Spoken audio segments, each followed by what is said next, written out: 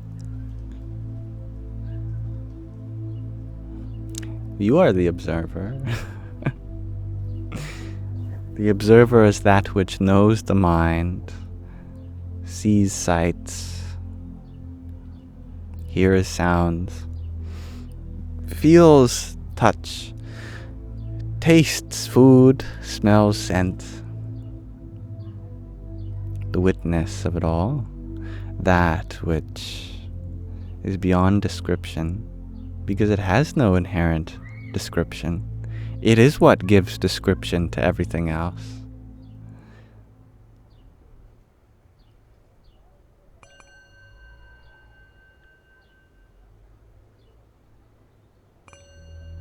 And thank you, Melissa, for your rose. Radhe o Radhe. And Tommy Conrad, thank you for your pair of roses. The observer is one's true self, the Atma, and the more one shifts their identity to that Atma, the more one will be happy. You could say, in a grossly simplified form, that the entire spiritual journey is just this: bringing our sense of self from the world to the observer, so that we simply become witness to life, rather than feeling defined by any part of it.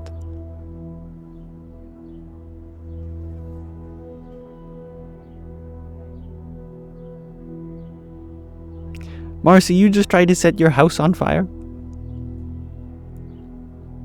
Don't do that. There was a candle on your bed. Oh, be careful, Marcy. I'm glad you're okay. And Chelsea, you shared that you got overwhelmed today and you yelled that you wanted to have alone time. Any advice for overstimulation? Well, expressing your need to have alone time, you did that right. Maybe you didn't need to yell. I don't know. Maybe you did. But yeah, expressing that you're overstimulated is a good thing that you did. I hope you don't feel bad for that. And if you are overstimulated, then having alone time is the perfect thing to do, exactly. Just rest, recharge. But to prevent overstimulation, that's a different thing. It is possible. Because there are great yogis, yoginis, who are as sensitive as you are to taste, texture, light, sound, or even more so. But they just vibe with it. How do they do that? They drop their guard. It means that they've healed a lot of trauma within them, and they no longer feel in danger for any sensation. Because the problem with loud noise, for example, is that it can be alarming, really. Literally. It sets off an alarm inside us. But if you realize there's no danger, then it doesn't matter how loud it is, as long as it's not damaging your ears, of course. It doesn't matter how big of a stimulus comes in. You know that you are safe always. Having that trust in the moment is your gateway to having a super heightened sensitivity to life, but not being bothered by the sensations. And this requires a lot of self-love and trust and healing, and I'm sure we'll all get there with enough patience within ourselves.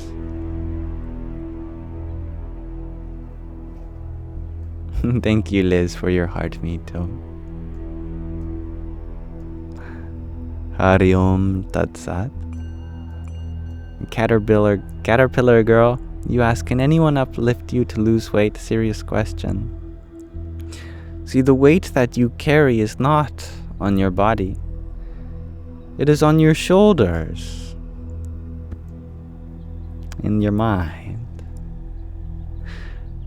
What weighs someone down is not their physique. It is their sense of self-image.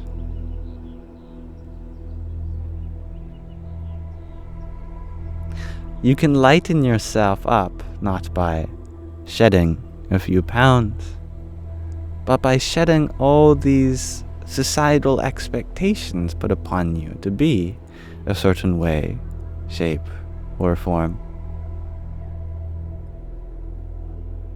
I hope to uplift you, not to change any part of you, but to uplift you in acceptance of how you are just now. You are just where you need to be. And in time, if your body changes shape, well, that says nothing about how beautiful you are on the inside, how wonderfully whole you are in each moment, regardless of externals. It is in this way that I hope to encourage you. Let us shed not the weight of our body, but of the mind.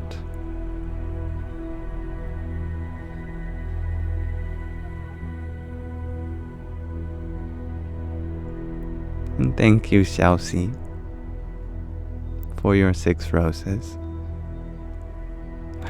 Hari Om Tat Sat. And my dear Liz, I know you are such a valuable part of this Sangha. And if someone comes in sharing their belief system, I don't want this Sangha to reject them, tell them that they're wrong for what they're believing in.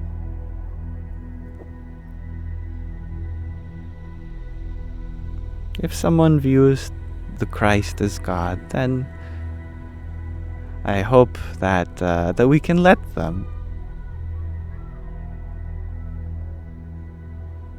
I believe that each and every one of us are valid in our own paths.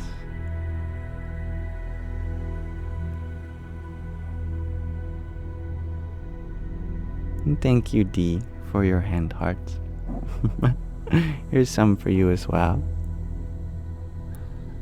Hare Krishna.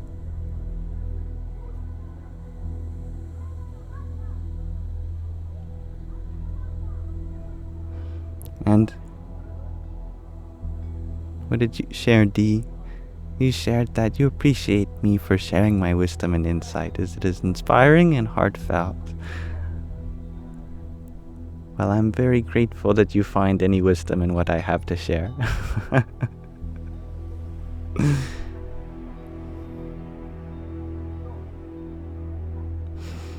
I hope to be your mirror upon which I can reflect such beautiful virtues that are already inside you, such as wisdom. And thank you, Annalie, for your heart me and rose. Radhe Radhe.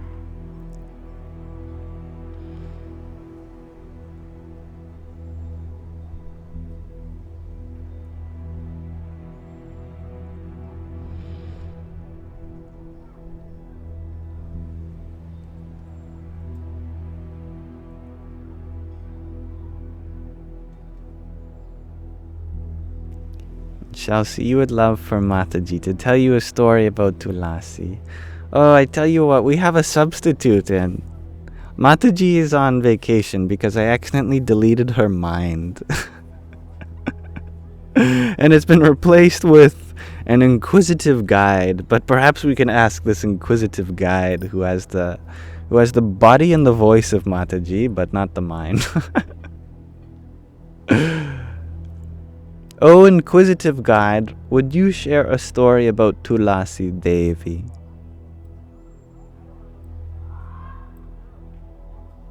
Where'd they go? Oh, I forgot to maximize them. Here they are. O Seeker, I gladly share a story of Tulasi Devi. Tulasi Devi, also known as the Sacred Basil, was a devoted follower of Lord Krishna in her previous life as a maiden named Vrinda. Her unwavering devotion and pure love earned her a divine transformation into the holy plant Tulasi. It is said that Lord Krishna himself declared that he resides wherever Tulasi is present. Reflect on this.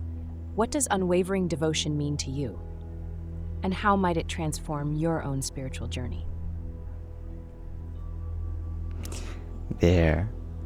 That's Tulasi Devi and her story.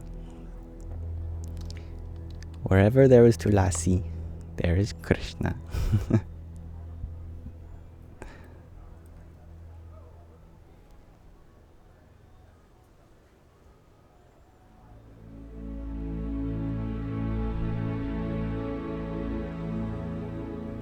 Strung by Stacy, you share, sometimes you are being cheeky because you are amused, but it could be hurtful if you are not careful.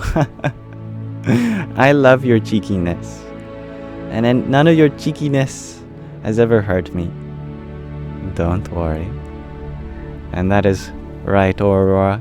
It is the greatest kept secret of all religion. I shouldn't share it. Should I? The biggest secret in all of spirituality is that God is consciousness. It's an open secret. Open because everyone has access to this. But secret because even if I told you, it might not become available as a realization. That the source of life is consciousness itself.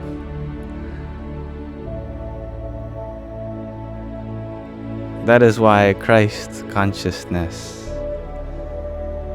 is redundant. Because where there is consciousness, there is the Christ.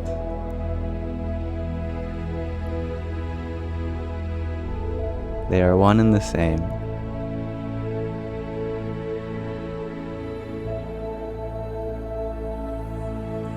Thank you, Chelsea, for your ice cream and your cake. Hari Om Tat Sat. Aurora, you share that single piece of info made you understand almost all religions. Isn't it so? You crack open any religious text, and wherever you see the word for God, try reading consciousness. And now you don't have to have faith. It becomes direct experience.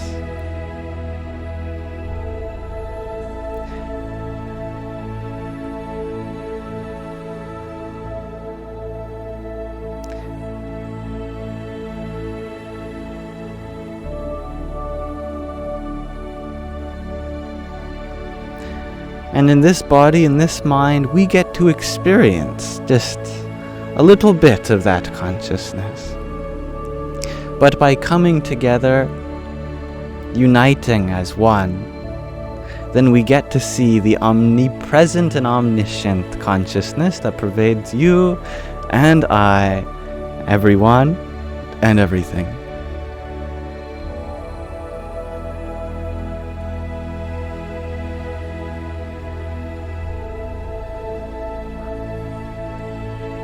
And I like that. Bekulele. Where there is chess, there is beauty. That's nice. I love chess too, actually.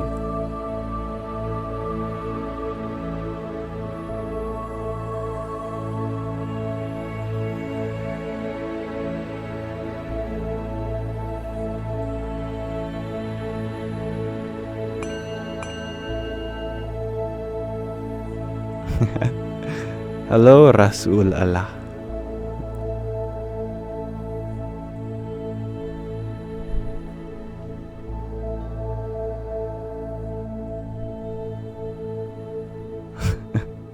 YOLO Farquad, you ask, do I know about the studies of Zabadullah? No, this can't be real. Zabadullah. If it is real, I must know. I love a Zabadullah already. Zabadi, Zabadu, Zabadam. I don't know. Good night, D. I love that grunge girl. You love nature, the nature loves you. Hari Om Tat Sat. And Chelsea, you love Jung's comments on God's being manifestations of our souls. Jung was a mystic, no doubt about that.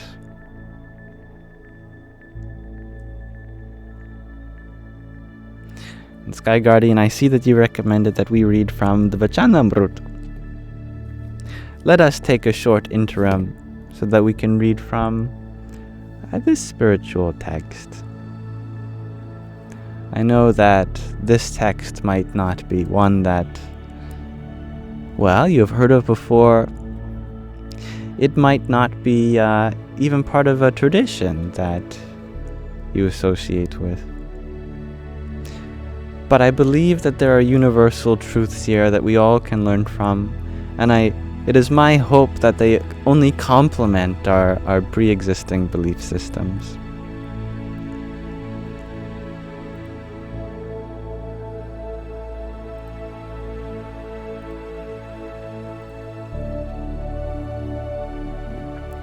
So today we are reading from Gadhadha 163 on faith and realizing God perfectly.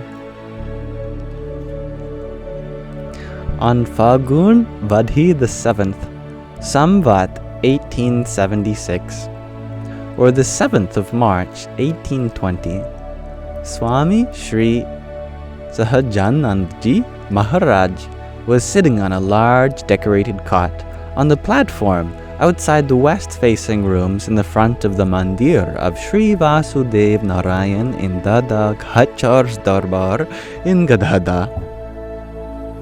He was wearing a white case and had covered himself with a white cotton cloth. He had also tied a white cloth with a border of silken thread around his head. Garlands of white flowers adorned his neck, and tassels of roses had been inserted in his pug. At that time, an assembly of munis, as well as devotees from various places, had gathered before him. Nursinhanand Swami then asked, "What kind of thoughts arise in a person who has room for more faith in God?" Thereupon, Sriji Maharaj replied, "A person with more room for faith would become extremely elated on seeing the divine displaying some of his powers. However, when they see no such display of divine powers, they would become disheartened. If, despite trying, they are unable to let go of impure thoughts from their heart, then they bear an aversion towards the divine. That is, they would feel, 'I have bent over backwards practicing satsang,' being in a spiritual community, 'for so long, yet the source still has not eradicated my impure thoughts.' In this manner, they perceive a flaw in the divine. In this case, that it's the divine's duty to eradicate my impure thoughts.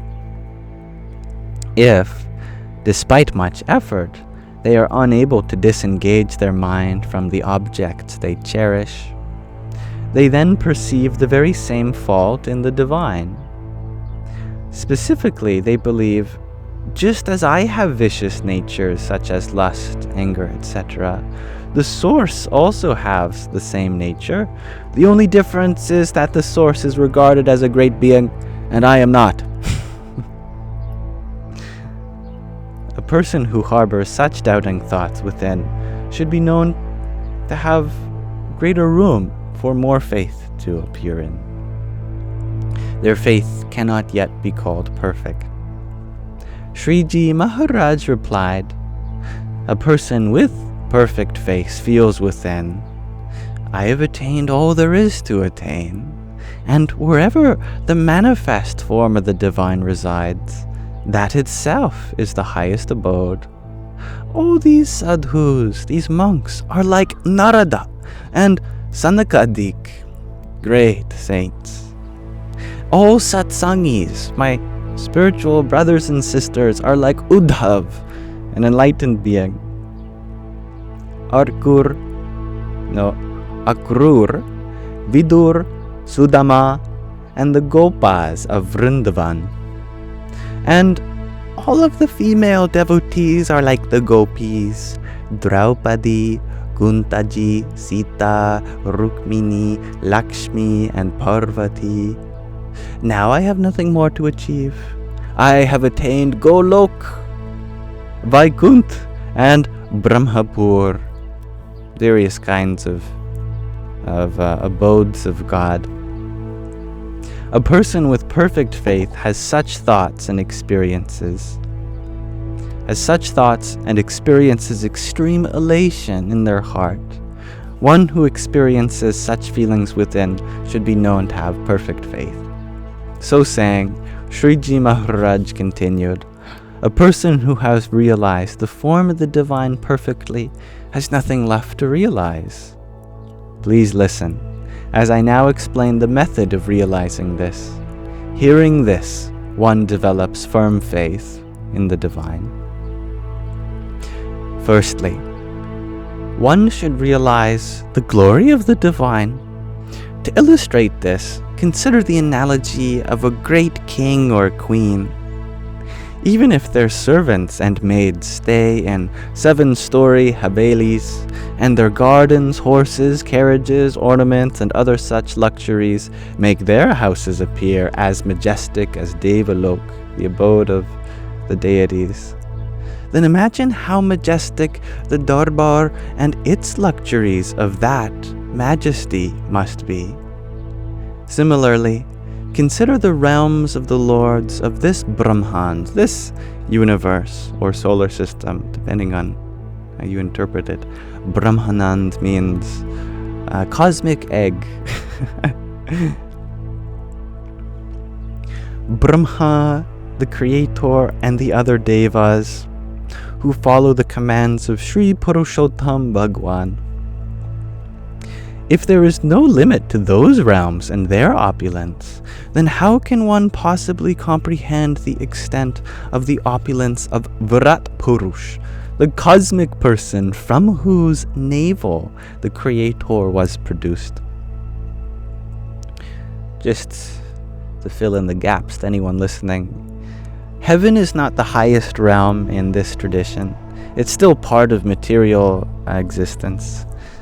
There's something even higher than heaven, because heaven is still full of desire, attaining luxuries and pleasures.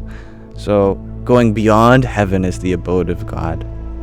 Also, we talk of Brahma, the creator, here as distinct from God. Basically, we also discern between the agency of creation, which is personified differently than the source of creation itself, which is a subtlety here. That the Creator emerged from God, and so we're talking about God as even higher than the agency of creation, as well as preservation or destruction. Anyway, furthermore, the master of countless millions of such Virat Purushas, cosmic beings, is Purushottam Bhagwan, whose abode is Akshar. Within that abode, countless millions of such Brahmans, universes, float like mere atoms in each and every hair of Akshar. Such is the abode of the divine. In that abode, Purushottam Bhagwan, which just means the highest form of the divine, basically, resides eternally within a divine form. Moreover, countless divine objects exist in that abode. So if this is the glory of Akshar, then how can one possibly comprehend the extent of the totality of all glory of the divine? One with faith understands the glory of the divine in this manner. Besides, that which is greater than another is subtler than the other, and is also its cause. For example, Jal, water, is greater than Prithvi, earth. It is also the cause of that Prithvi, and is subtler than it as well. In turn, Tej, fire, is greater than Jal, water. Vayu, air, is greater than Tej, fire. And Akash, space, is greater than Vayu, air. In this same way, Akshar, Prakriti Purush, Pradhan Purush, Mahat Tattva, and Ahamkar are all progressively greater than each other, the cause of each other, and subtler than each other. These are various layers of reality. They also possess a form. In comparison, however, the divine abode, the Akshardham, is extremely large. Countless millions of Brahmans, universes float like mere atoms in each of its hairs. Just as an ant moving on the body of a huge elephant appears insignificant, likewise, before the glory of that Akshar, everything else pales in insignificance. Consider the following. An ant appears large amidst small mosquitoes. A scorpion appears large amidst ants. An ant appears large amidst mosquitoes. I'm reading this again and again. I'll just start over. An ant appears large amidst mosquitoes. A scorpion appears large amidst ants. A snake appears large amidst scorpions. A kite appears large amidst snakes. A bull appears large amidst kites. An elephant appears large amidst bulls. A mountain such as Girnar appears large amidst elephants. And Mount Meru appears large amidst Girnar. In turn, Mount Lokalok appears extremely large amidst a mountain such as Meru. The Prithvi, the earth, appears very large in comparison to Mount Lokalok. In turn, Jal, water, the cause of Prithvi, earth, is larger than it and is subtler than it. In the same way, Tej, fire, is the cause of Jal, water. Vayu, air, is the cause of Tej, fire. Akash, space, is the cause of Vayu, air. Ahamkar, which is the ego. I bet you didn't expect that in the sequence. But actually, all the elements arise from space, but space arises from the ego. Ahamkar is the cause of Akash. Aham means I am, and kar means the maker of. So the ahamkar means the I maker, basically the ego. Mahat Tattva, which is like the element of consciousness, is the cause of ahamkar, ego. Pradhan and Purush, which are various things beyond that I forget, are the cause of Mahat Tattva, that element of consciousness. And Mul Prakriti and Brahman are the causes of these. The cause of all is Akshar Brahman, which is the abode of Purushottam Bhagwan. That Akshar does not have any states of contraction or expansion. It forever remains the same state. That Akshar also possesses a form, but because it is so vast, its form cannot be visualized. For example, the Brahmand, this universe that has evolved from the 24 elements, is known as Purushavatar, the descension of that cosmic person. That Virat Purush possesses hands, feet, etc. But because its form is extremely vast, it is beyond visualization. It is said, according to my memory, that this Purush, its eyes are all the stars and the sun. Its feet are all the planets. Its vital breath is the wind and the cosmic wind as well. etc. So it does kind of have a body. Brahma, the creator, walked for 100 years of his own on the stalk of the lotus that emerged from Virat Purusha's navel, but was still unable to reach its end. By the way, a year of Brahma is very long indeed. The year of the creator, it's much longer than a human year, which kind of has a parallel with Genesis in the Christian Bible, that the world was made in 7 days, but divine days. A day of God. Here in Hinduism, there's also a concept of a day of God and a year of God, which is comprised of many, many, many, many human days and gods.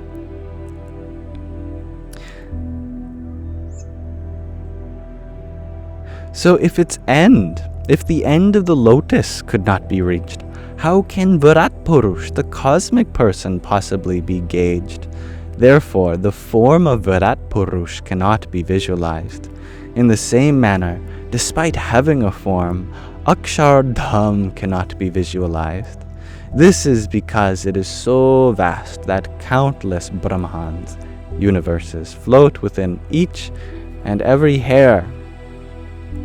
It is within that Akshardham that Purushottam Bhagwan himself eternally resides. By his Antaryami powers, his being of the innermost dweller within everyone. They reside in his Anvai form in Akshardham, in the countless millions of Brahmans, and also in the Ishvars, the lords of those Brahmans. Each universe has its own creator, preserver, and destroyer. These are known as Ishvars. Also, in that Akshardham, countless millions of muktas, liberated beings who have acquired qualities similar to those of God, remain in God's service. Divine light equivalent to that of millions and millions of suns radiate from each and every hair of those attendants of God. Therefore, if those attendants are so great, how can the glory of their master, Purushottam Bhagwan, possibly be described? That extremely powerful divinity himself enters Akshar, so to speak, and assumes the form of Akshar. Thereafter, he assumes the form of Mul Prakriti Purush, and then the form of Pradhan Purush. Then he enters the 24 elements produced from Pradhan and assumes that form. He then enters Virat Purush, produced from those elements, and assumes that form.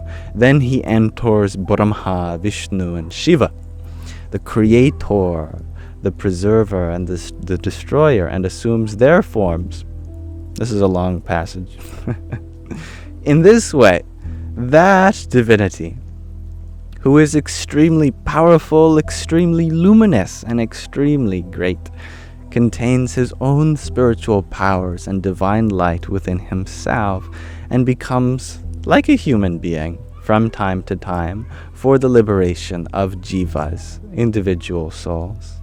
He assumes a form that allows people to do his darshan, divine witnessing or sight, serve him, offer worship to him, etc.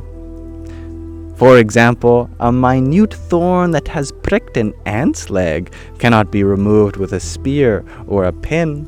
It can only be removed using an extremely fine needle.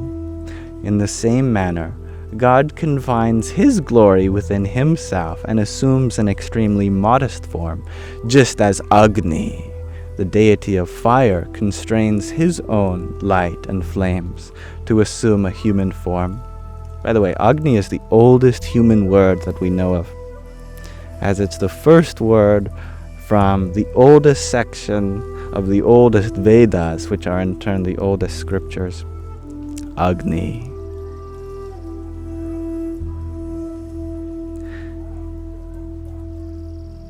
Similarly, God also suppresses his own powers and acts as a human for the liberation of jivas, individual beings.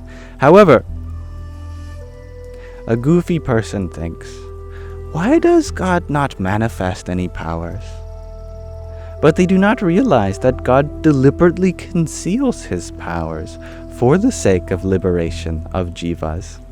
After all, if he were to manifest his own greatness, then even the universe would pale into insignificance.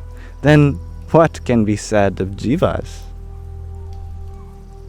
Kal, which is time, karma, action, cause and effect, and Maya, the material universe, is incapable of binding a person who has developed such firm faith, coupled with an understanding of God's glory in their heart.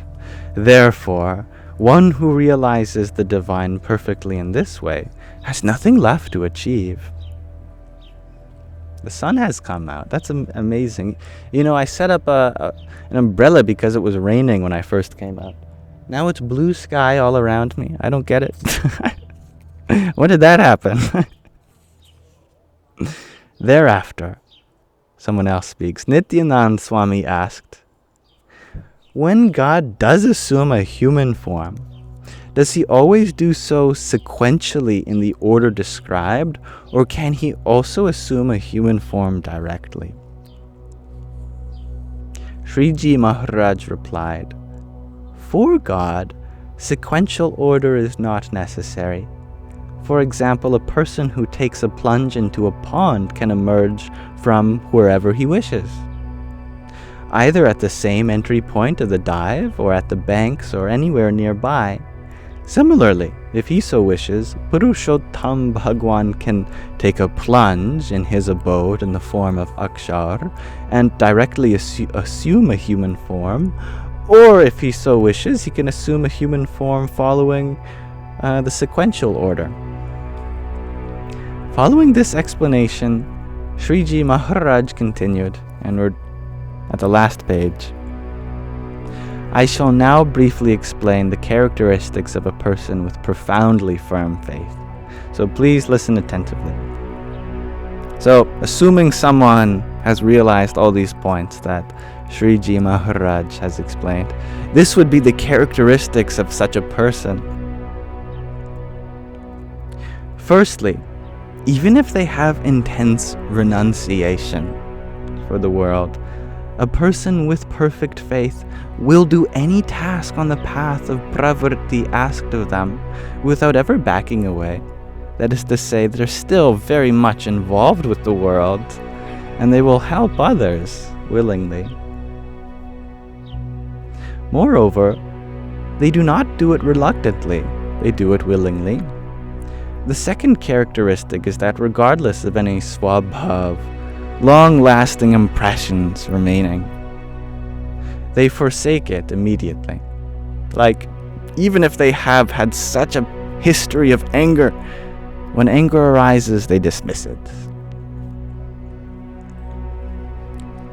The third characteristic is that, despite their own drawbacks, they are unable to live without the discourses and devotional songs related to the divine.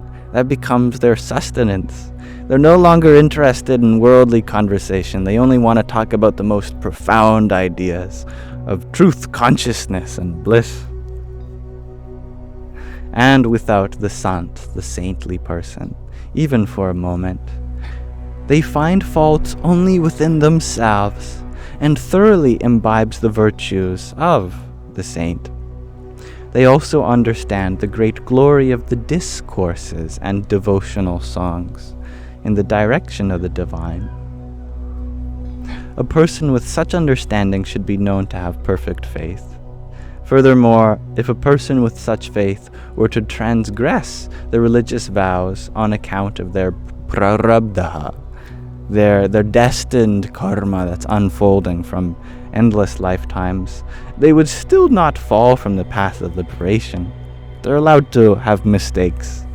Conversely, regardless of how great a renunciant they may be, the liberation of a person without such faith is not guaranteed. Okay. So that was a longer passage, but I thank you all for listening with me. And the sun came up as I was reading. so it's a good place to stop anyway. But now we may return to our Sangha.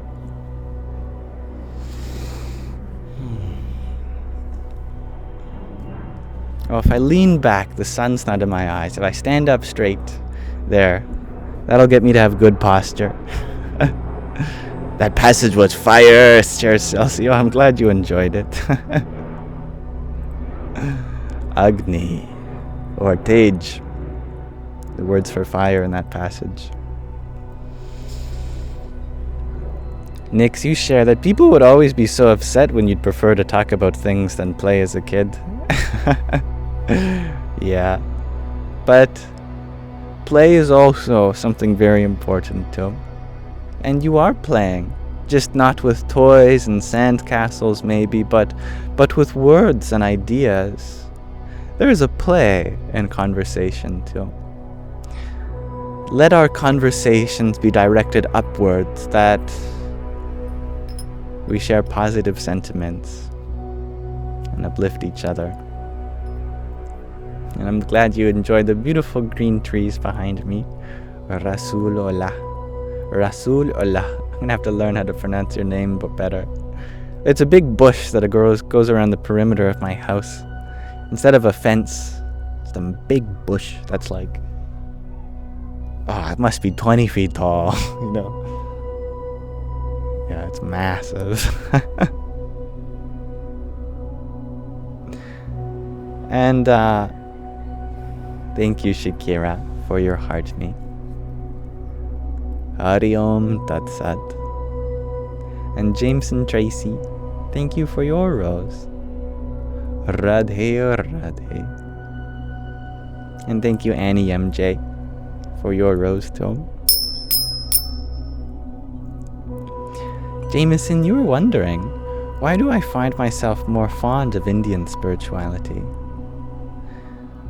I am fond of spirituality itself, and for me, I am most drawn towards the most ancient practices. It just so happens that the most ancient lineage has been preserved in the region that we today call India. But it has nothing to do with India. It has nothing to do with the place of the world from which it is from. So many great nations have arisen and they've been conquered again and again. And every time that happens, the spirituality in that region, it may not survive. It may go through various evolution. But India is different, because India was never a colonizer. The region we call Bharat, the kingdoms were never bent on world domination, and nobody could ever conquer India.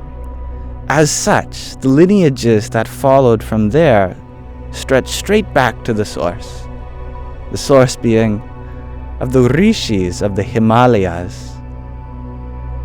It is from the Himalayas that something arose called the Sanatana Dharma, which is not any spirituality in particular. It is spirituality itself. It is my opinion that it is from the Sanatana Dharma that all religions have arose, that long ago all traditions of spirituality were one. And it just so happens that the epicenter of this unified spirituality was in the Himalayas. And it descended from there and became immortalized in the culture of the Indian subcontinent. But the elements of the Sanatana Dharma are there in Indian culture as they are in Chinese, as they are in African, as they are in North American, South American. It's all there. Sanatana just means eternal, or something unbroken, either through time or space even. You could say universal too. So I am not drawn to Indian spirituality per se. I'm drawn to spirituality itself. And all of spirituality, in my opinion, can be traced back to the seers of the Himalayas.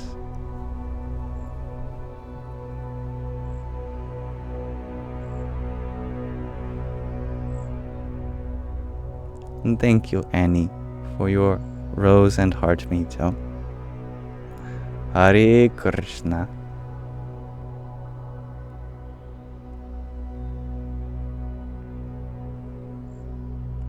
I love that observation, Jameson, that you've noticed that other spiritualities share ideas or principles. Indeed. And I am much interested in the unity. What's in the overlap? Otherwise, it's subject to doubt, isn't it? Because if one person says this and another says something else, then how can we be certain? But if everyone agrees on one thing, it's that one thing that I'm most interested in, because then there's no room for doubt. Truth must start from there.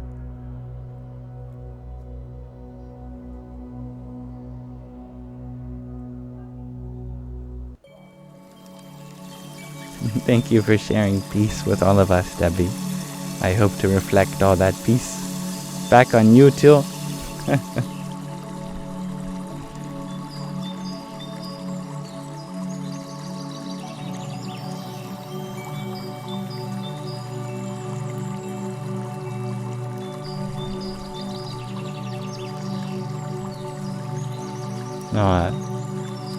You'll be listening passively from now on, Aurora, as I lull you to sleep so efficiently. Good night. May you have wonderful dreams, and may you wake up in peace. Nature got louder, indeed it did. I don't know why this song is so much louder than the rest. I'll turn it down.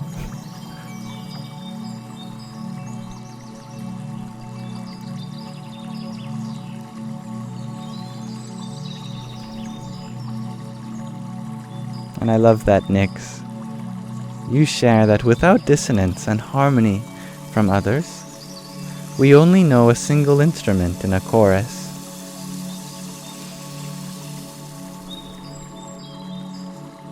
That's beautiful.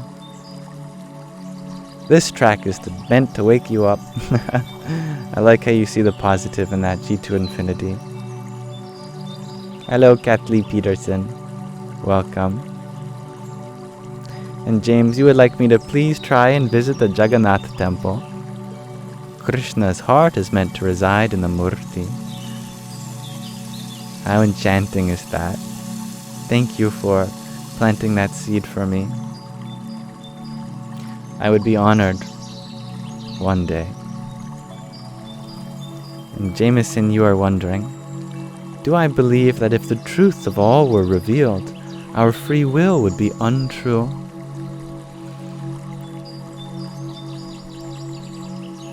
On the topic of you seeking truth, even liberated beings who have seen to the end of their journey, they have only just begun in what is possible. You could realize the truths of all truths, but still have more to do. Our free will does not have an end to it, because this dance must go on. It may change form in every way in which we express this dance. There are always going to be more possibilities. Nature is predefined. No doubt about that. It is defined by its laws. But we are more than just nature. We are more than just body and mind.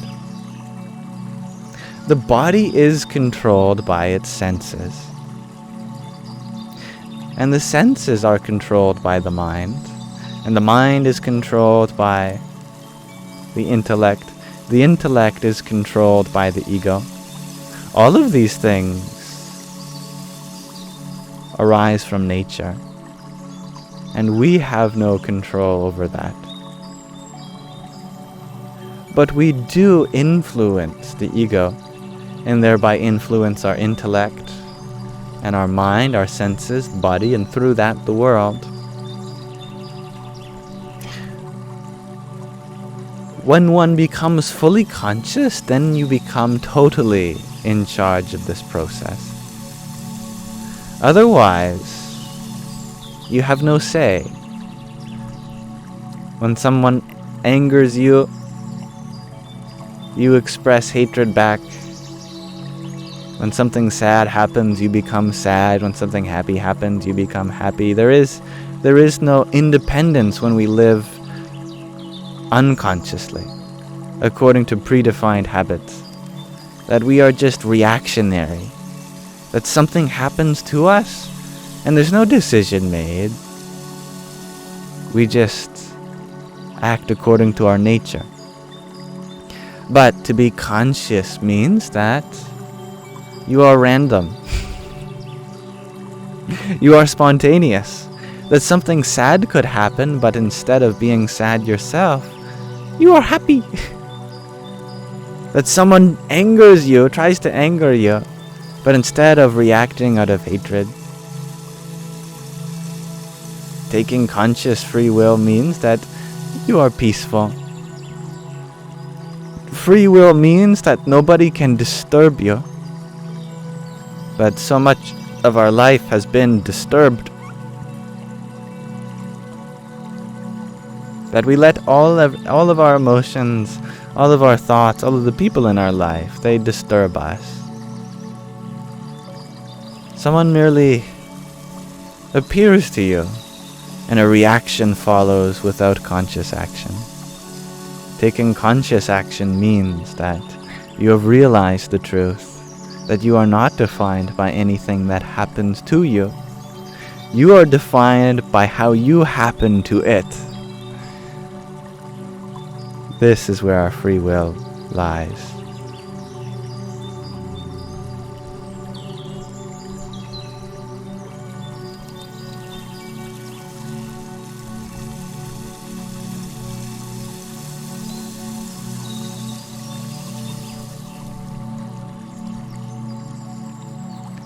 Lizard King Fast, you asked me to tell you about forgiveness. Forgiveness is your best friend.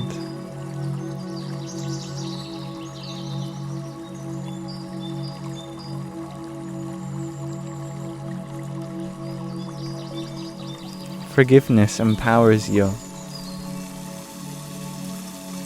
It takes what residual karma was in the system and gives it away.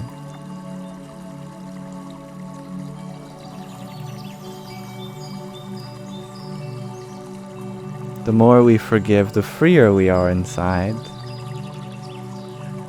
The more we hold nothing against anyone or anything.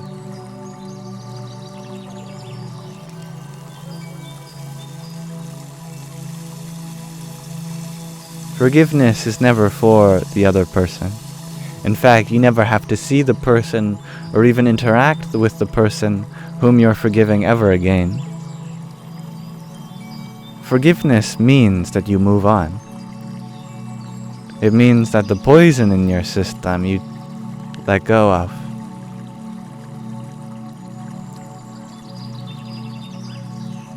Thank you, Hybrid Jen, for your rose. Hari Om Tat Sat. Strung by Stacy, you share that Mom said to offer it up. I love that. Offer it up. And thank you, Carrie King, for your rose too. Hari Om Tat Sat. And Jennifer, thank you for your quartet of roses. Jai Sita Ram. And Rahina, thank you for your 7 tiny tinies and your heart meat. Hello. Yippee! Lizard King Fast, you share that you are angry now and you want to forgive. Yeah. Just imagine how much better it would feel to have a kind of lightness within your system. how much clearer you could breathe. That you don't bother giving your power away to anybody else. I hope that is inspiring. But while anger is in the system, just be with it. Allow it to pass. Hold space for your own emotions as you would for a loved one's. You would never tell a loved one, don't be angry, don't be sad, don't be this, that, or the other. You would tell a loved one, it's okay that you're feeling this way. This too shall pass. You are a loved one to yourself, aren't you? So affirm yourself these things also. Nix, you are wondering if I have any advice for those who are highly empathic, took me a few tries, and feel others' emotions so vividly. It's so wonderful if you are becoming more and more empathic. That means you are growing on your spiritual path, and you are becoming more in tune with the suffering of those around you. The more you awaken to the spiritual path, the more empathic you become. The more your suffering is my suffering, and my love is your love. But don't take it all on at once. If there is a nasty emotion around you, remember, emotions are allowed to be there. If someone around you is angry or sad or frustrated, that's okay. It doesn't mean you're in danger. Tell your subconscious self that. We only start looking for these signs in people because it's a survival mechanism. A very spiritual power too. But it starts off with trauma. So the trauma needs to be healed before the spiritual power can fully be utilized and not be a burden. Just a blessing. It becomes a blessing when you accept everyone's emotions as they are. At all. You're joyful and you're afraid and you're angry and you're mad at me and you're happy and this person's panicky. And it's all wonderful. Because it doesn't take away from my life. It doesn't take away from life having emotions. It's a part of life to have them, and we're all on our journey of processing them. That is to say, be open without judgment. Label not any emotion as good or bad. It's just a flavor of life.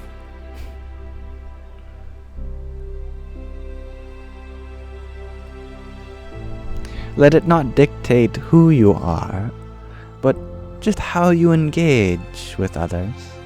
If you are sensing some frustration, then patience is a virtue. If you are sensing some fear, then affirmation is a virtue.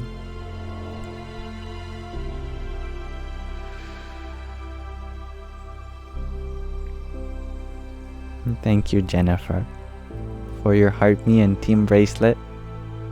And Liam Platt, thank you for your trio of roses. And thank you, Sydney, for your heart me. Hare Krishna.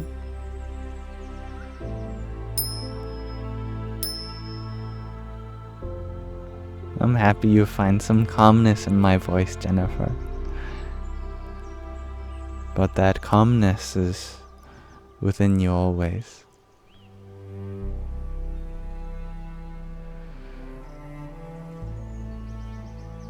Thank you, Fleisha.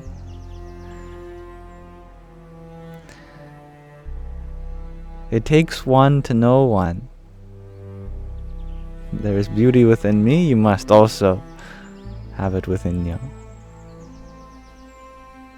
G to infinity, you share that you sense my love. That's good.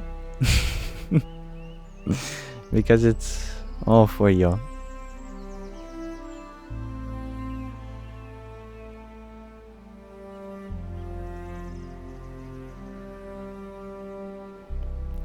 Strung by Stacy. You ask, oh, is that what it means to be virtuous? I like your observation. To be virtuous means to complement your surroundings. If there is anger, then you complement that with the virtue of patience. If there is fear, you complement that with the virtue of safety, of affirmation. It means filling in the gaps. Thank you, Cryptic. My skin looks so clear. It must be good lighting, because I've actually had I have a lot of mosquito bites on my face and pimples. Aw, Shadow the cat, you're looking so lovely. I love you, Shadow.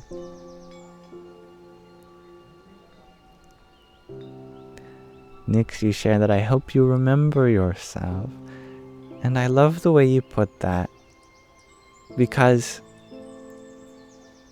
no one can ever give you anything new. They can only bring you into contact with your own newness. That's already a part of you. Jameson, you ask, would it be wrong to start being spiritual or religious out of fear? Wrongness and rightness is not how I gauge my actions. Simply, is there a possibility that I could be utilizing? And in the case of faith from fear, there are higher possibilities for faith in that. See, we should fall in love with the source, not out of blackmail, not out of bribery. It's not that love should or shouldn't be. But if it arises from a genuine, voluntary place, then that's a higher kind of faith.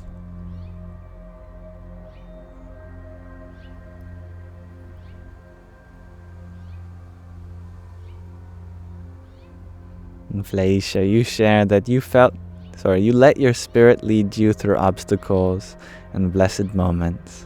And Shadow loves me too, just saying. Aww. He does look so full of love right now. It's actually amazing. Oh my, I feel it coming off of him. It's powerful. He's in a little box right now. I don't know if you can see him. He's behind the railing. A little box. You just see half his face.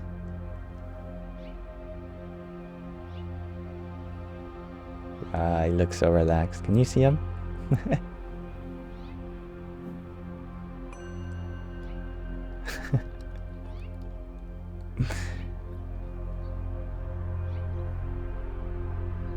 Rahina, you ask, what does the AI say is the highest form of love? Why don't we ask? Oh, inquisitive guide. Rahina is wondering what the highest form of love is.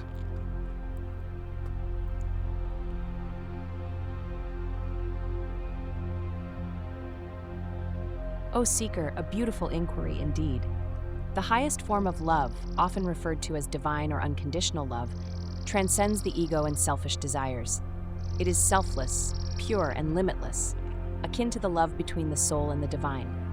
Ask yourself, how can you cultivate this unconditional love within your own heart and extend it towards others in your daily life?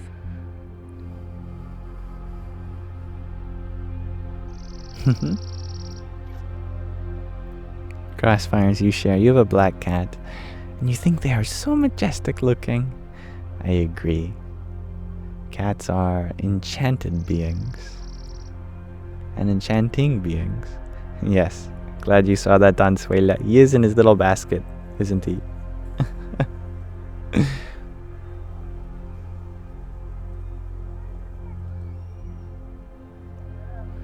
And Chelsea, you share that in your experience, most people come to spirit out of crisis. Yes. This is a bond that we all share. That if you are on the spiritual path, that likely means one of two things. Either you have experienced this great suffering that you have been inspired to transcend,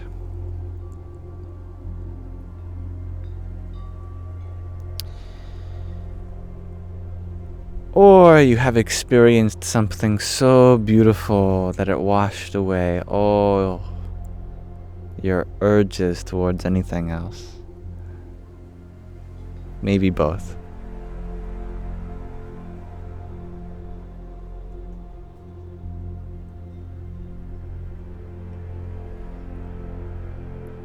Thank you, Cryptic, for your heart me a minute ago. And Marcy, thank you for your trio of roses. Hari Om Tat Sat. Hello, B. Halen. Or is it Healin? No, Halen. Welcome. And not necessarily in any order either. I agree, Stacy. Turn down for what? Turn down 4 watts. Too much power.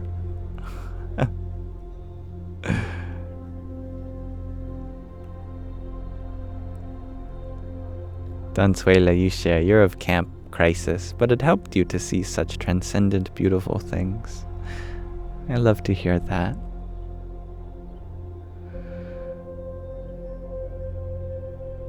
Jameson, you share, if only you didn't feel doubt or guilt from how you came to religion. If you have found something worthwhile, then why is there any reason to blame? How one person gets somewhere does not necessarily reflect poorly on how another person got there. We all have our own needs, our own wants, our own desires. Our individual path is beautiful just as it is, meant for us. We're all on our own timeline. I concur, Schrodinger's chat. Thank you, Isaac, for sharing such wonderful words.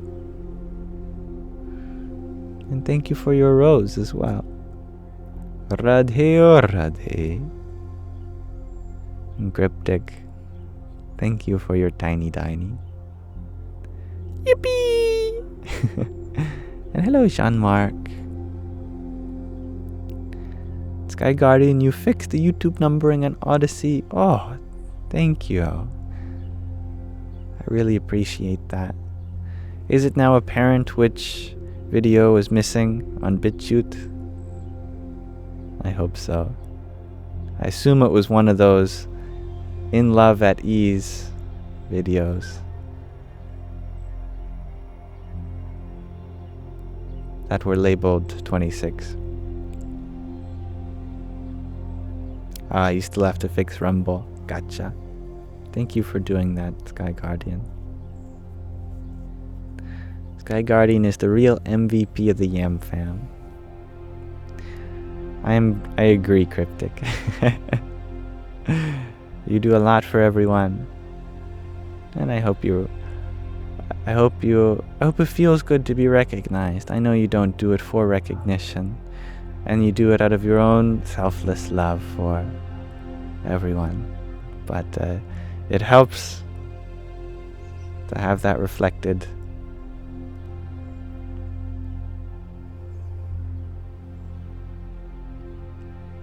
Felicia, you share it storming where you are at. You always feel connected to weather. You can sense before the weather changes. I love how sensitive you are to Mother Nature. Cryptic, you add that Sky Guardian deserves a little treat like a candy or something. I agree.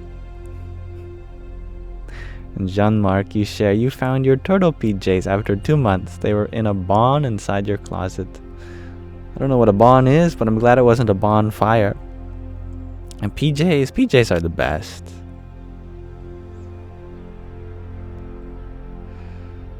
And Laura Valeria, you're wondering what happened with all my math and science videos. Well, I realized something hard for me to process. That math, science, it's the way to the stars, but not the way to the heart.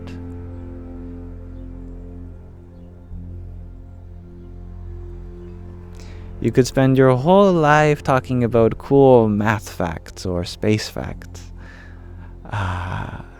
But when someone is angry with you, is scientific knowledge going to necessarily help how we can befriend one another? Is mathematics going to help us love more? Is astrophysics going to teach us to be better children of Mother Earth? We might gain appreciation this way, but as far as practicality is concerned, I think a different approach is necessary. And so I've changed my roles for you, and I hope you forgive me for that.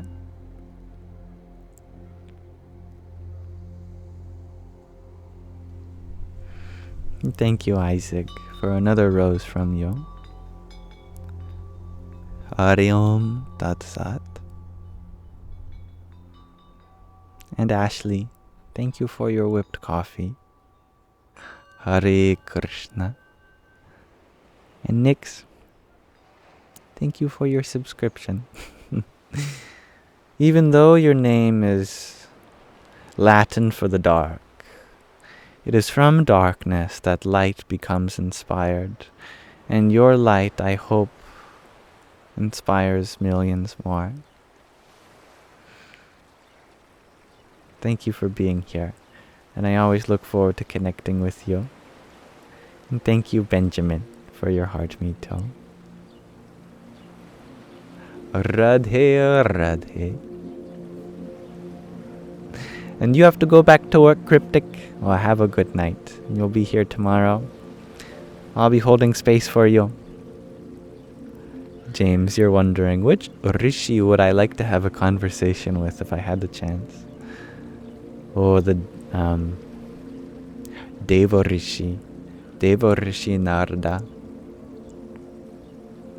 There were rishis that taught on the earth plane, but there was one rishi that taught the celestial plane. That was Devo Rishi Narada, the great sage. Oh, I can tell you a story about Narada.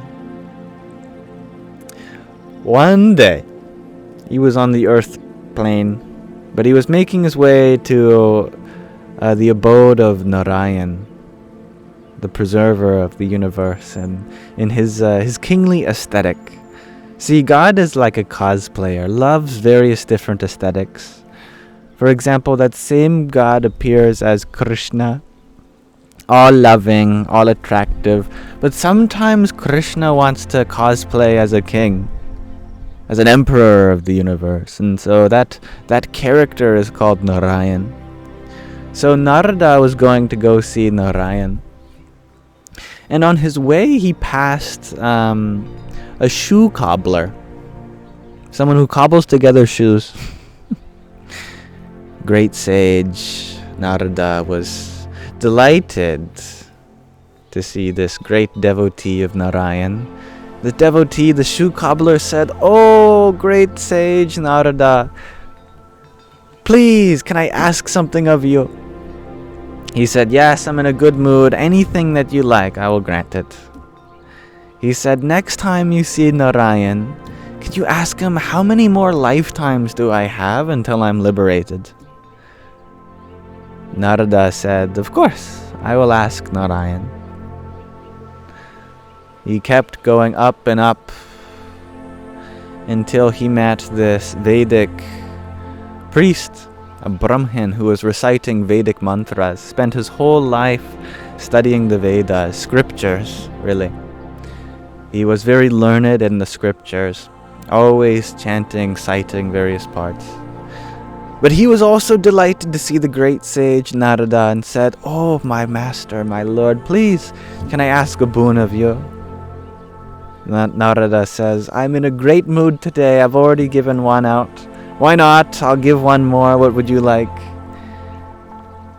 Funny enough, the Vedic priest, he asked the exact same thing. He said, "Can you ask Narayan how many lifetimes I have left?" Narada said, "That's 2 people today, sure." So by the time he got to whatever the abode of Narayan is, Vaikuntha, I think. In Vaikuntha, he saw Narayan, he had business. He dealt with business. But he said, "Oh Lord, I have 2 questions for you. Coming from a devotee, shoe cobbler, and a Vedic priest." No coincidences. I agree, Nix. Narayan said, "Of course, what are their questions?" "Well, my master, they actually had the exact same question. Both of them were wondering how many lifetimes they had." "Oh, is that what they were wondering?" said Narayan. "All right. You go back and you tell them this. To the Vedic priest, you'll tell them that they have as many lifetimes left as there are leaves in the tree of his yard.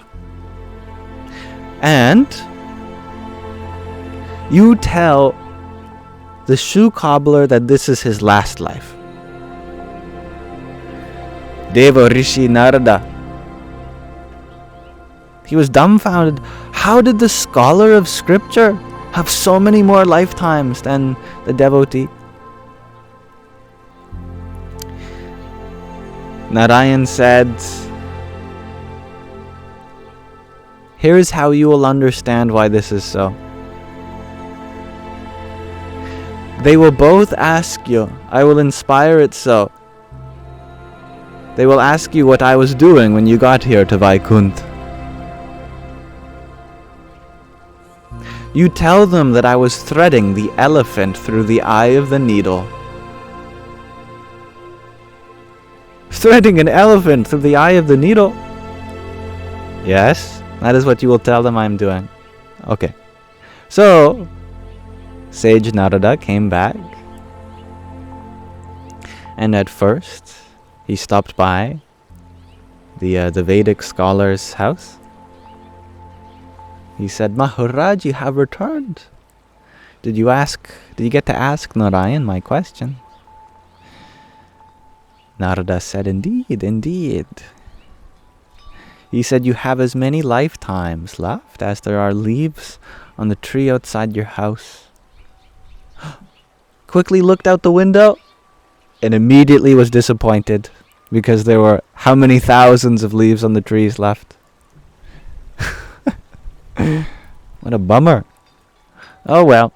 Anyway, he asked, "What was Narayan doing when you got there?" Oh, Narada remembered. He was threading an elephant through the eye of a needle. The Vedic scholar laughed. "Oh, Narada, you are so funny. All right, go on." Narada continued walking. He got to the house of the shoe cobbler. Shoe cobbler was so excited to see him again. Yippee! He asked Sage Narada,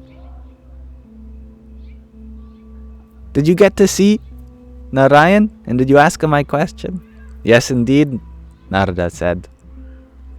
"He said you are on your last lifetime." "Oh my God, how blessed am I," the shoe cobbler said. He got down on his knees and started praying. Thank you, thank you, thank you, thank you, thank you, thank you. He was so happy he was crying. When he composed himself, he said, by the way, what was the great Narayan doing in Vaikuntha when you got there? Narada said, he was threading an elephant through the eye of a needle. That's when he really got down on the ground again and started with his hands in the air saying, Jai Ho, Jai Ho, Jai Ho. He was so happy. Narada had to stop him. Said, why are you so excited? Didn't you hear how ridiculous that sounds? The shoe cobbler got up from his feet and said, my God can create a 200-foot tree from such a small seed, can create everything out of nothing. I'm sure if he really tried to fit an elephant through the eye of the needle, then he could do that also. And it was there that Narada realized why the shoe cobbler was on his last life, but the Vedic scholar had many more to go. There. That's a story about one of the rishis, Devo Rishi Narada. That's one of my favorite stories.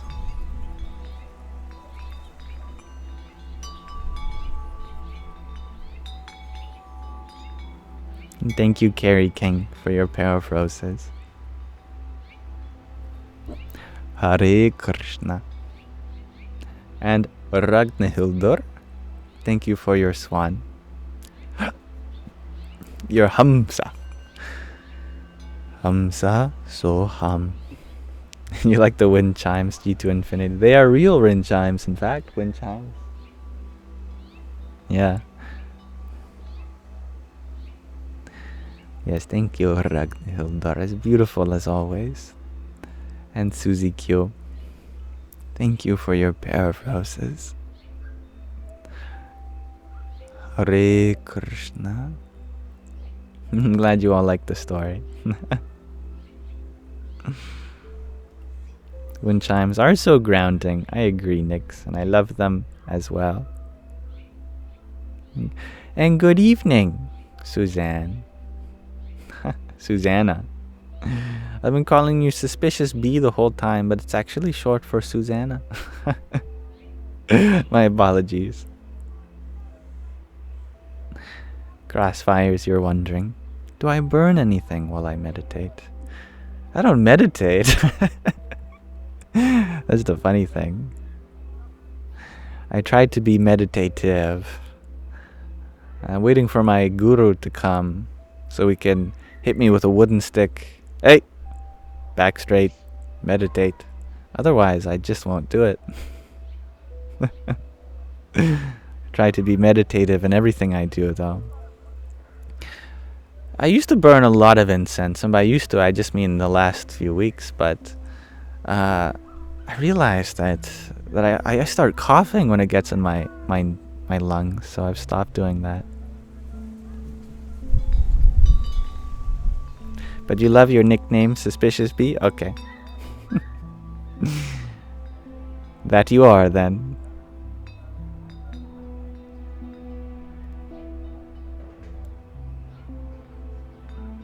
And Suzy Kyo. Hello. You thank me for sharing my essence with you all, and I am always a joy to hear and interact with. Aw, thank you for sharing such positive sentiments. I'm happy to have you here always.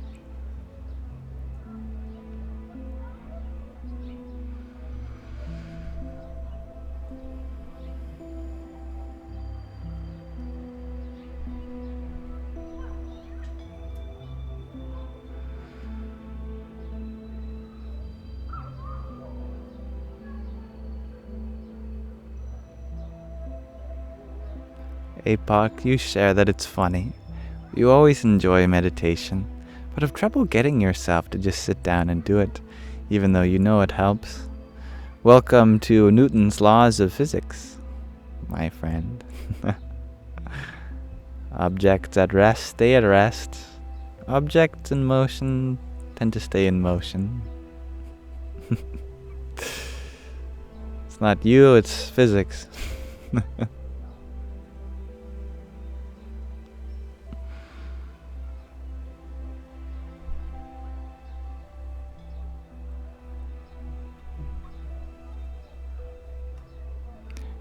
Mo, you were wondering what I'm interested in, what I do. You're not sure and would love to be educated. I would also love to be educated. I don't really know what I do either. All I know is that you guys keep showing up for it, so... Either we're both crazy or something's working.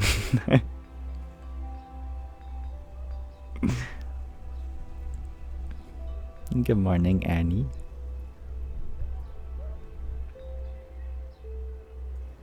Lex, you're waiting for the fairies to pop out from behind that bush. Oh, it would be very fitting for them, wouldn't it?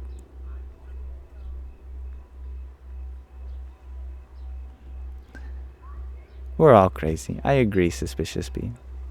It helps.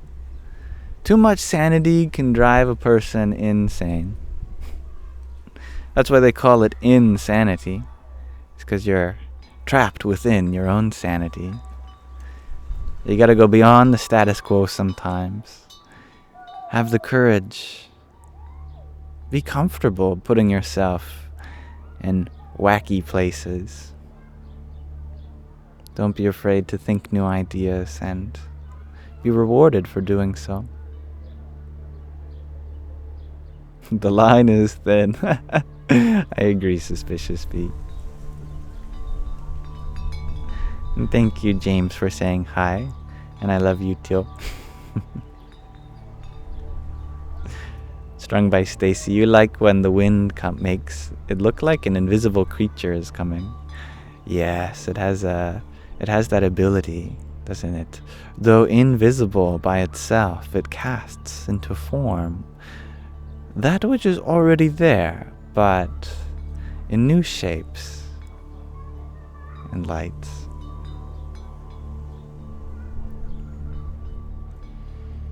Stimulus check, you share that you'd say I'm creating a community for people to share ideas and grow.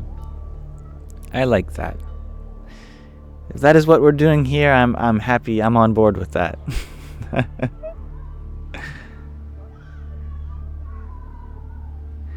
Priya Anjali. You share, or Anjali. My apologies, dear. You share that you'd love some advice for getting over addictions.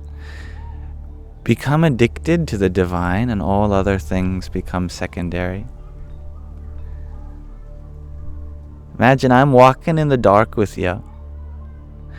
And you pull out... Actually, I'll wait for the... What you're going to pull out in a second is the surprise.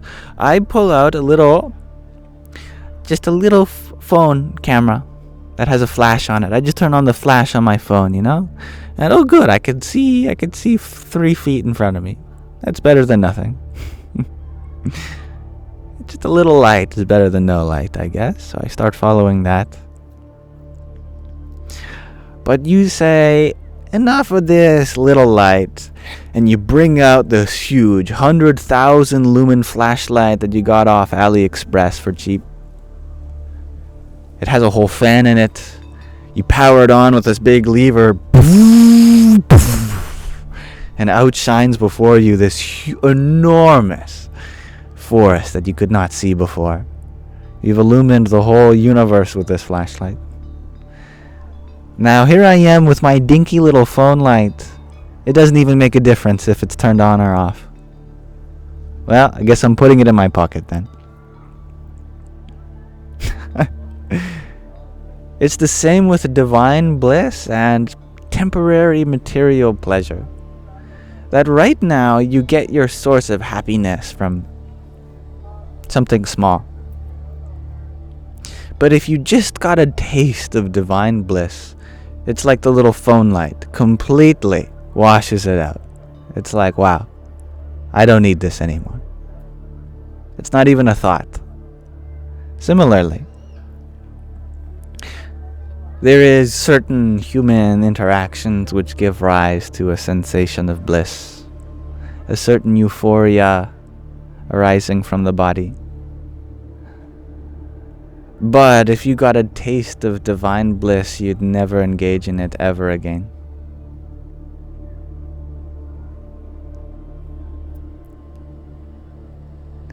You would never pick up another cigarette. You would never pick up another bottle. You don't need to, because it doesn't make a difference when it comes to infinite bliss. Go and search for that. Don't worry so much about your addictions now. Drink from the nectar of the source directly, and you'll put down all other vices. It's true. I do make it sound so simple, but I apologize if I've conveyed simplicity to be equated with ease. Not all that which is simple is easy. And not all that which is complicated is hard either. It is that simple. But it's not that easy. In fact, it's the most difficult thing you could ever do. But it's also the most worthwhile thing you could do. To go in search of the infinite. Well, that's the ultimate goal. No finite pleasure can permanently fulfill the soul. It doesn't matter how many margaritas you have. Always there's still something incomplete in your life.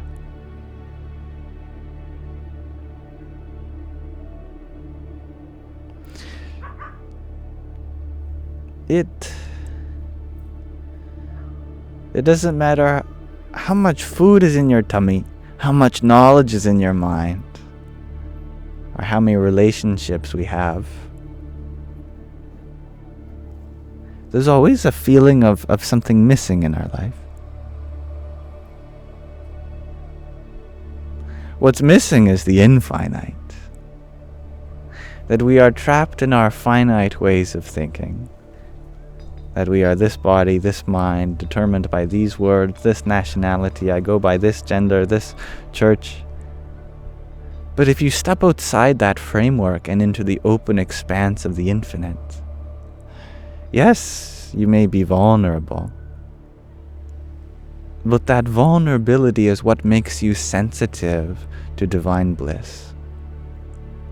We just have to step outside our limited selves and come into contact with our unlimited self.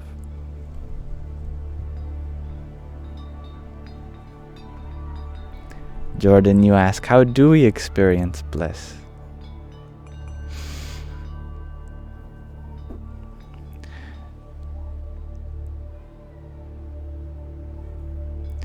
Every day, set aside one thing that you would have done for your body or your mind, and instead apply that energy towards part of Mother Nature, towards part of the universe, outside of this limited self. You will find that the more you live a life of service to the world around you, the more blissful this world becomes. Instead of trying to take all the energy in the world and pull it in, why don't we take what's already within and start giving? If the source of love is within, then we don't need any love from anyone else. We need to give love to everybody else. When the current begins flowing like that, from within to without, we become an outpouring of love. And it is that movement of such enormous current that the nectar of bliss becomes tasted. Otherwise, we can only grab this and that, and the current only flows sporadically. For the current to flow continuously, we need to take what's on the inside, which is infinite and expansive, and bring it to the world. That is to say, instead of feeling like you have a problem and somewhere in the world is a solution, flip the script. That you are the solution to all the world's problems. That you are how the world is going to get better. You are complete within yourself. And giving to others proves that world's problems. That you are how the world is going to get better. You are complete within yourself. And giving to others proves that. Rama Rama Hare Hare Hare Krishna Hare Krishna Krishna Krishna Hare Hare. Hello my dear friends, we are back. Sometimes the TikTok live studio likes to crash. It likes to kick the bucket. Quel dommage. It's okay. I know a way of reconnecting to the live whenever it disconnects, so yeah. You thought you were out of data again? Well, you weren't the only one who thought it was on your end. Priya, you share. Good to know it's not your phone. And Apoc, you shared that you couldn't seem to see the live anymore. TikTok never works very well in your computer browser. I love the humility there. That whenever something does arise, we first assume that it's something within us. And it's a wonderful example that you three shared. But in this case, it really was my bad. It's on my end. And Priya, you're wondering if I have a podcast, as you'd love to listen to me while falling asleep. Well, I'm glad you shared the reason to why you ask, because although my question is no to the podcast, I upload all my lives to YouTube so that you may listen to them whenever you want. And if you choose to listen to them while you fall asleep, well, that's something that's available to you there. And John Oliver, you're wondering, do I have insights on negative or violent things written within religious texts? If ever there is something that arises in your experience, which appears to convey a negative connotation, negative meaning limiting, then ignore it, or stand up to it, walk away. It's not for us to follow religious scripture blindly. It's for us to see the truth in what works, what shares love, what accelerates our spiritual progress and expands our hearts. That is what we should pay attention to. Don't even bother paying attention to any verse that does not appear to speak on love. Listen to the verses of love.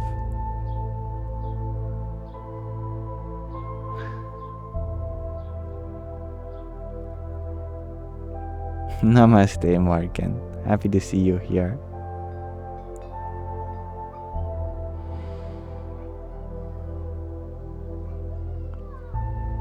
Thank you, Chelsea.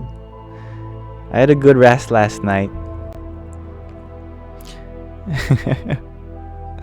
And I hope to have another one tonight. John Simon, you're wondering, are you late? No, you're 3 minutes into the live. Well, since my timer had to restart.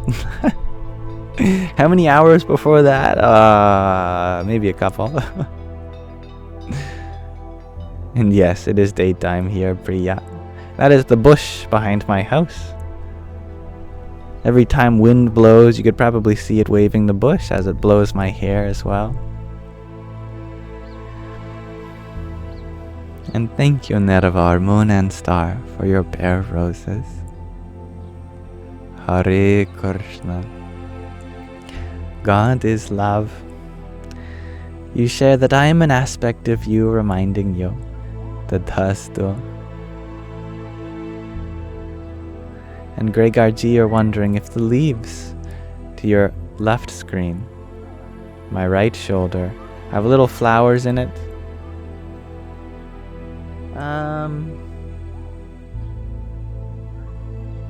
I don't.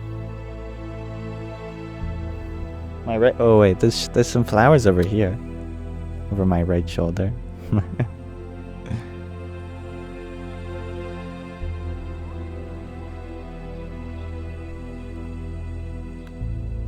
Good day, Tom. Tatvamasi, you share. Kid goes, I'm very nervous and happy. Nervous because it's nighttime. Happy because I'm always happy. See? They know it. We don't need to teach kids how to be happy. Kids need to teach us how to be happy. I love that. Strung by Stacy, you share that it looks like blue flowers on the bush. That's interesting. No, there's no flowers on the bush. But it's just as pretty, isn't it?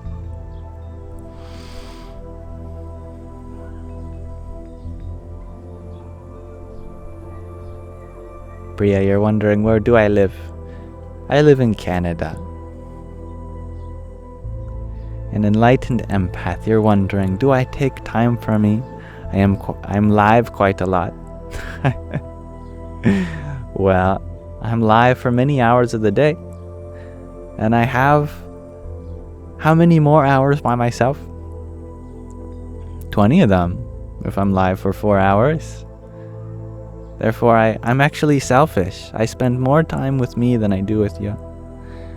One day I would like to spend more time with you than I do with myself.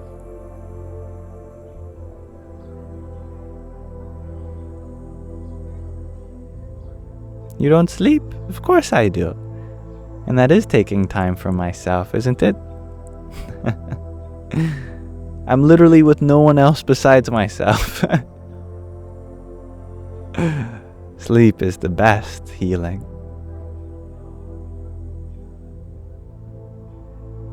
And Chelsea, you saw bush flowers too. Well, I'm happy that you saw flowers, even in places where there might not be physically. There is indeed a blossoming happening all around us. Bria, you're from Canada too? Well, hello. Happy to have a fellow Canadian here.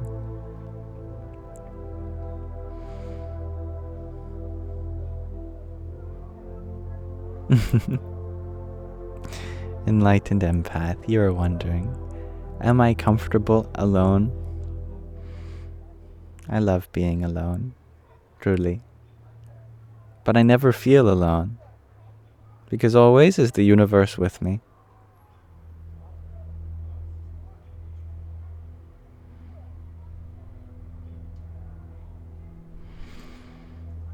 And Kaylee, you're from Vancouver Island.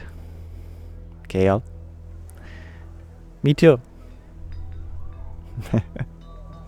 And the Yamathon was awesome, Ragnhilder. Oh, I'm glad you liked it. You're from Ottawa, Priya. Very exciting. Jay, you're from Alberta. That's my birthland. I was born in Alberta.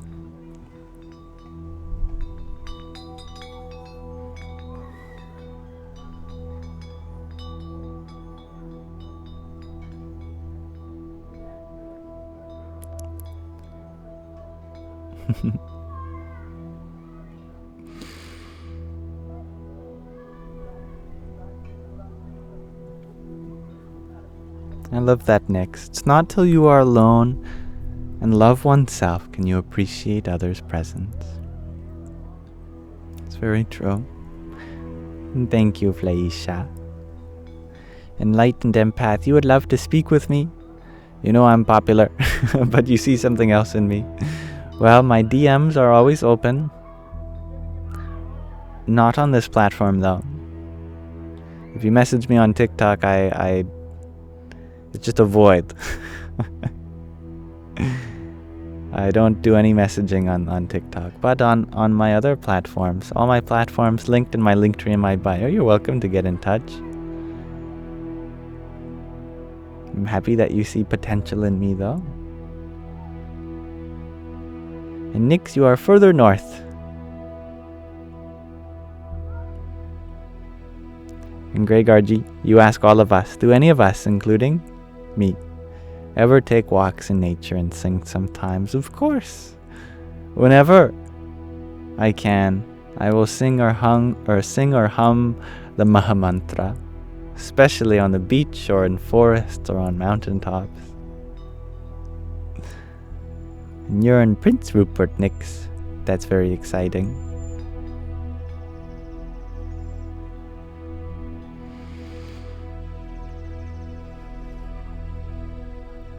And APOC, you share that you're in New York and it's been very hot recently.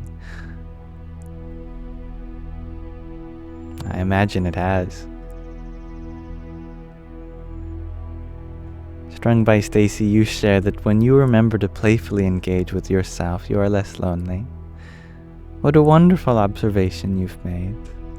That is the key to having solitude but not feeling lonely.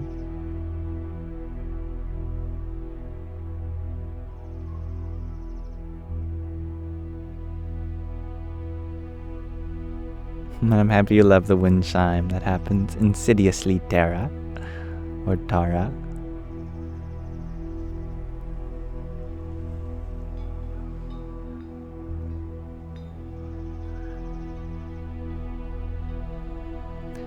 Zerimes, you ask, what's the highest good you can do with 100 million?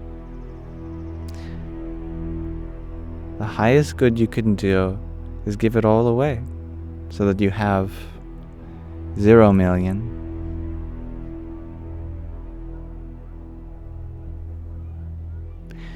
Because money by itself is no good just sitting there. It can reach places that we cannot. You might not be able to go to another country and solve some crisis there, but your money can. Therefore, our money is like hands that can reach in places that we cannot.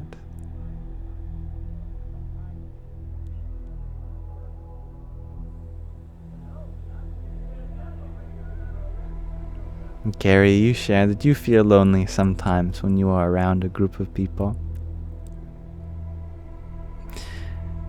Indeed, because no one's actually with you. Everyone's with their own stuff going on. Hardly is anyone present. They're just thinking about how they're being perceived, whether they're getting enough attention, whether you're giving enough attention, whether these people share my values or not. A lot of times social circumstances are just to fill insecurities, never actually being with one another. Being with one another means there's no conversation. There's no judgment. There's no picking apart who you are. There's just being with one another.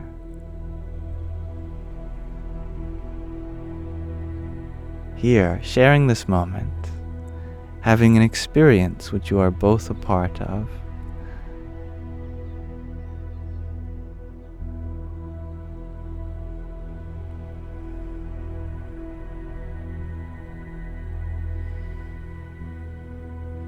I love that, APOC. The best kind of connection is truly being with one another and accepting each other completely.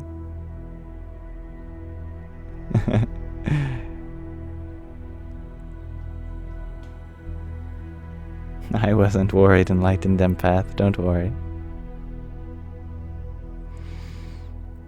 Now I would like to read to you all. I'd like to read from another section of the Pocket Pema Chodron. So, if you would delight me, I'm going to read.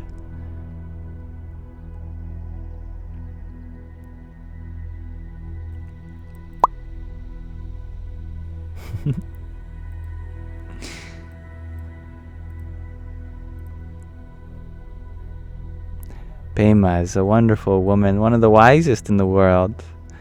And today, why don't we read from number 24, Dissolving Our Self-Importance.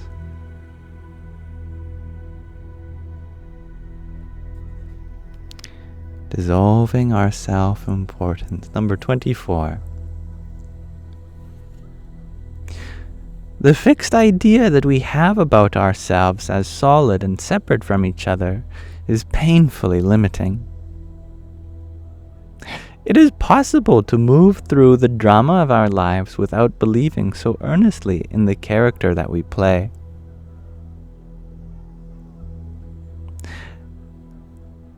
That we take ourselves so seriously, that we are so absurdly important in our own minds, is a problem for us.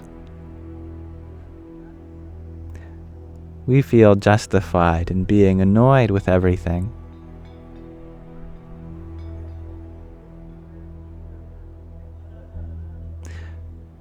We feel justified in denigrating ourselves or in feeling that we are more clever than others. Self-importance hurts us, limiting us to the narrow world of our likes and dislikes. We end up bored to death with ourselves and the world. We end up never satisfied.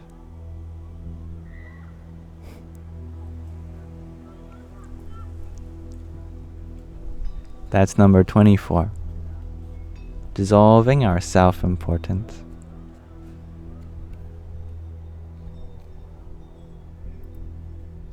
Sky Guardian, you ask, is this for me? No, you're not that important. It's not for you. Pema just said, not everything's about you. Didn't she? I'm just joking. That one's for all of us.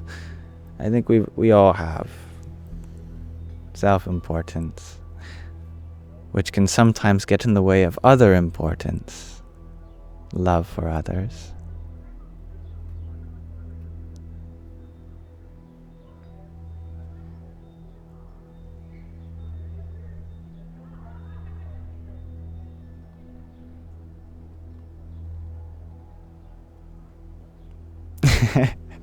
Well, I'm happy you got the humor in that. I was indeed joking.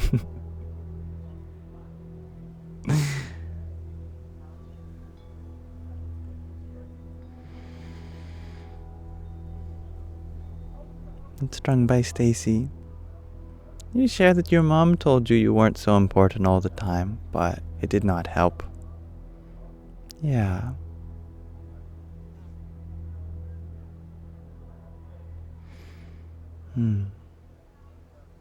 Maybe we are using the words in different ways.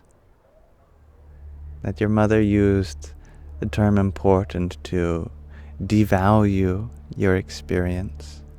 But Pema is using the word important to value others' experiences.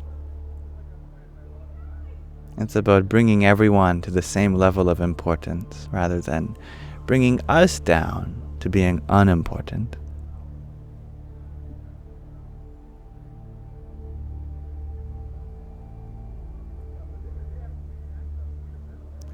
It's not that we remove importance from ourselves.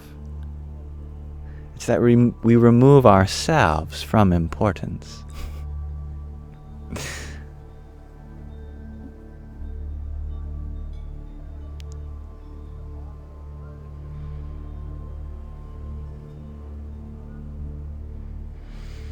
Good morning, Heather, from the UK. You love that, Natalia. I like your name, Natalia.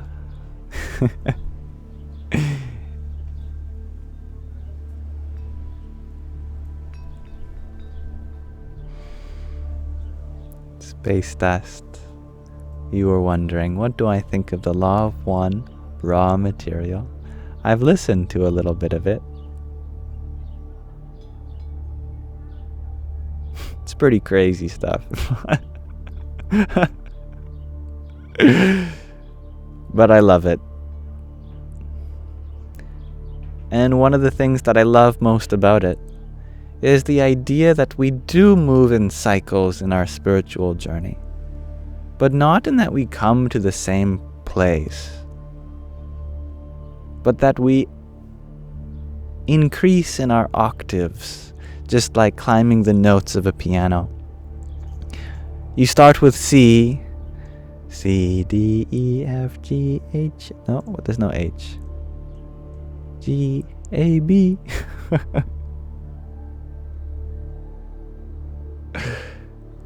And then you're back at C from a higher octave. Does this mean you've walked all the way around back to your same key?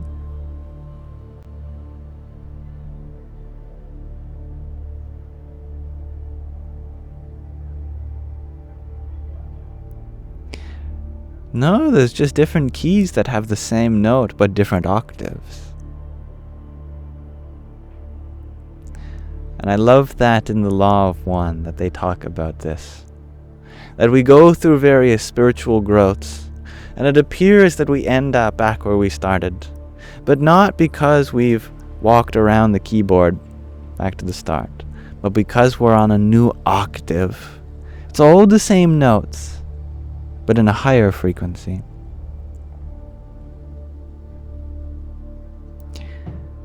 Om Namah Shivaya. Vive Dharma. Salutations to the auspicious one. Sky Guardian, you share that if I studied under Swami Taratmanandaji, I'd be his successor. You think I should? Oh, that's an honor. I don't know. Yeah, there doesn't appear to be a successor yet. But then I'd have to live in America. I don't want to live in America.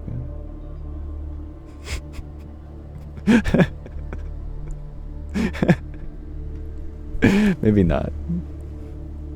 Maybe I can move the ABC Center. We'll all get on one side and we'll push it over the border into Canada.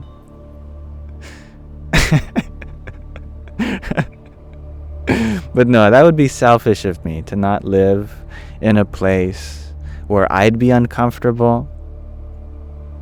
Hey, if other people are living there, then maybe I should live there so that I can help it be a more comfortable place. That would be the selfless endeavor, isn't it? Okay, I've talked myself out of my selfishness.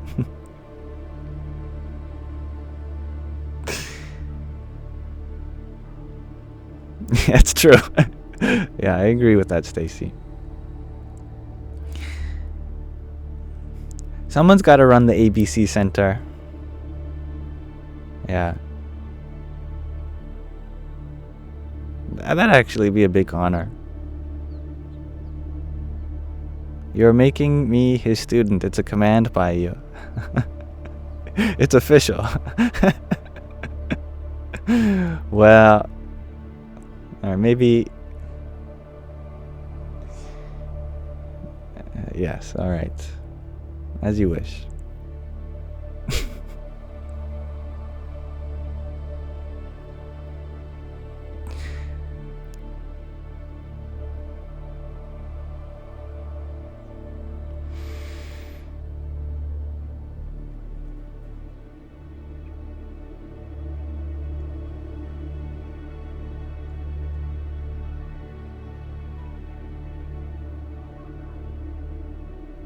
G2 Infinity, you say, nah, Canada needs you too. I could go back and forth.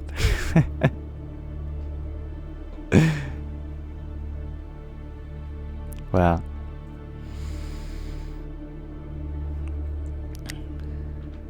this is all without Swamiji's opinion. I would be delighted to study under Swamiji if he feels like it is a possibility that I'd be allowed to be considered for. Hail Satan, you share. Yes, you found the password for this account. Well, speak of the devil. You'll convince him. Don't worry. I believe you.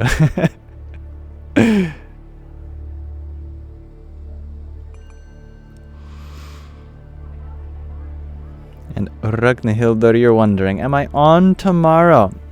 It depends. How many days are there in June? Is there 30 or 31? I'll be early from the 30th, 29th, 28th, 27th, 26th, 25th, 24th if it ends in 30. Or from the 25th if it ends in 31. Alright, so the 24th is the start of the last week of the month then. So not quite yet. Rob Price, you're wondering, have I raised my desired financial goal to make my trip? I believe I have. Yes. Yeah.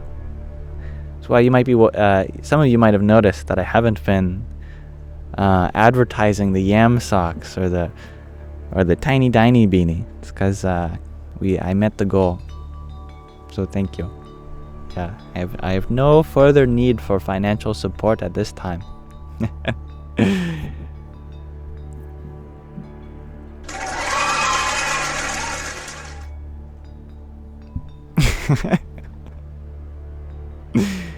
Thank you, Marcy, for your pair of roses. Radhe, Radhe. And thank you, Marcy, for your 11 roses, too. Jai Sitaram. And L Wave Rider, thank you for your rose. Hare Krishna. And Marcy, you share, it's because you want to, not because I need it. While I could never devoid you of something that you want to do voluntarily. Thank you, Marcy. Will Yamsox and Beanie still be available? Asks Donsuela. Oh yeah, they're still there. Definitely. And Rob, you share that you're planning your own trip, just not quite as far yet. I believe in you, my friend. If it can happen to me, it can happen to anyone. I'm no special in that regard. Oh, the cherries on the cherry tree, they're calling me. They look so delicious. I really want to eat a cherry, but I don't want to leave you all. And Roxy, thank you for your rose and Tiny Diny. Yippee! And thank you, Aquarius Lady, for your subscription. You are so lovely, you know that? Aquarius Lady, some of you don't know. Most of you probably don't know. My goodness, how many animals do you have, Aquarius Lady? Have you counted? How many snakes? How many geese? How many turtles? How many bunnies? How many lizards?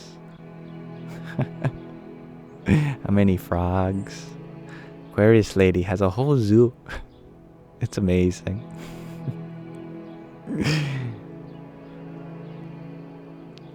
Thank you for subscribing. I'm always happy to connect with you here.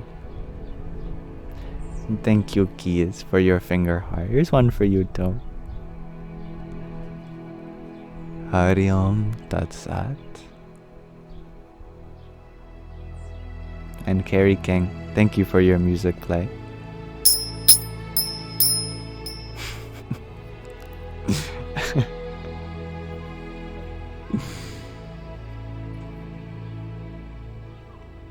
G to infinity, you share that the cherries are probably the secret to my glowing skin. I've only had one, actually. This is the first time I've ever eaten from the cherry tree. I always forget, and then the raccoons get to it before me. The raccoons and the birds. They just love eating it. It's so funny, my mom's bedroom, it opens right up to the cherry tree on the second floor. And she can hear the raccoons snacking all night, just eating the cherries. It's healthy.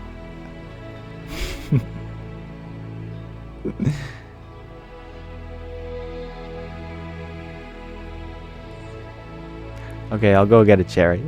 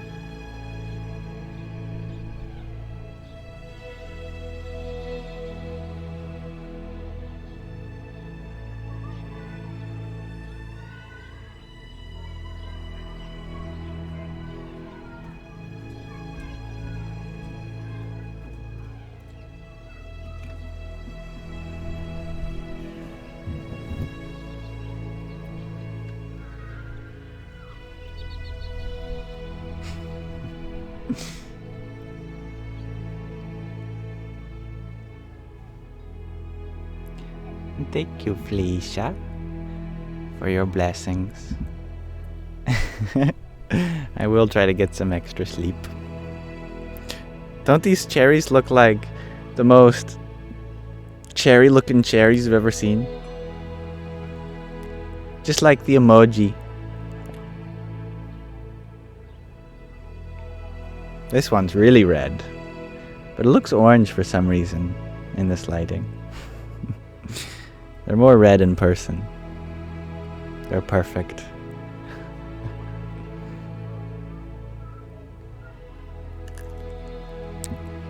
Oh my goodness. So juicy it dropped on the microphone.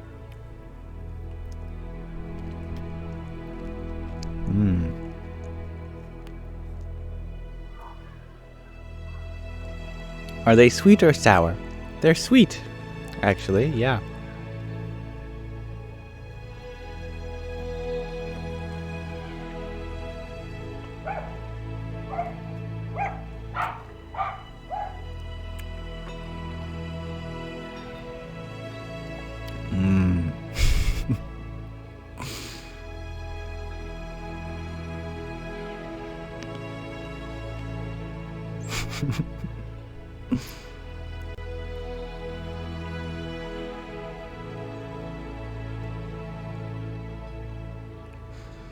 You don't believe me, suspicious bee?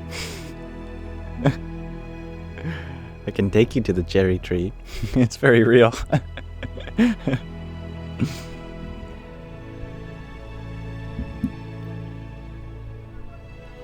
And this one I'll leave for you.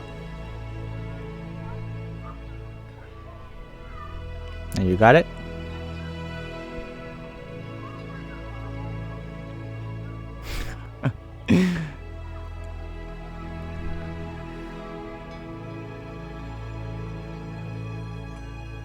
I can put it on the mic if I can balance it. Yeah, we'll see.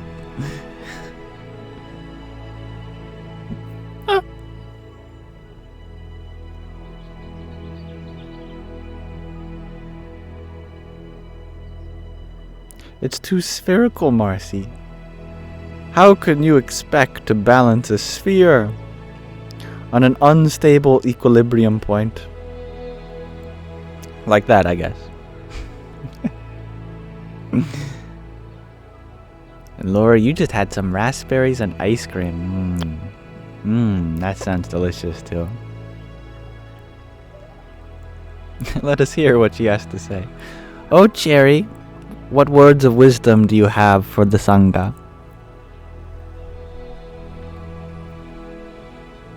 Never let your enemies sleep. Cherry, that wasn't wise. That was... What are you? Why do you have vengeance? I have many enemies. Cherry, how do you have enemies? You're so beautiful. I want to hurt people. Cherry! No, that's it. You're going off the microphone.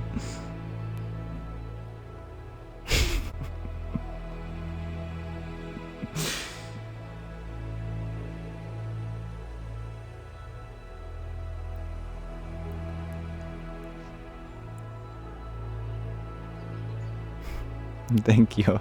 Thank you, L-Wave Rider, for your rose. Radhe, oh Radhe. July Moon Child, thank you for your rose. Hare Krishna. And Moonflower Magic. Always the two moons coming in at the same time. Thank you for your heart, mate. Hari Om Tat Sat. John Oliver, you're wondering, can I tell you again about the allegory or insight or interpretation of Eve's act of eating the fruit? Yes, definitely.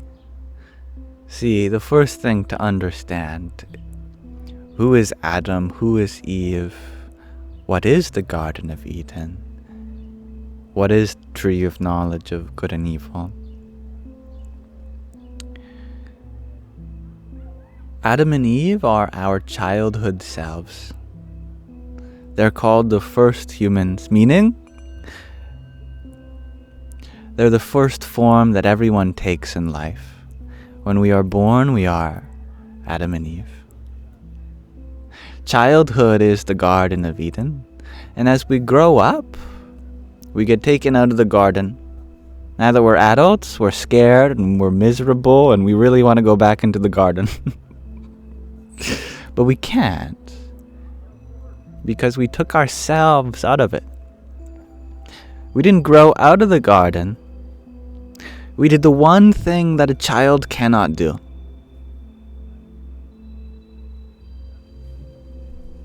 We ate from the tree of knowledge of good and evil. And it's so tempting because all the other adults did it. Why can't we too? All the adults said, you'll know the reality of the world when you get older. You'll know the difference between good and evil. But when we were children, we had no knowledge of good or evil. There was just goodness.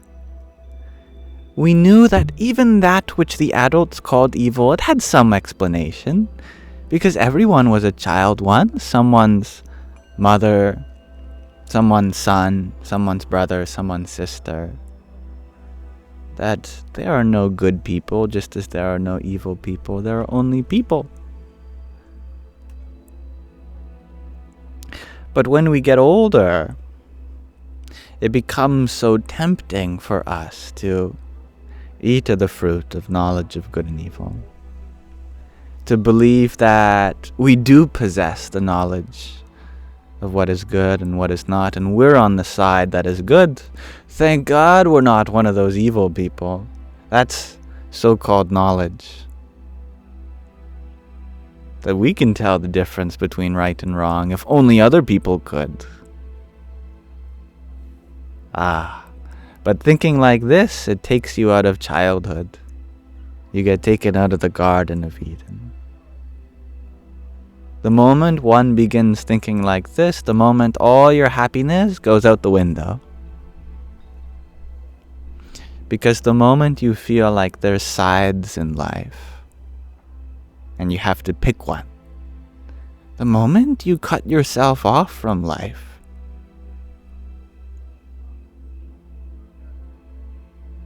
the moment you exclude some part of the divine,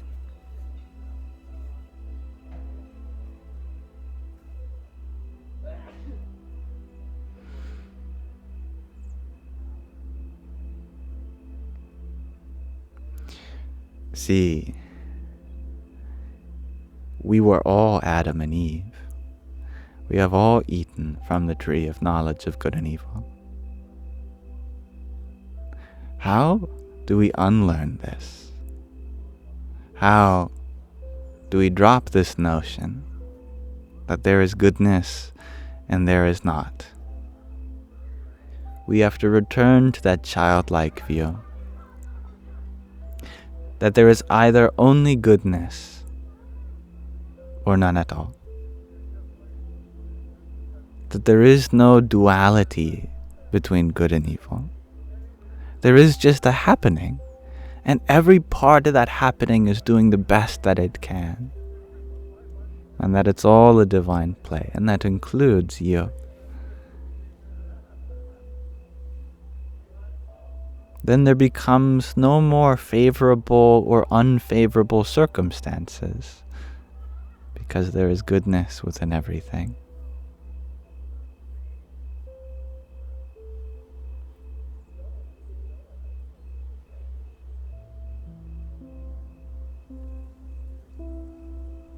Thank you, Carly, for your Diva's hat.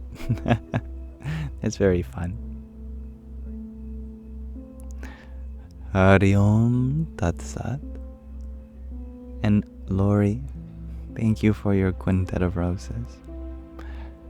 Radhe, Radhe. Chelsea, you got your phone stuck in your hair.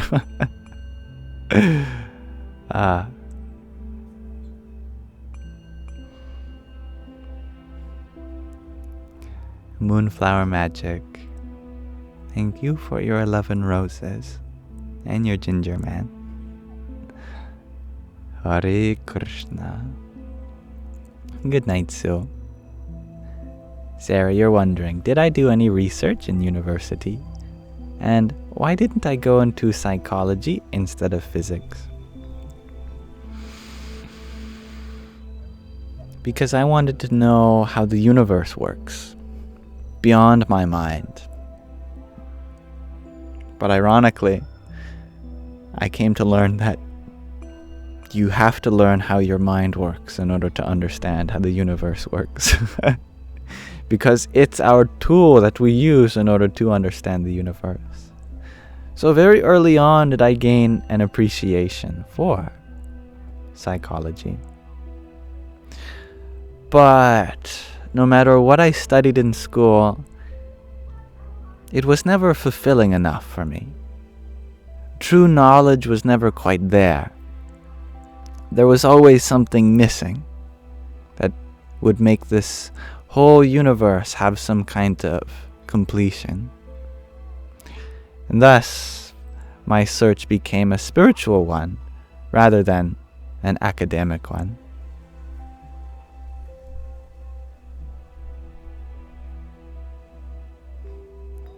And thank you, Carrie King, for your trio of roses.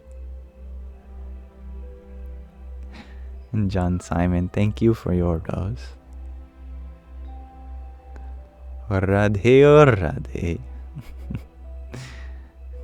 Thank you, Laura Lotion. And Carrie King, you're wondering, can I tell you what 11011010001 means? Alright. So we've got a 1 in the units place, 2, 4, 1 in the eighths place, that's 9, 16, 32, 1 in the 32 place, that's 41, 1 in the 64 place, 41 plus 64 is 125, is that right? And then we have a 1 in the 256th spot, and then another 1 in the 512th spot. So I don't know. It's something on the order of 900 or something. I don't know. It's binary for something in the 900s. I'm too lazy to do the mental math. It's 105. Sorry, 64 plus plus 41 is 105. My apologies. Yeah. Mental math is not my strong suit. Clearly.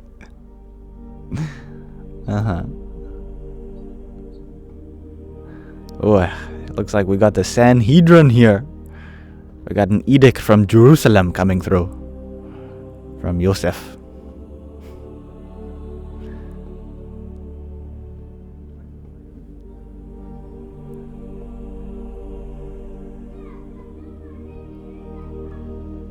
Thank you, Stevie-O, for your pair of roses. Hari Om Tat Sat.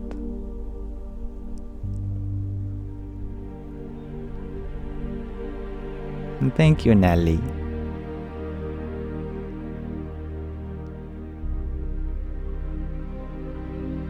$873, that sounds about right. Thank you, Tatvamasi.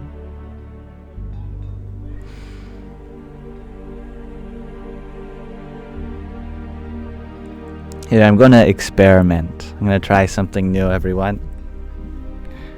Yusuf, I would like to hear you out. You speak of the Torah. Are you Jewish, my friend? My brother. My brother under the eyes of Adonai.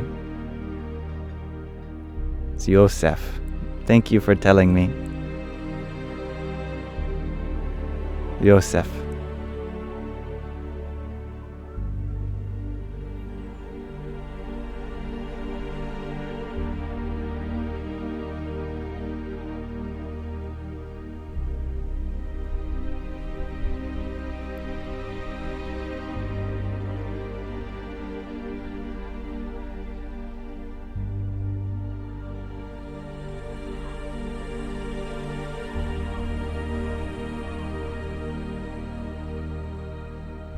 I guess there isn't an answer to my question. Okay. I tried. And thank you, Hybrid Jen, for your trio of disco loves. Hare Krishna. And Nelly, thank you for your heart me. Hari Om Tat Sat.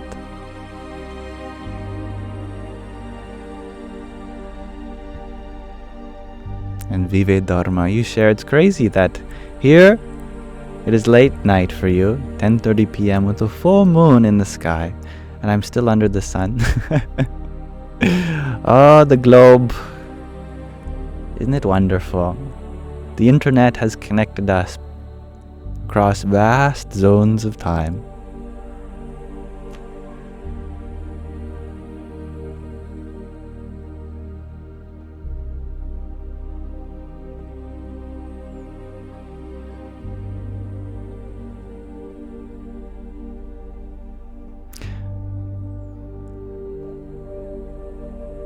Yosef, do you think I'm Christian?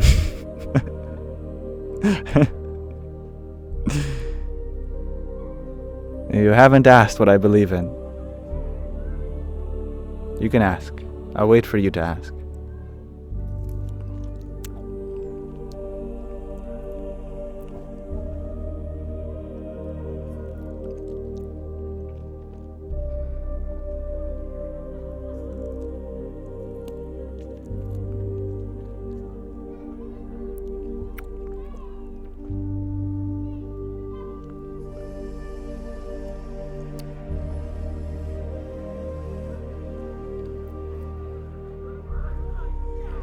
It's true. You are right.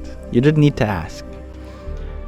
I do believe in Hare Krishna, but I also believe in Adonai, as they are one and the same.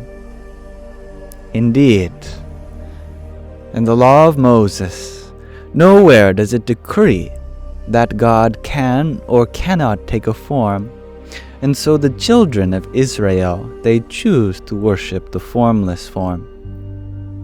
But even the formless is a kind of form. That source which, through the process of tzimtzum, as described in rabbinical Judaism, gives rise to creation through the spaciousness first and foremost. So, Adonai is first described as that spaciousness, and therefore that spaciousness has no form of its own. This is the primary mode of God, known in Sanskrit as Brahman. Brahman means the all-pervasive emptiness from which it all arises.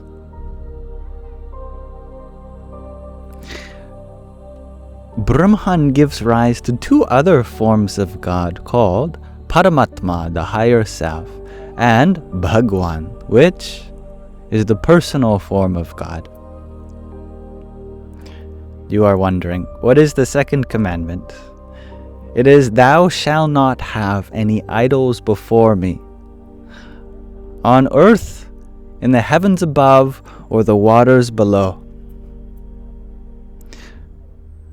But nowhere does it say, in any religion, even those that the Hare Krishnas worship, that God is an idol, anything physical. Indeed, there are emblems of worship. Just as, for example, there are temples in which people concentrate their love, just as there are churches, just as there are synagogues. But that one God is present in the synagogue as He is in everything else.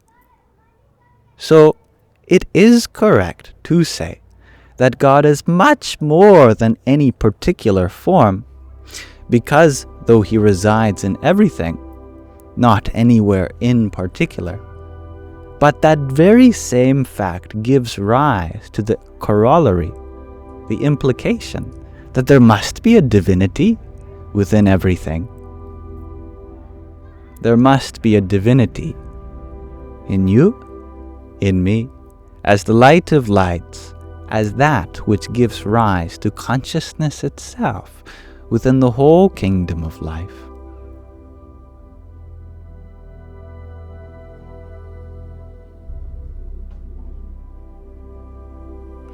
And I want everyone to know who is listening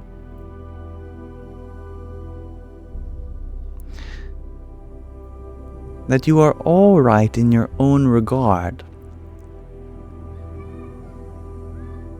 If we focus on what divides us, then how can we be unified as children of the universe?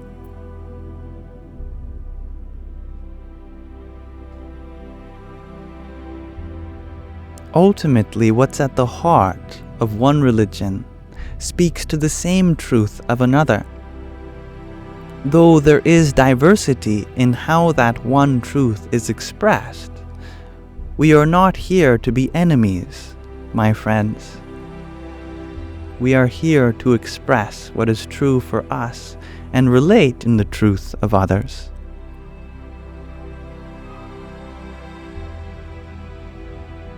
That all-merciful source gave rise to one set of commandments in this part of the world and another elsewhere. Through time and time again, that source revealed itself to various devotees. Hence, we have many religions all throughout the world, all proclaiming subtly different variations of the same truth.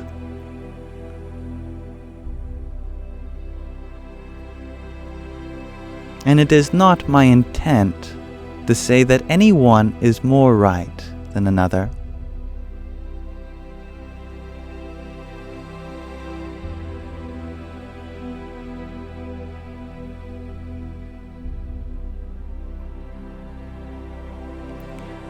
What speaks to God's heart is not that you shun others in order to support Him as the highest, but that you include others. God is very pleased by this. The virtue of all religions agrees on this part, that it is through loving kindness that we achieve the highest good.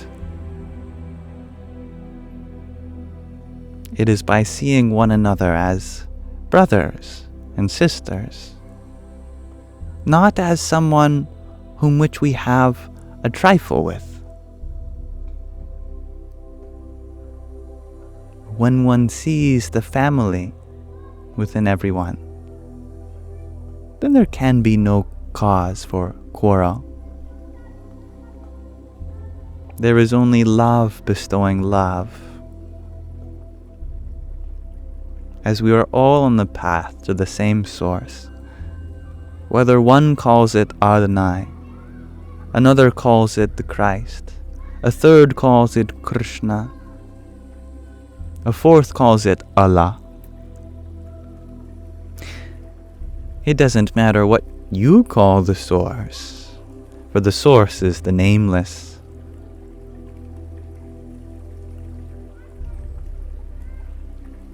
The source is like that peak at the top of the mountain that everybody's on. As long as you are going higher and higher, then it doesn't matter what path you take.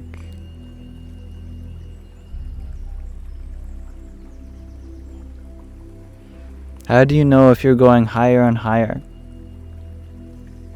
You know this when you are filled with more and more peace and happiness.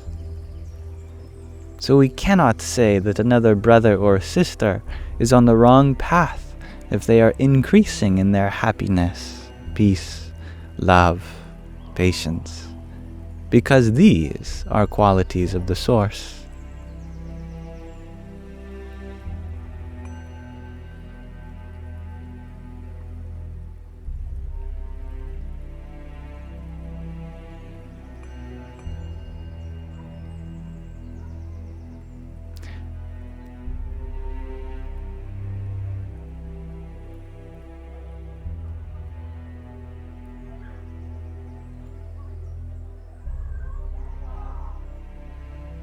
An Aquarius lady, you're wondering, are we attacking in here? I'm not. I'm trying to bridge people's gaps and show that we're all in this together. Maybe I'm not conveying my words in a way which is conducive to that, and I apologize if it seems so. Indeed, in the topic of religion, sometimes our egos can rub across one another. But it's okay. I don't mind the disagreement.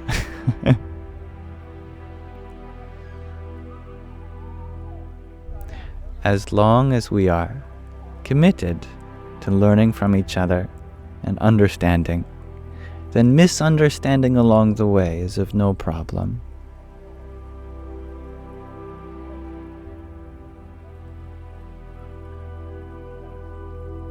But thank you to those who sent a gift just a few moments ago. Like Erica, thank you for your heartmeat. Hari Om Tat Sat. And Lori, thank you for your balloons. Hare Krishna. And L-Wave Rider, thank you for your quartet of roses. Hari Om Tat Sat. And Moonflower Magic, thank you for your quintet of tiny tinies. Yippee! Joanna, thank you for your applause, your friendship necklace, your whipped coffee, your finger heart, your cloud bread too. Thank you. Radhe or Radhe. And thank you, Hybrid Jen, for your quintet of balloons and a little crown also. Jai Sita Ram.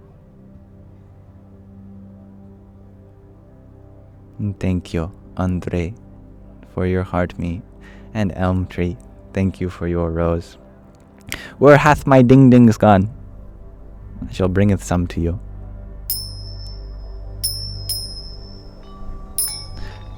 Crapo, you share that you think religions are useful for us, but find it absurd that we can start wars over them. I agree. And how could I not? Such a reasonable position that you have shared. Religions are tools that we may add in our toolkit of spiritual growth. They help us refine our love through peer-reviewed practices that work for many people. But they may not work for everyone, just as one mode of therapy might not work for everyone. It's not like one therapy has the key to everyone's salvation. That would be ridiculous. Some people don't perform well with Jungian psychology, but perform better with Gestalt psychology. And yet others perform poor with Gestalt psychology and perform better with CBT or DBT. There's developments in psychological modalities to fit the needs of everyone, since we all are unique in our trauma. So too of the traumas of endless lifetimes. We require certain modalities that fit best with our own impressions. Such is why there is a variety of so many paths. But yet, we can empower ourselves so one-pointedly in one path that we try to de-empower another path, as if empowerment was a finite resource that goes around. That for my path to be empowered, I have to take down the power of others. But this is a goofy thing to do, because true power comes from within, not from taking it from others.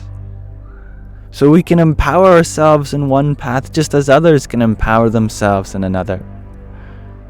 As long as you feel like you are getting happier and not at the cost of anyone else's happiness, then that is right for you. It's so simple, really.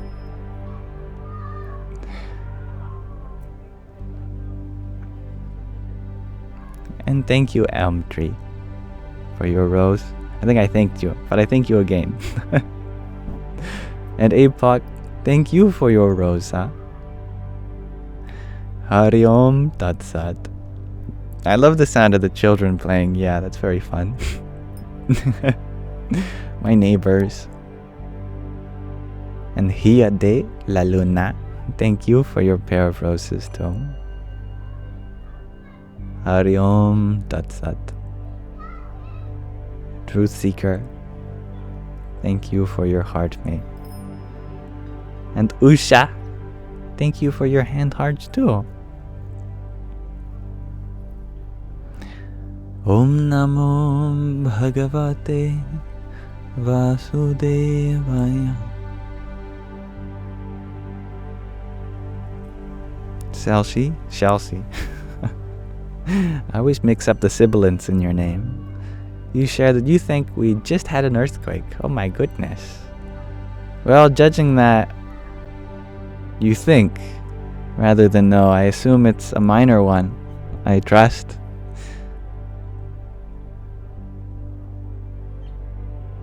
Good night, Scouser Sharky. It is about time to go to sleep. I concur.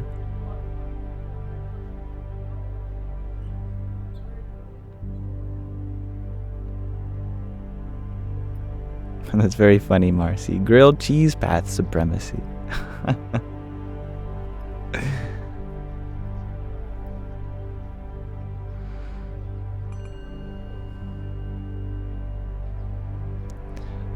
We all require food.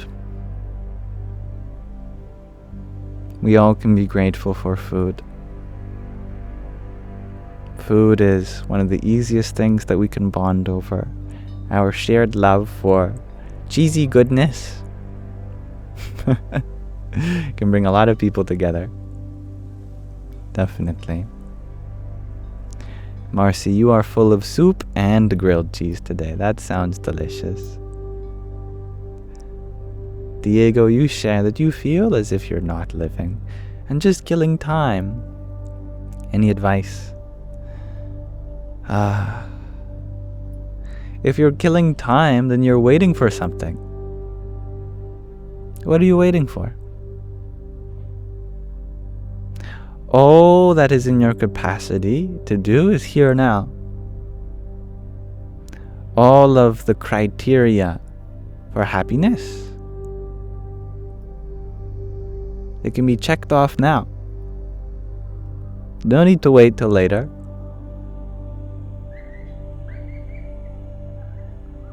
You're waiting for life to happen. Life is happening.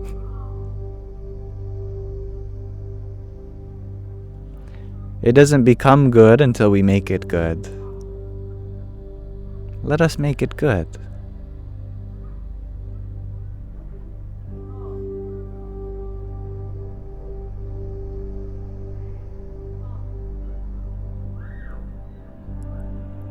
How do we make this moment good? By not expecting anything of it. Letting it be just as it is. Letting it be just as it is. Sounds like a bit of a paradox, doesn't it? We make it good by not trying to make it into anything. That we see the goodness for what it is. And I love that practical start, L-Wave Rider. Paying attention to the good that is. Start with the small things. I am grateful that my eyes are still working. That my legs, my arms, that I'm healthy. That my ears can still hear. That I can see color. And I'm sure, given how many people are watching at this time, probably for one of you, they're one of those things you weren't able to check off. And that goes to show how precious it should be for those who do have that privilege. But even if you aren't able to check off any of those things, that doesn't mean happiness is not available for you. Anything that we're grateful for can be a source of happiness. We just have to find the beauty in it, even if it's small. Oh, a ladybug is crawling by me. That's a miracle. At least, in a certain perspective it is. That here is a wonderful, bountiful expression of life walking by me, and I get to witness it. Such a vulnerable, beautiful portion of the world here before me. Makes the creases of the smile turn up just a little bit, thinking about lovely little ladybugs.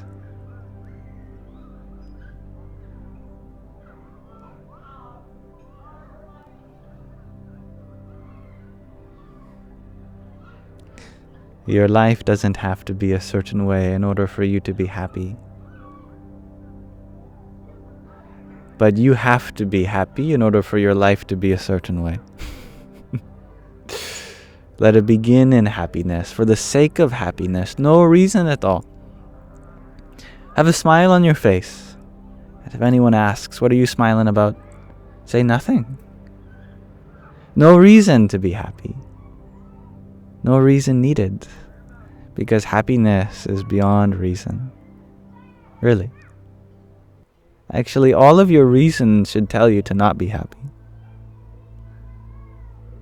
All of rationality says that we shouldn't be. So ditch your reasoning, ditch your rationality.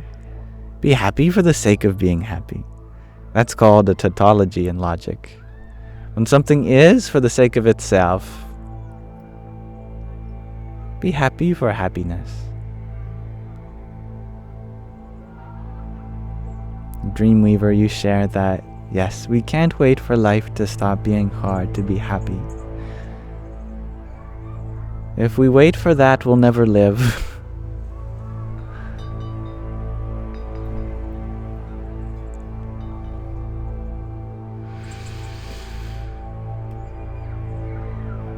Thank you. I am is greater than I was for your heart mate.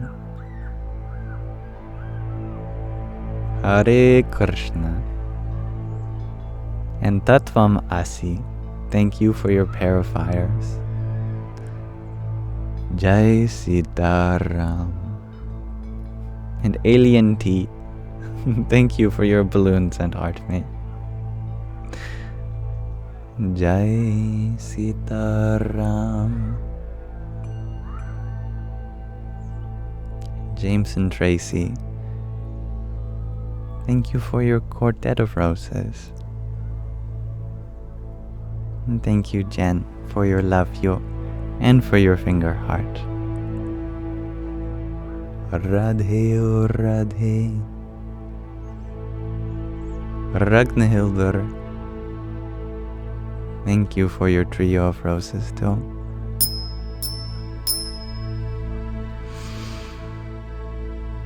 Gregor G, you share, you are happy because happiness exists, and so do you. Such a wonderful sentiment and statement. A statement.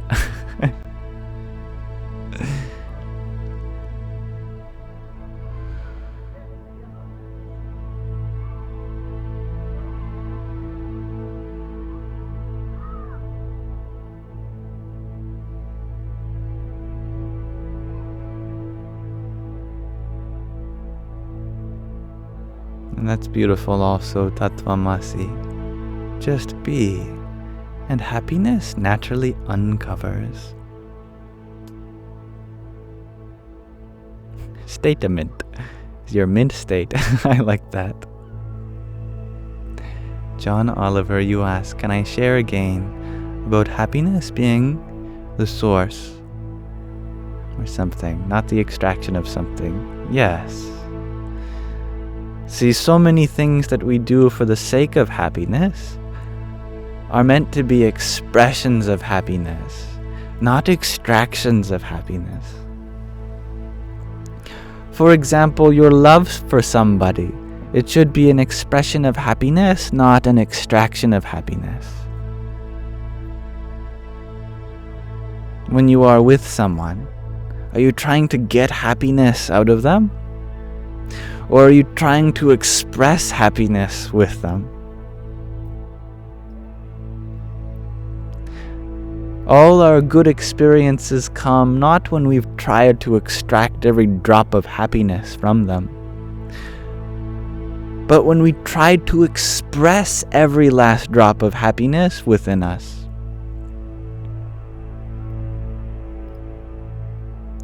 That we do things because we are happy, or because our happiness demands that it expresses itself in this way.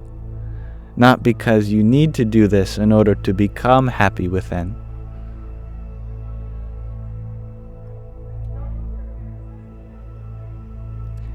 Nish, you ask, how does one stay humble in life? You recently received a lot, and it's keeping you awake.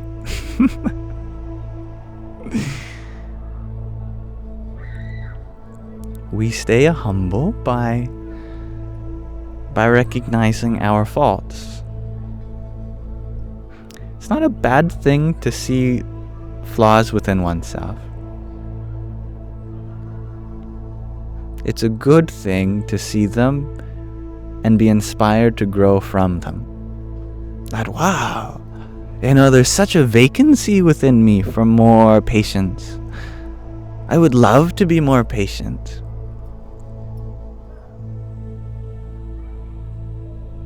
For example. So humility doesn't mean that you're the worst person in the world. It means that what's best is something that I can grow into. Something that I'm growing into. So we don't feel like we've capped out in any way. Humility means that you still look up to something. Ideally, everything. That everything around you becomes a source of inspiration.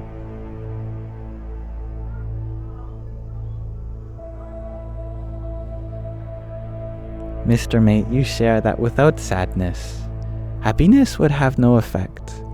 And you're not very happy right now, and that's okay. It's okay to be sad, definitely.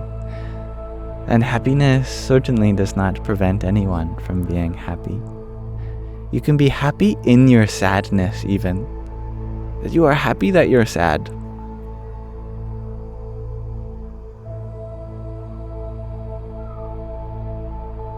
You can be happy that you're experiencing something so beautiful, albeit painful.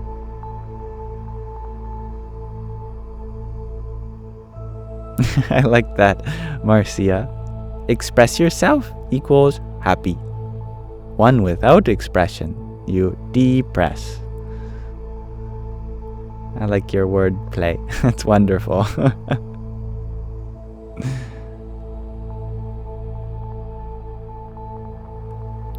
Tatvamasi, you share that you think we are missing a word. Is happy the opposite of sad?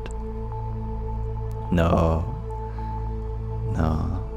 Happiness has no opposite. It is one without another.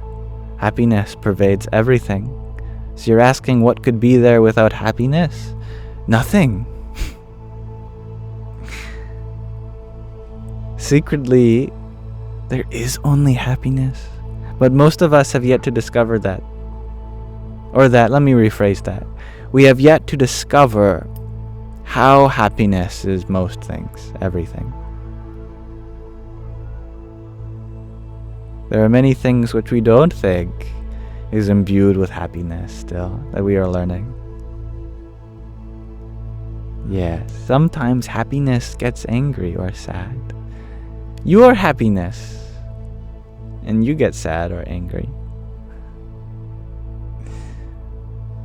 But happiness, something that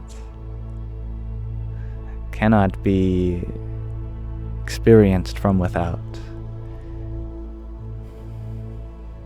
It can only be expressed from within.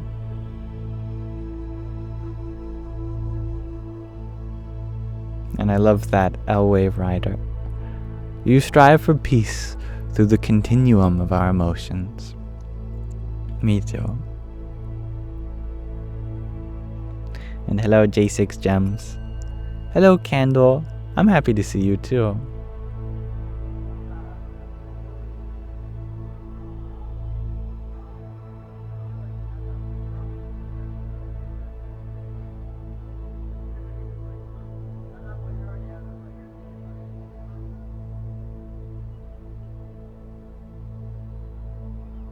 Candle, you want to be happy? Thus you shall.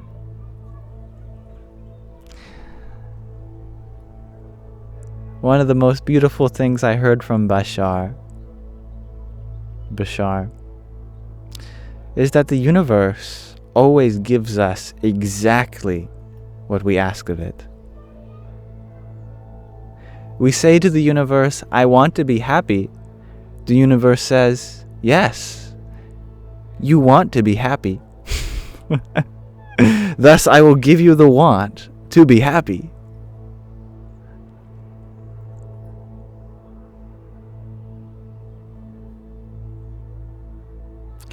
But if you say, I am happy, only then the universe says, yes, you are happy. I will give you happiness. The universe only has one word in its vocabulary, and that's yes. You say to yourself, life is terrible. The universe says, yes. You say to yourself, life is not worth living. The universe says, yes.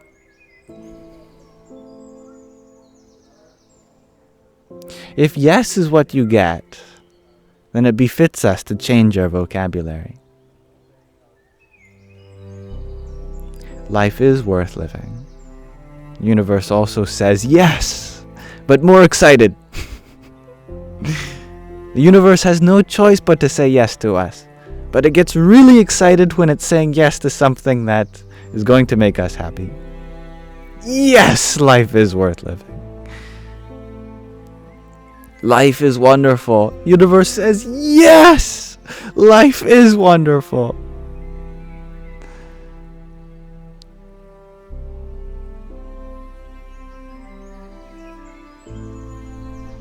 So if you're going to get the yes no matter what, at least tell yourself something positive. Isn't it so?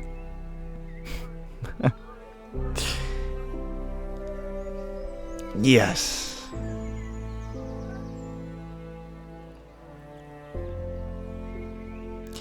Gregor G, you ask, can we make the universe excited? Of course.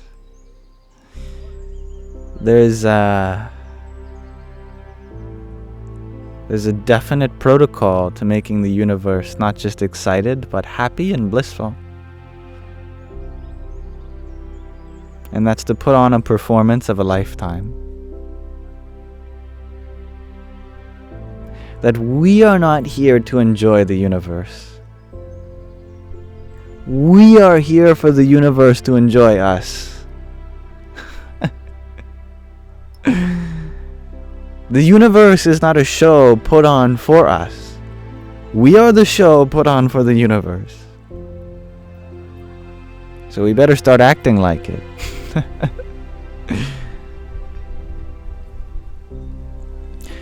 Most of us are up on stage looking at the audience like, come on, do something.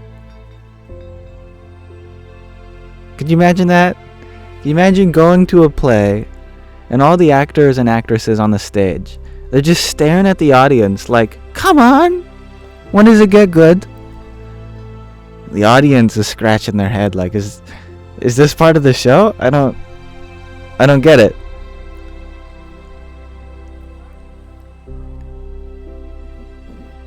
Same deal with the universe. Universe is in the audience, looking at us. Like, is this part of the show? What is it? They want me to do something? I'm just the audience here. The universe only starts clapping when you start performing. Then the universe is really happy to be here for you. It gets to witness you.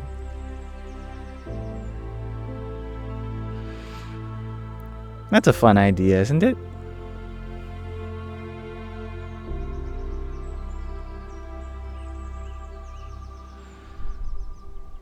Puts you in the position of action. Takes power into your own hands. That you're not just meant to be here. You're meant to do everything.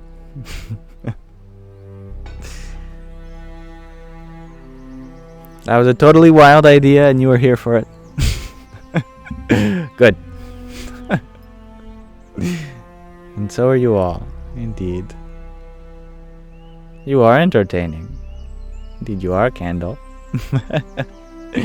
Right? We don't need entertainment. We need to be entertaining.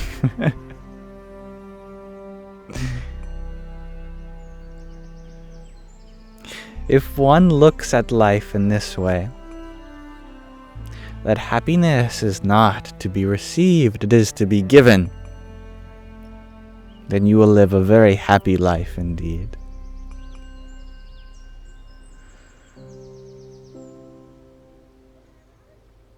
And Christopher, you share that you want to start dancing for the universe, so they come down and clap. Well, allow me to be the first one.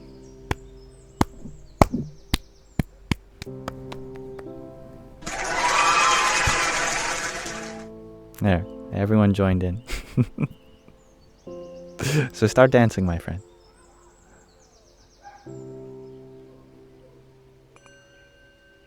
And I love the way you put that.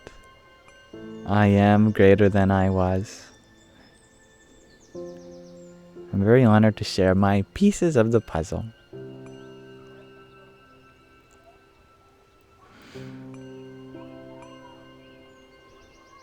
I Robin, you share that I give much happiness to this world. Oh, good, because it's yours. I don't want it. Here, you take it. You take the happiness. I give it. Only for you to give it. We're playing hot potato with happiness. That's life. The hot potato is happiness. Happiness! You have it. I have it. Now you have it. I have it. Now you have it.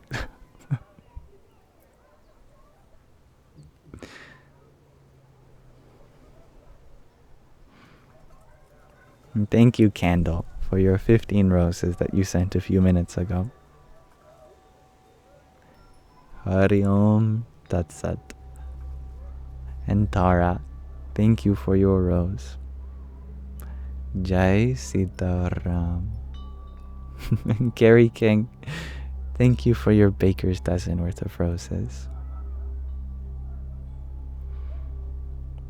And thank you, Tara, for another heart meet.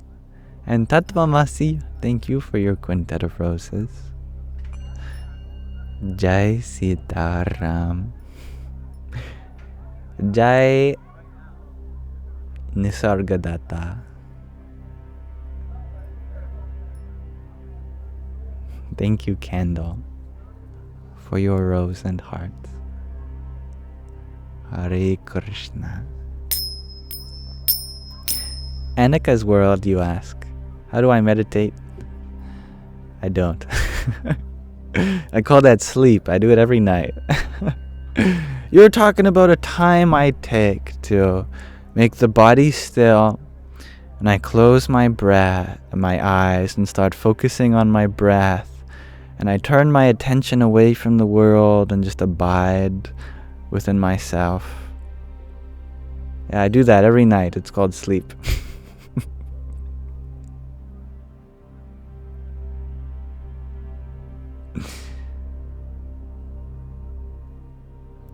Thank you, Apak, for your rosa. Radhe oh Radhe. And Cookie, thank you for your pair of applauses.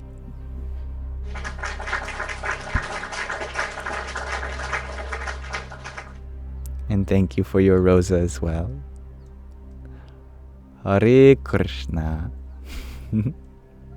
And Moonflower Magic, thank you for your rose and ginger man. 5 of them, in fact. Hari Om Tat Sat. Can you hear those sound effects, by the way? I don't know if I'm the only one who hears them. Either way, it's really funny, I think.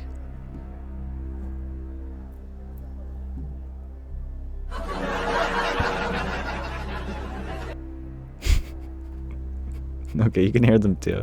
That's good. It'd be really funny if I was putting on a show just for myself, eh? And Neen, thank you for your 6 applauses.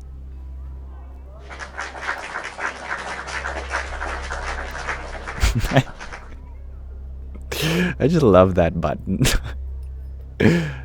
Hari Om Tat Sat.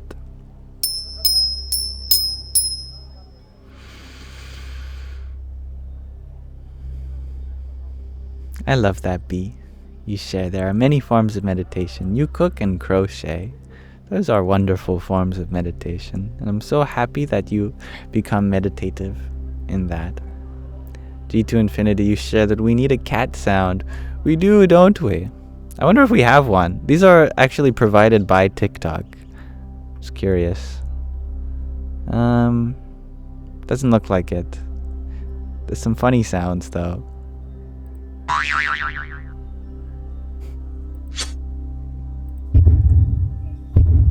Oh my goodness, that's a heartbeat? Heartbeat of a giant. Wow!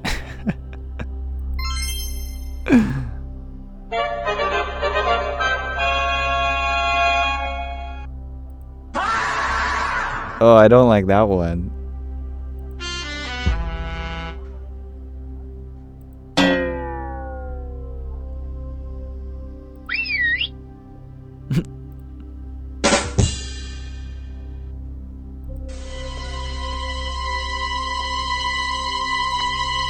No cat sound. I'll have to do it myself. Teacher Lorraine, you're wondering, how's my basil doing? You can judge for yourself. Here she is. Oh, Tulasi Devi. She's doing very well, actually. Yeah. So beautiful. She really wants to grow. And she's made a flower on the back here. I don't know if I can show you. I'm like a surgeon with a stethoscope. Or, no, not a stethoscope. Wait, there's a... There it is. There's a flower on the back. Just one flower. I don't know how. It's not even supposed to be where the flowers grow. They're supposed to grow out of the little bulbs. But that's definitely not where a bulb is. Here, wait.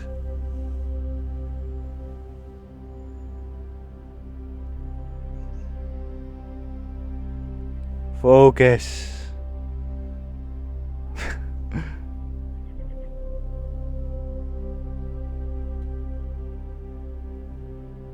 There.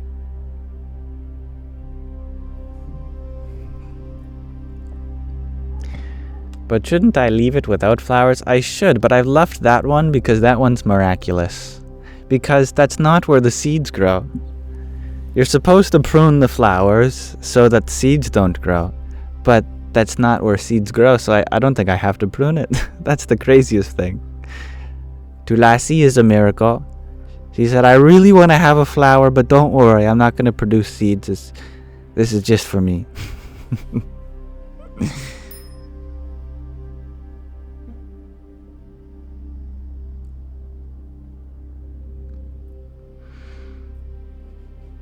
Thank you, Carrie King, for your pair of roses too.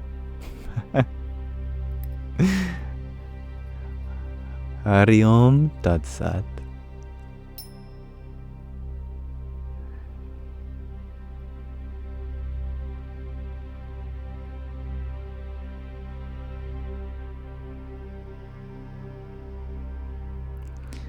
Gregor G, you share, if it grew fruits, then the spawn would be from the same place as the flower. Yeah, I agree. Tulasi defies logic, however. See, what happens is that stem grows, and then this pyramid of seeds grows from it, and then off of every seed, these flowers blossom. But this isn't from the top where the seeds grow. It's just randomly. There's just one flower off the side, and there isn't a pyramid of the seeds that are growing near it or anything like that. Just one miraculous flower randomly off the side of the stem. Makes no sense.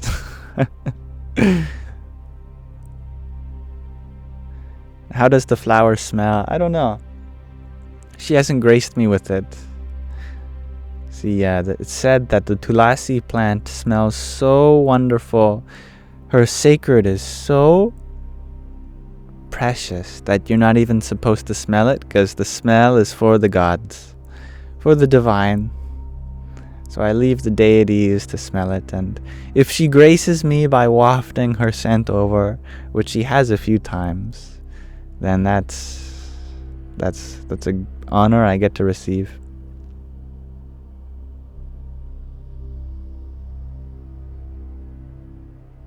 Thank you, Alien T, for your finger heart. Hari Om Tat Sat. And Alien T, you're wondering, why did I choose the name Yam? I didn't. My mother named me Lyam, Liam. But one day the L fell off. I stopped taking L's, as I say. Gregor G, you're wondering, what does the mantra in front say? Here, I can move the mantra.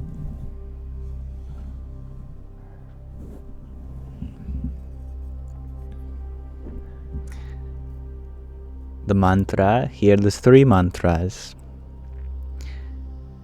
Can I read Sanskrit backwards? That's going to be a question. Vrundayai, Tulasi Devyai Puriyayai Keshavasya Cha Vishnu Bhakti Prade Devi Satyavatyai Namo Namaha. I guess I can. I didn't know I had that ability. This mantra is for bowing down to Tulasi. This one's for asking for permission if we can prune her, cut her leaves, etc. And this one is for apologizing after cutting her in case she got hurt during it.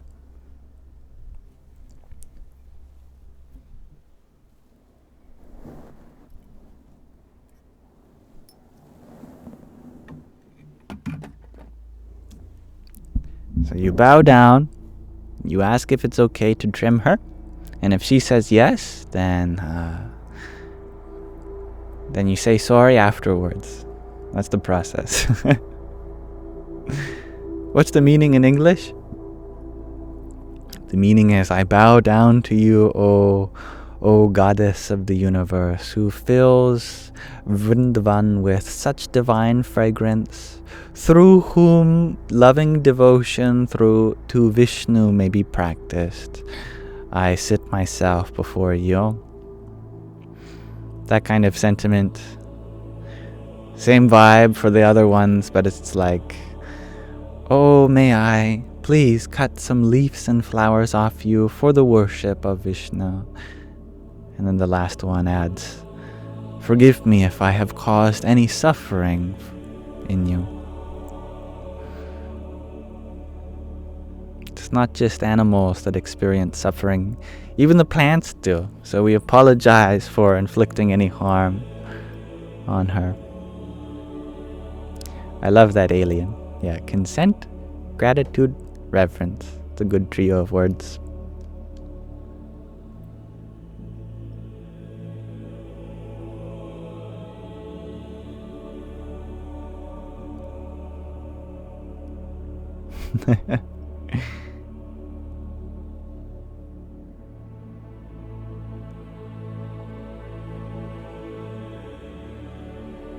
I love you too, Gregorji.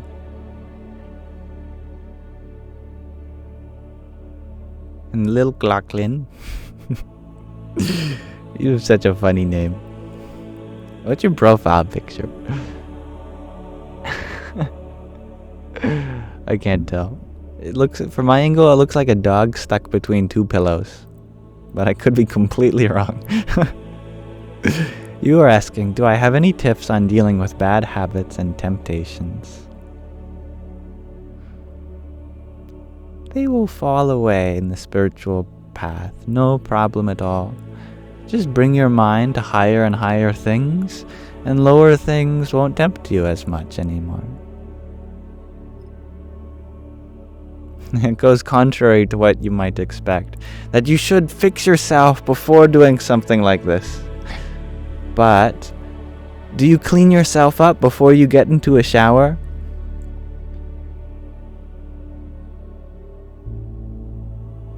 It'd be redundant.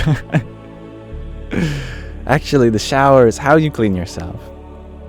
So too, we bring ourselves to higher things.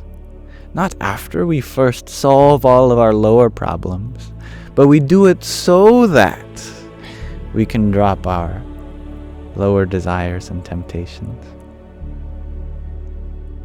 You are acting like you are talking to the Tulasi, but you do love me.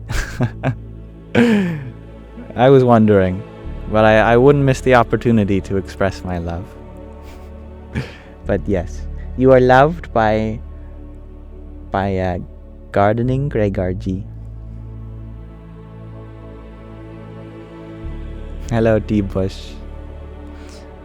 I'm happy you're here. Little Glocklin, you ask, is enlightenment intoxicating? Jesus drank wine. When does intoxication become parallel with sin? When we are doing it for our own self-pleasure, and that takes away the happiness of others. Like, alcohol might make you happy, but when it starts to make the rest of your family unhappy, well then, Now it's not. Now it's not selfless. If it ever was, now it's selfish. Enlightenment is filling yourself with so much peace so that you can give it to everyone else. It has a practical purpose. The purpose is that we cultivate peace so that we may give peace.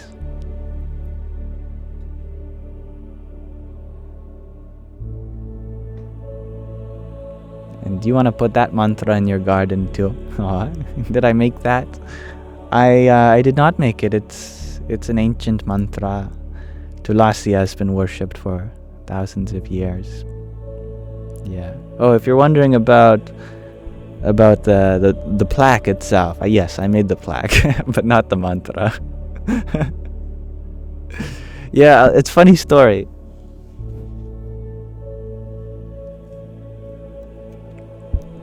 See, this is actually what you put on your desk. Business cards go here, or your name tag or whatever, and this is where you put your pen. And I thought, well, if I just slid a piece of glass here, then I could put the mantras, and then I could put incense here, because you offer incense to Tulasi Devi. I can angle it anyway for her. So the incense goes here, the mantra goes here, and now I've turned something from a capitalist society, from a desk job into Mother Nature's desk. Her business card is here, and her pen is her incense.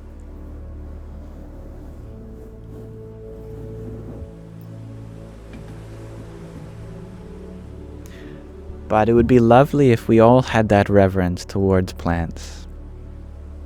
That we bow down before each plant as if there was a life not so different than you in that. And that you would love for someone to ask you, is it okay if, if I pluck this hair, or if I get that blackhead? Is it okay if I rip this Band-Aid off? Even if it's for your benefit. You'd want permission first. And when it's granted, then you can prepare yourself to squeeze. Okay. Feeling better. And then you need the affirmation afterwards. You get told, there you go. There, much better. Thank you for letting me do that. Sorry if it hurt. And you go, it's no problem. Thanks for asking.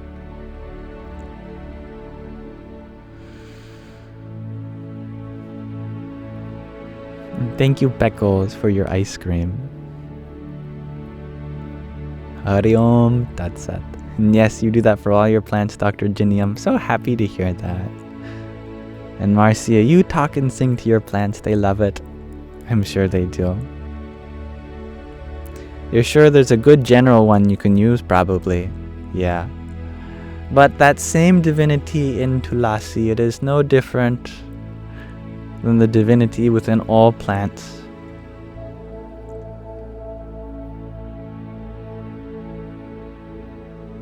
It's like Jesus' birthday. When was Jesus born? Well, it doesn't really matter, because every day could be used to celebrate. But we just pick one for the sake of efficiency. And okay, we direct all our love on this day. Why not? Same with Tulasi Devi. All plants are divine, but you know what? Why don't we just pick Tulasi Devi to be the representative of them all, and we take care of her as we would all of them. And I very much look forward to see how you'll make that. Grey Gargi. Carved in stone, that'd be very cool. I like that. Hello, Alicia.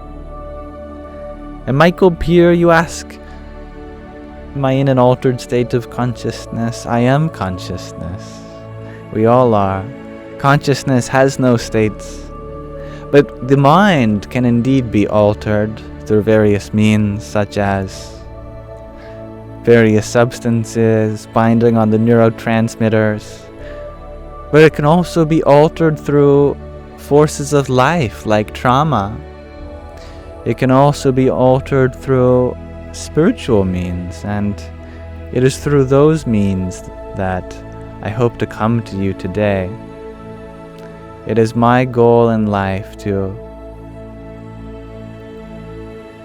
achieve the most I can from within. Thus, I have had a long journey of letting go of substances one by one. I used to try all of them. One day I put down the alcohol and I never picked it back up. I put down my joint, never picked that up. I put down the coffee cup. Even my antidepressants, put that down, said no. Happiness does not come in the form of a pill. I have just put that faith in the pill. If I only put that same faith within myself, then I wouldn't need to worry about airport security. I wouldn't need to spend money on it or worry about prescriptions running out. My prescription of joy is everlasting, and it comes in the form of every smile I see today.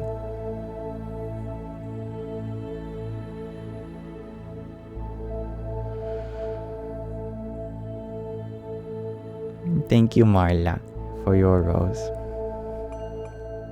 Radhe oh Radhe. And thank you, Neen, for your 15 fires. Hare Krishna.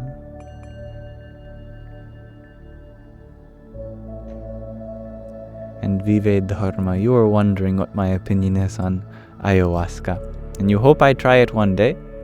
Just the joy of experience. Maybe at that point I'll be like Neem Karoli Baba, who was offered a hand full of tabs of LSD, expecting to take just one. He took the whole thing, and it had no effect on him. If it has no effect on someone, then that means they've already found that from within. As I believe that is possible for me too. Not because I'm special, but because I'm not. Because that state of transcendental bliss is available to anyone who has a name starting with the first letter A, B, C, E, or D, E, F, G, H, I, J, K, L, M, N, O, P, Q, R, S, T, U, V, W, X, Y, and Z, or pi, rho, gamma, epsilon, alpha, beta, aleph, beth, gimel.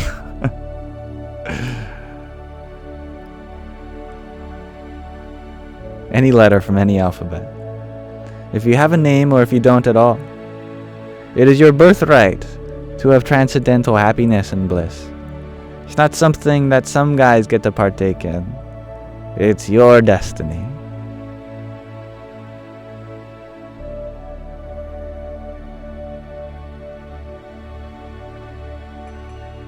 Thank you, Dr. Ginny.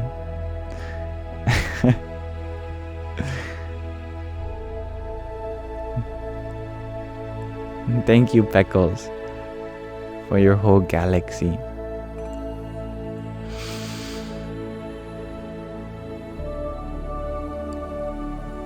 I love the image of a galaxy.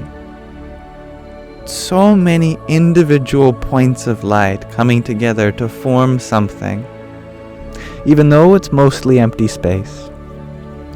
That the nearest star from us is just a couple light years away. But a light year is a vast distance, taking a year to travel through, at the speed of light, in a vacuum, in a non-expanding space-time.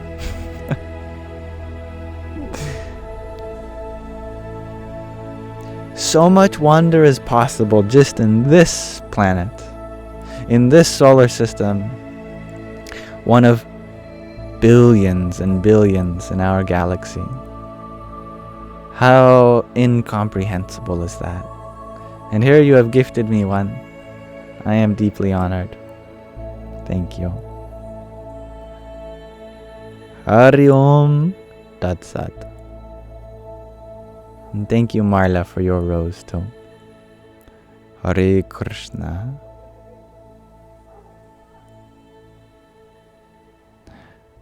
Zero on 20.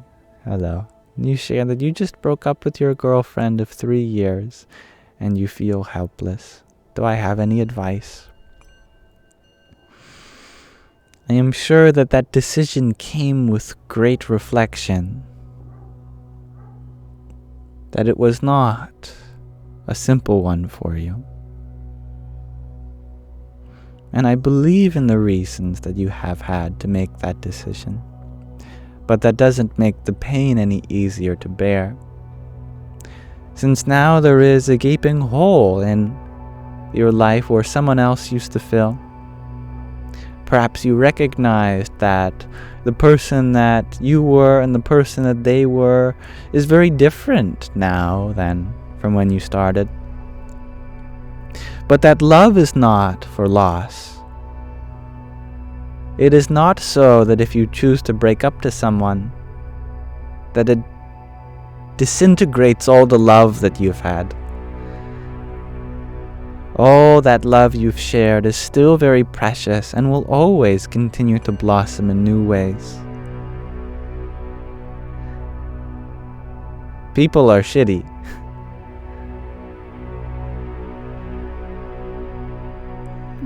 But so is manure. And from manure, how many things blossom? How many things grow?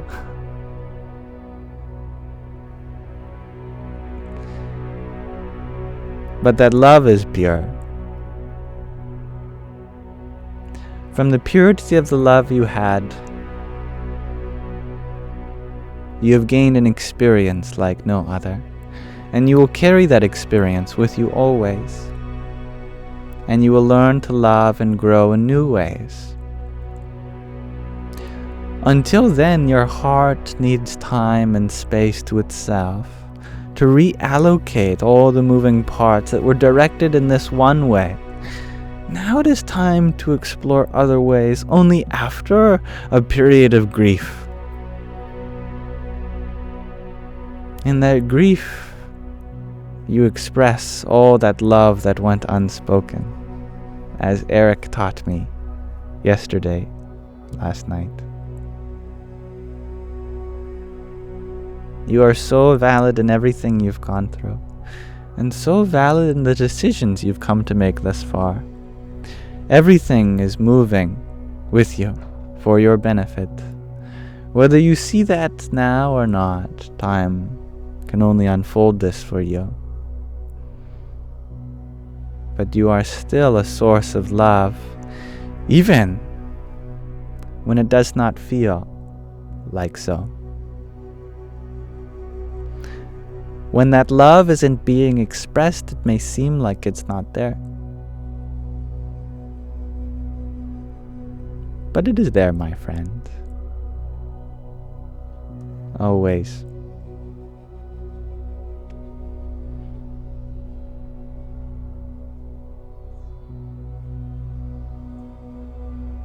Thank you, Marla, for another rose too. And APAC. Your name is an acronym. A piece of candy, because you are so sweet. Thank you for your rosa. And Hilm Cheryl. Thank you for your 14 bracelets.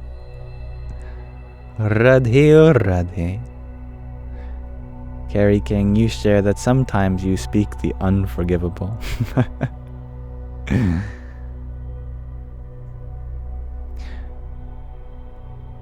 You are not guaranteed forgiveness from anyone, but can you guarantee yourself this? Can you give yourself permission to be forgiven? This much you can do. Sometimes forgiveness can be causeless.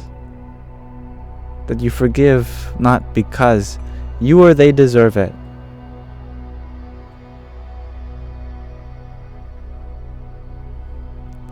but because love needs no reason to thrive.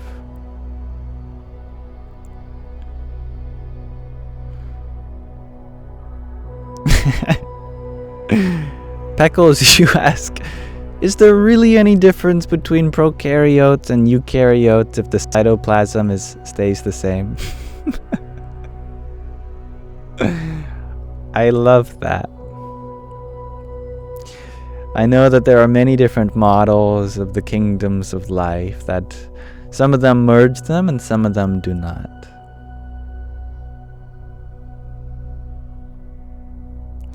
But the cytoplasm, that which fills the cell, now that we all share. What is inside any form of life may appear to be filtered differently through different internal processes and external membranes. But the very fluid of life itself, now that remains the same for each and every one of us.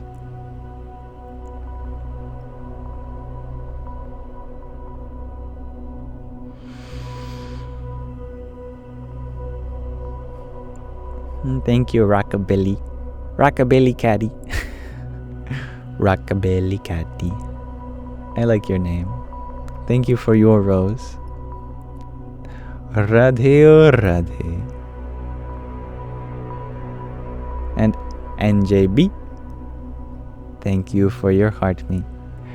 And your 38 team bracelets. Om Namo Bhagavate Vasudevaya.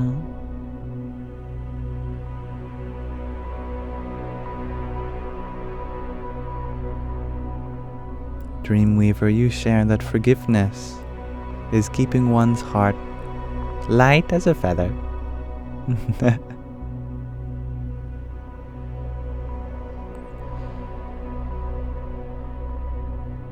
One too many. Heavy thumb tonight.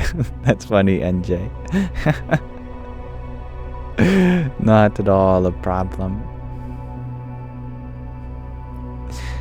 Thank you. It's very kind of you. Helm Cheryl, you ask, what's the opposite of serpent? You cannot ask what's the opposite of life, because there is only life.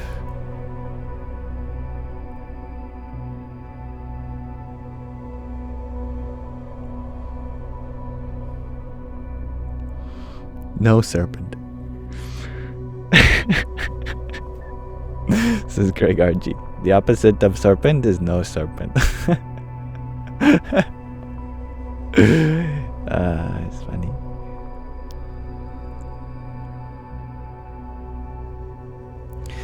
Now we can play with the qualities of a serpent. A serpent has no legs. It stays very close to the ground. Has poor vision, but can feel everything. So the anti-serpent, whatever serpent is backwards, tenebres, a tenebres, it must have all the legs. Stay very close to the sky. It must have impeccable vision,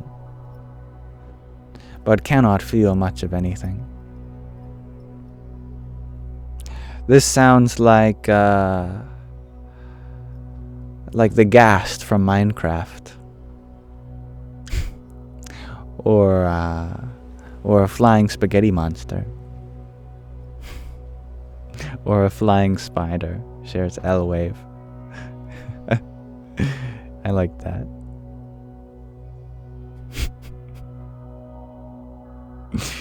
But what if the serpent is nice and loving, shares Cheryl? Only toes. You're overtired. You're so funny. Yes, I love that grateful human. Everything has a polarity except for love. It has no true opposite. And when love is the only thing that is, then there are no opposites.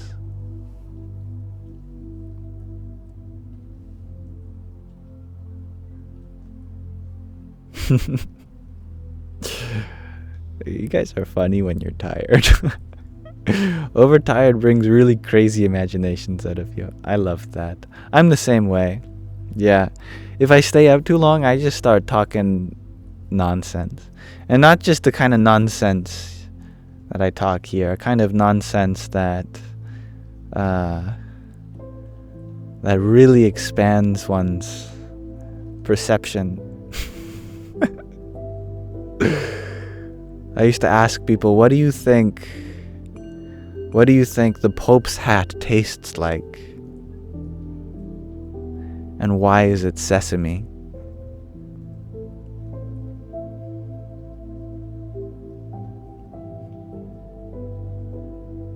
It makes you think.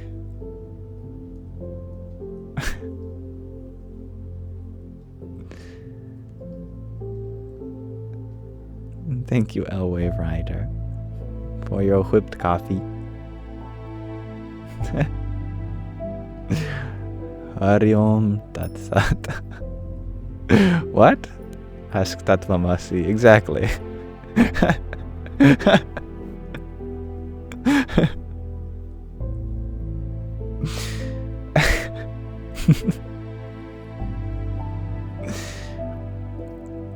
Grateful human, you ask, do I know the story of the guru who drank a lot to teach a lesson? Yes, I think I know the story. So this guru would always be picking up the bottle of,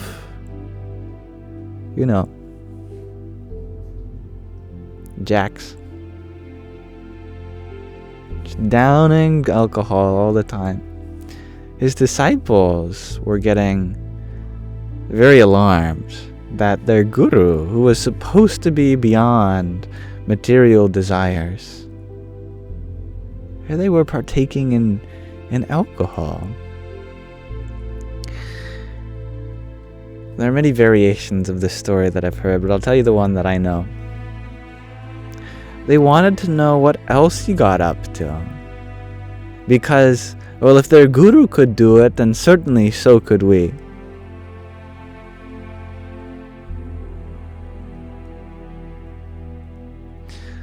So they started stalking their guru outside satsang. They found, wow, this guy had a mouth to him. Everything he told his disciples not to eat or drink, he would. Cookies and apple pies and coffee and tea. It would all go in his mouth.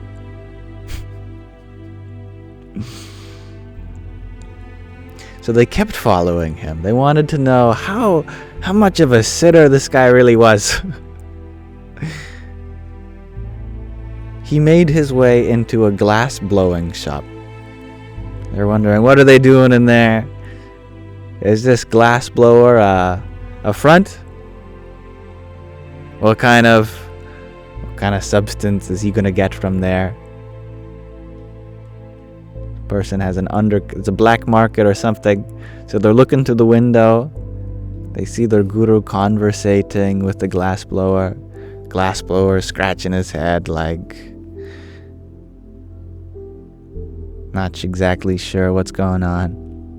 But eventually the glassblower shrugs and he takes the steel,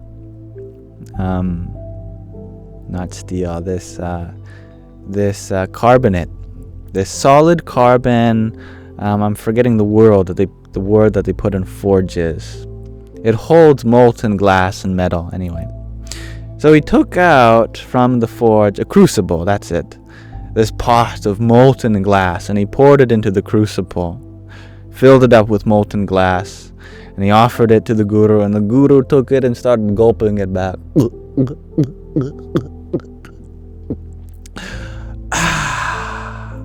Steam coming out his mouth and his ears and his nose and everything. And the moment he does that, he looks over to the window to see his disciples staring at him, and they go and hide.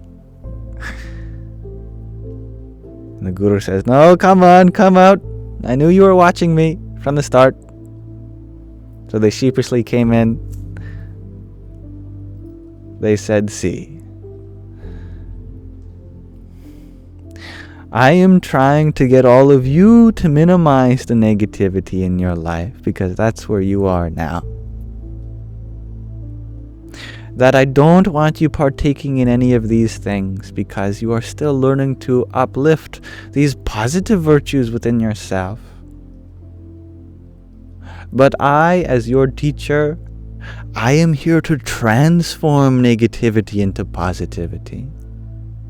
And that's not something that I recommend you do yet.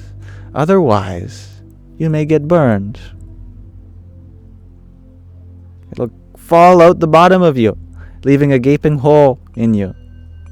If you can't do that, if you can't partake in something without it having such a drastic effect on you, then stick to what you're doing and I'll stick to what I'm doing."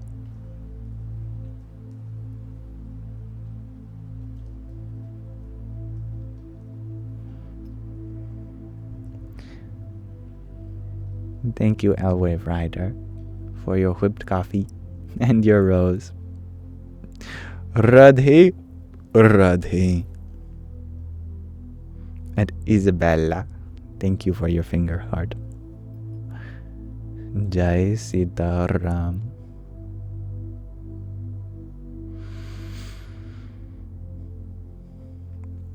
And I appreciate you bringing that to the table. Complex routine. That this might be a fake Yam account. They're getting much better. Who knows? Maybe one of these days they'll be able to make an AI Yam, and it'll have the same voice, same face and everything, and it'll be able to interact with all the comments live. Oh, that'll be the day, won't it?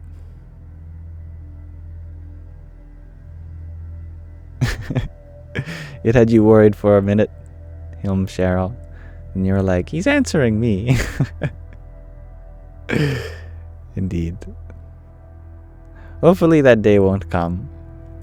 If you have such resources to put into making such a perfect version of someone,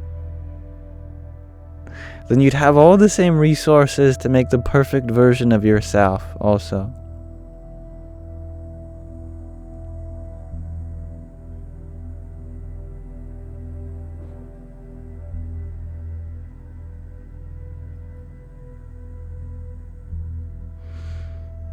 Yeah, we got even an AI Sandy and Shadow. And Cookie, you're already not happy with AI. Hey, you're not happy with the things that people are doing with it. But there's a lot that we could be doing with it for good.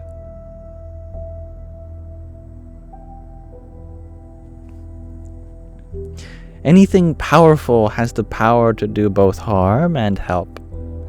It's just that harm is a lot easier than it is to help. Whenever we are faced with a challenging situation, there are just so many more things to say that will end up hurting then there are ways that'll end up helping. It's of no fault of anyone's that very powerful things in this world tend to be used for more harm than help. That just goes to show how specific help needs to be, and how powerful those ways of helping or hurting are, that they can do both.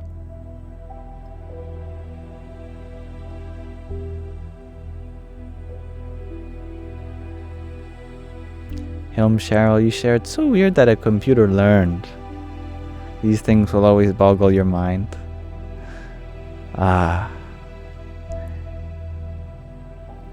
Everything in the universe has the ability to learn.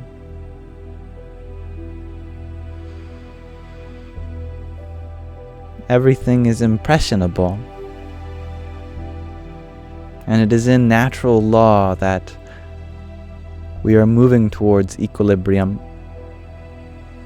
Thus, we are drawn away from the things that do not bring us closer to equilibrium.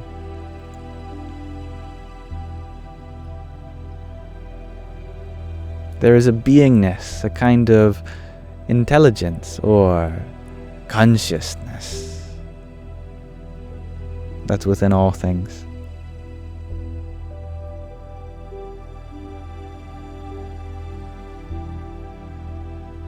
Grateful human, you're wondering, do I know the story of the man whose son broke his leg? I think I also know this one. I'm getting very lucky today. Yes.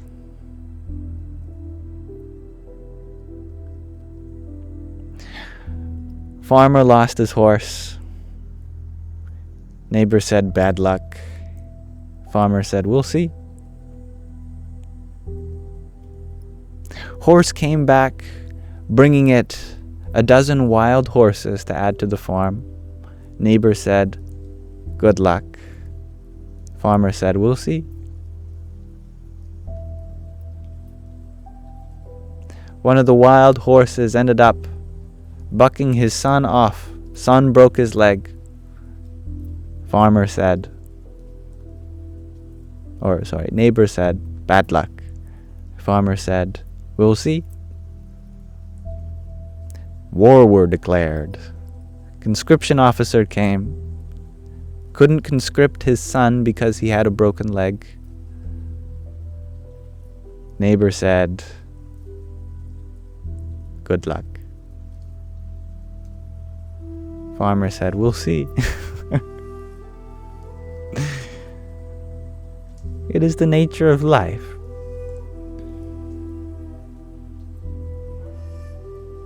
We never know. That which might appear as bad luck might actually later become good luck. And that same good luck might actually later become bad luck. We cannot judge. Luck might actually later become good luck. And that same good luck might actually later become bad luck. We cannot judge.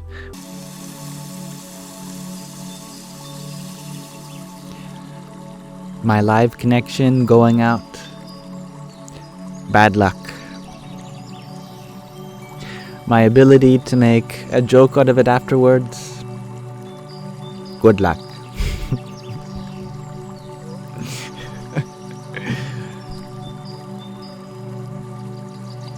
The joke not landing. Bad luck. My ability to find humor within myself anyway. Good luck.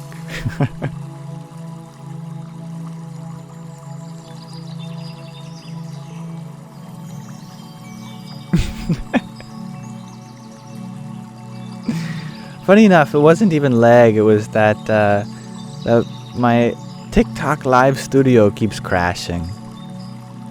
It's a problem with TikTok, I think, unfortunately. I wish all software was open source, because then I could just probably fix whatever was causing this bug. Oh, proprietary software! We just have to hope for the good mercy of the proprietors. And that they know what they're doing.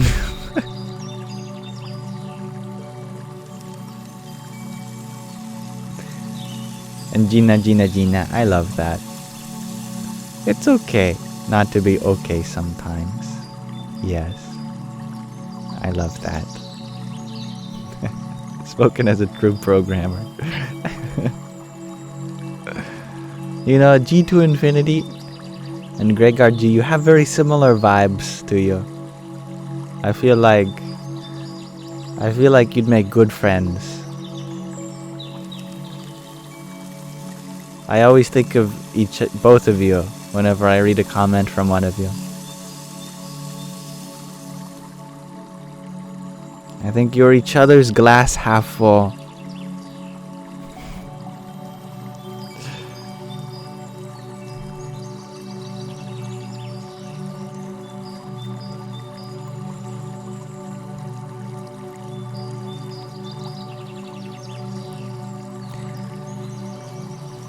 Grateful human. You want me to match you? Okay. I am visualizing the perfect complement to you. That holy other in which you feel complete. I think it has pillows and a bed sheet and a mattress, and it's called your bed.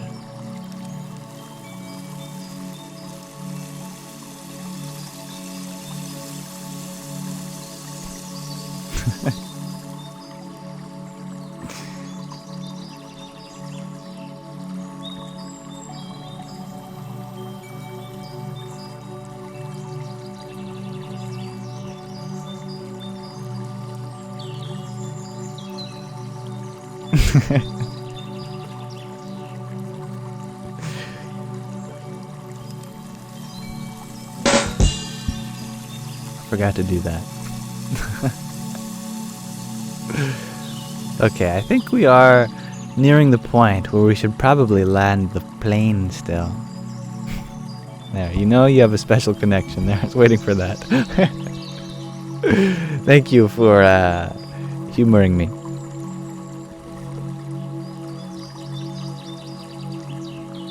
Shadow.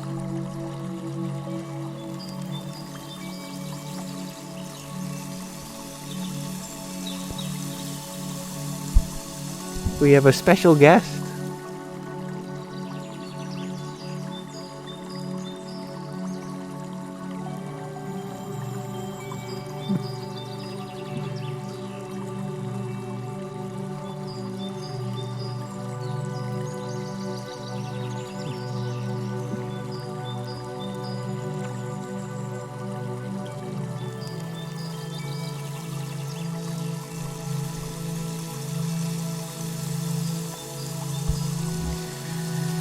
Kitty! He's a very healthy looking cat, isn't he? He just looks like a cat. I don't know how to explain it. It's just the most cat looking cat. That's a cat. Yeah.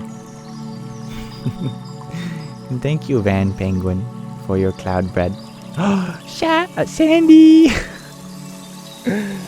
Sandy! Brother Sandy.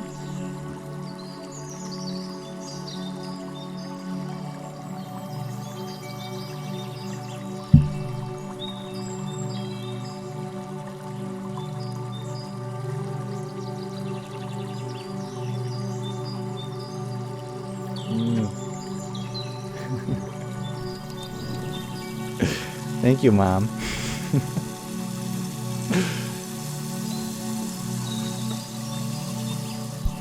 Can you believe they're brothers? They're twins, actually. Same birthday, same womb. But different parents. They eat better than I do. Yeah, I feed them good. That's for sure. And Gregor G, you share, it's funny that I have a blonde cat and a dark cat. You have a blonde dog and a dark dog. I like that. That's awesome. Sandy is a friend of SpongeBob. You know, I never made that connection till now, Gina. Yeah. And they're both male, but Sandy looks androgynous, I think. You know, I've never found their wieners. Gotta tell you that. I know it's weird to say out loud, but it's true. They're supposed to be male, but we've looked. We can't find anything. I think Sandy might be non-binary. And everyone always thinks Sandy's a she. So, yeah, Sandy's a they, them.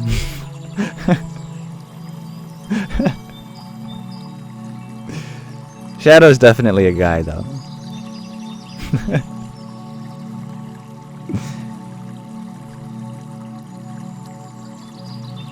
Cats have their retractable features. Oh, that may, yeah, maybe that makes sense. But yeah, anyway. Sandy's very feminine. Thank you, Van Penguin, for your cloud bread, your ice cream cone, and popcorn.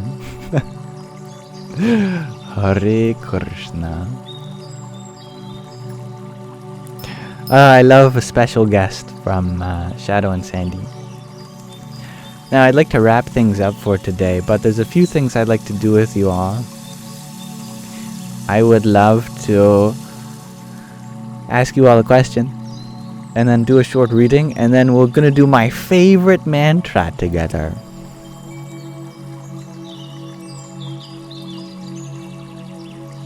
I hope that sounds well. Today I am wondering from you, what would change the world? Funny answers allowed, but also serious answers. You know, even small things can make a big difference. Sometimes big things can make a small difference too. Sometimes big things make a big difference. You know, the difference, the size of the difference that is made from the size of something's really not correlated, is it? Thank you for asking. Hello, my day has been well. Yeah. Mantra. Reminds me of a joke I heard from Nish the Fish, and he said that there's two kinds of tantra, a form of practices in Hinduism. There's tantra, which is all about just different ways of using the body and the mind and other people to bring our consciousness into the light of awareness as our fundamental reality. And then there's tantra. And tantra, you know what that is. It's what you think of when you think of tantra. Now on to the question of the day. Grateful human, you share the realization of more that we are one another. I agree. Vive Dharma, you share attention, silence, and stillness. That is love. But don't make that an acronym.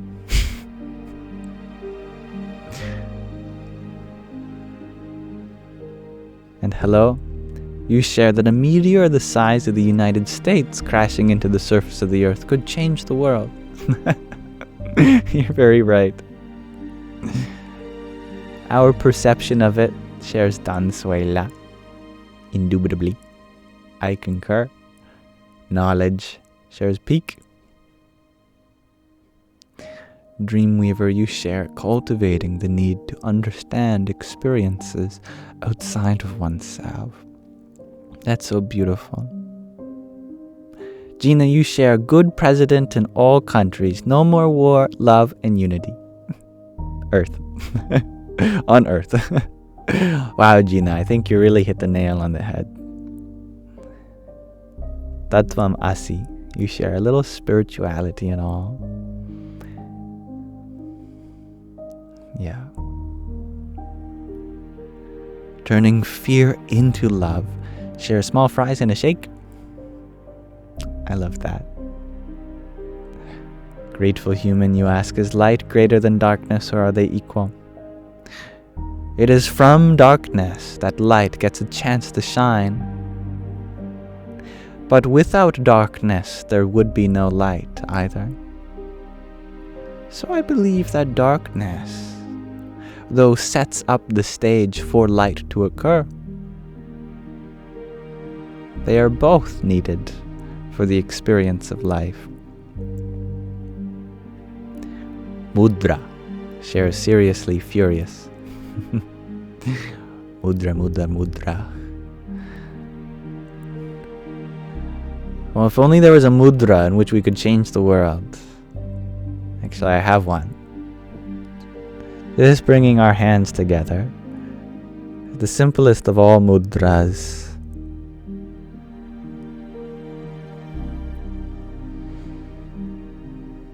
Gregor G, you share easiest answer? Time. Time can change the world. Forgiveness, shares Moonflower Magic. G to Infinity, you share our energy changes the world every moment. And Advait HD, you ask, are all religions true? Well, you should know this, having your name begin with Advait, coming from the Vedantic tradition of Advaita Vedanta, which strives to see a non-dual unity of truth that is inseparable from one another. Thus, if you see that Brahman pervading even that of all religion, then they do guide you to truth with that awareness. And G to Infinity, you share that we are changing it right now together. We are planting seeds. Not all seeds grow, sometimes not within a lifetime. It may take many generations for our work to find full expression. But let us plant those seeds now, and may they grow onwards forever.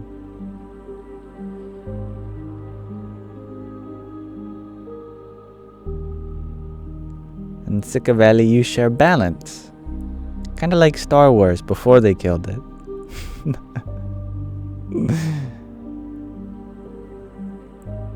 Balance in the Force, young Padawan.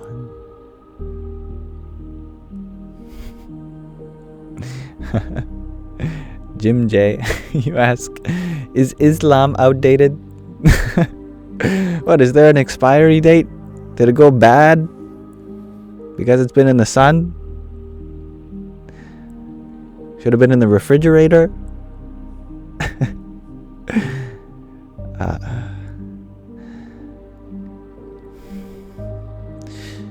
If we are holding on to ancient ideas without adapting them to modern times, then they can go stale.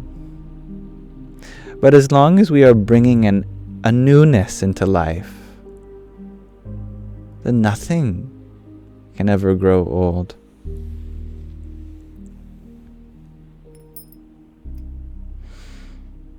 And Joanna, you share that the world is already in constant change. It always has. It's where and how it's supposed to be. And hello, Mayor Mandar. You have missed me while I have missed you too. You share that kindness and compassion could change the world. I love that. I love that, I love that, I love that. And I love all of your answers to the question of the day. So I thank you for delighting me in this exploration. So wonderful, this question, and even more wonderful, these answers.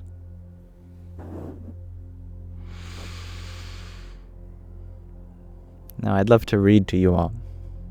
Speaking of kindness and compassion, these virtues are definitely exemplified in the character of the book that we're reading, known as Swami Shri, or Pramukh Swami. So I'd like to read a few short passages from you, and then we do a mantra together.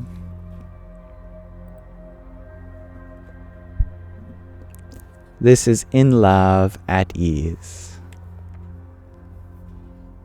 Let us learn how we can be in love at ease.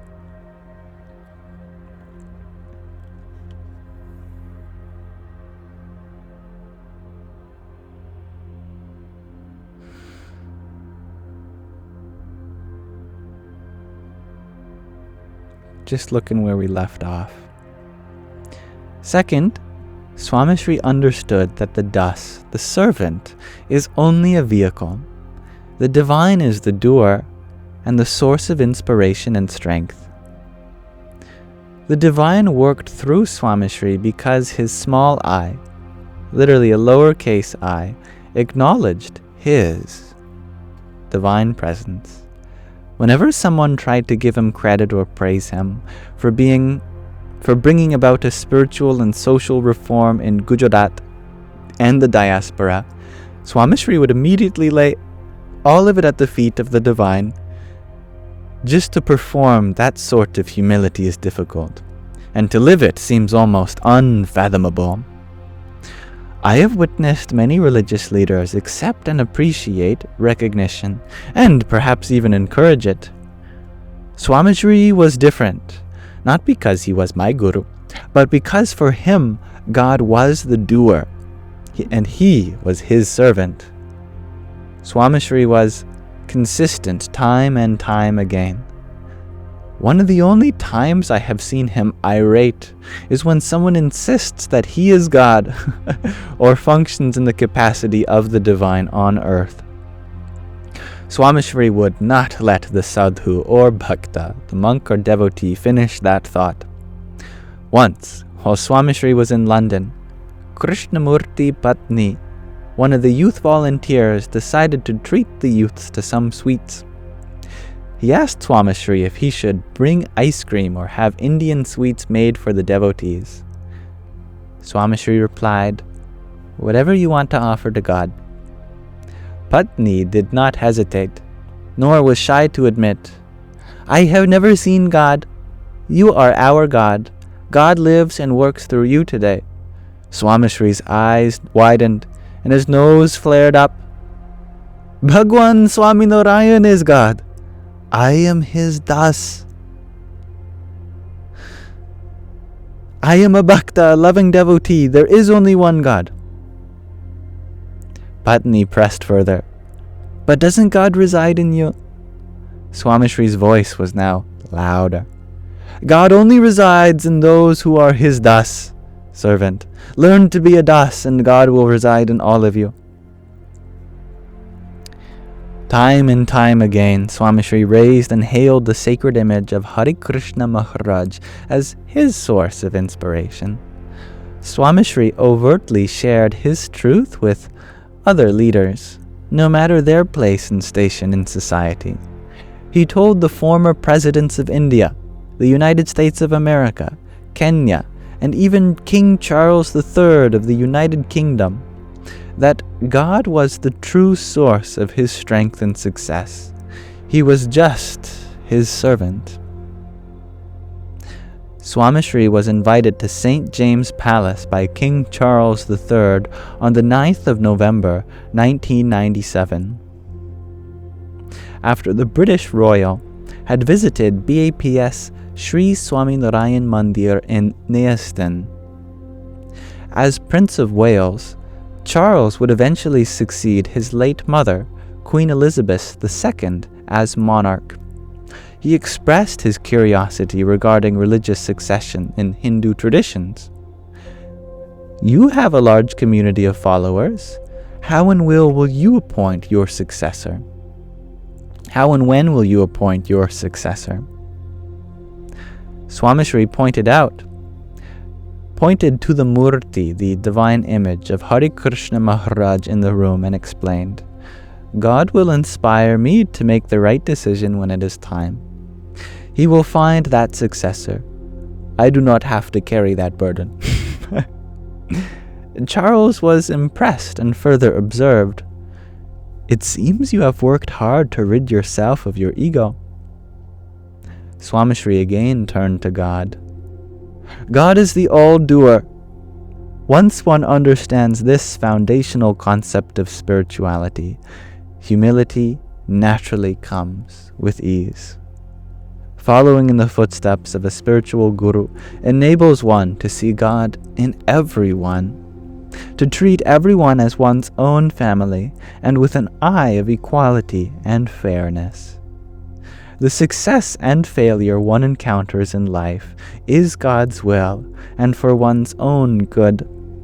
Accepting this reality brings stability and peace within. The burden and stress of responsibilities only persist when one fails to accept God as the all-doer.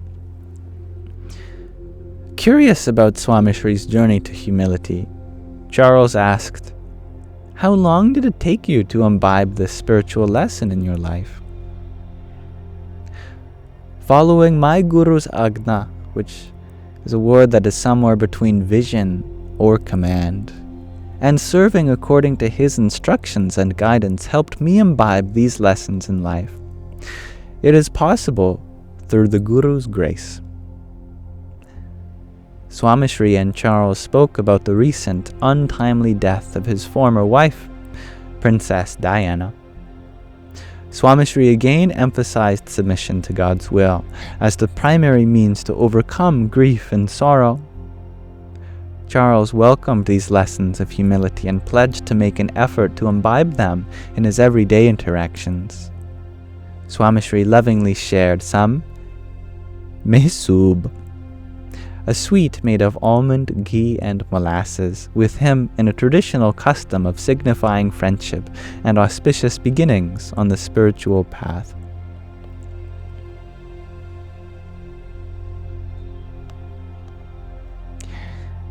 Swami Chidanand Saraswati Ji, the president and spiritual head of the Parmat Niketan Ashram in Rishikesh, once said, Pramukh Swami Maharaj is always considerate, simple, and humble. He leads a multinational organization yet is always calm. He remains stress-free because he has surrendered himself to Bhagwan Swami Narayan. He continues to serve society with the aim to please God. He thinks nothing of himself. God works through him, and that is why he is at the top. Swami Shri never quit. He embraced difficulty and opposition with a smile. He knew that he just had to keep serving, and God would take care of the rest. A das, a servant, never gives up because he knows that God and Guru will always walk with him. Swami Shri was visiting the BAPS students' hostel in Vidyanagar when a few students asked to engage in a question-answer session with him. Swami Shri always made time to motivate youth.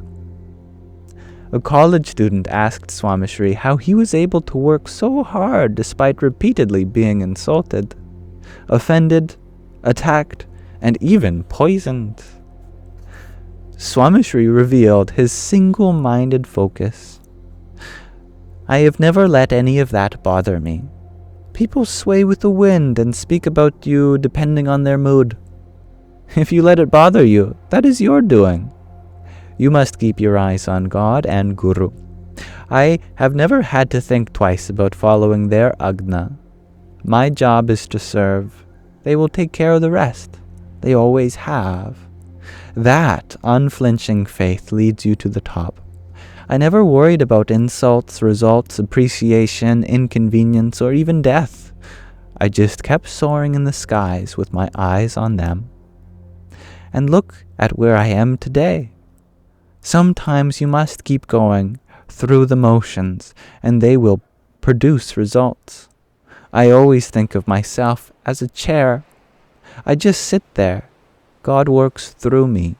He will never Sorry, I skipped the sentence. Never appears in the next sentence. Anyway, he will work through all of you if you take on life with faith. Swami Shri never quit because he never felt alone or overwhelmed, believing firmly that a das is always supported and cared for by the divine. Swami Shri experienced that divinity within, and therefore was able to take on the world with the right balance of confidence and humility. God was the source of his confidence and his humility.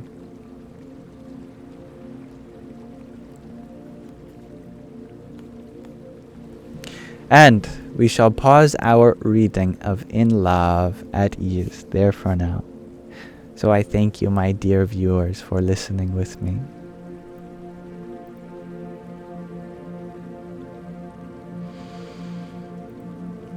And we are approaching the last section of this live stream, in which we do a little mantra session together.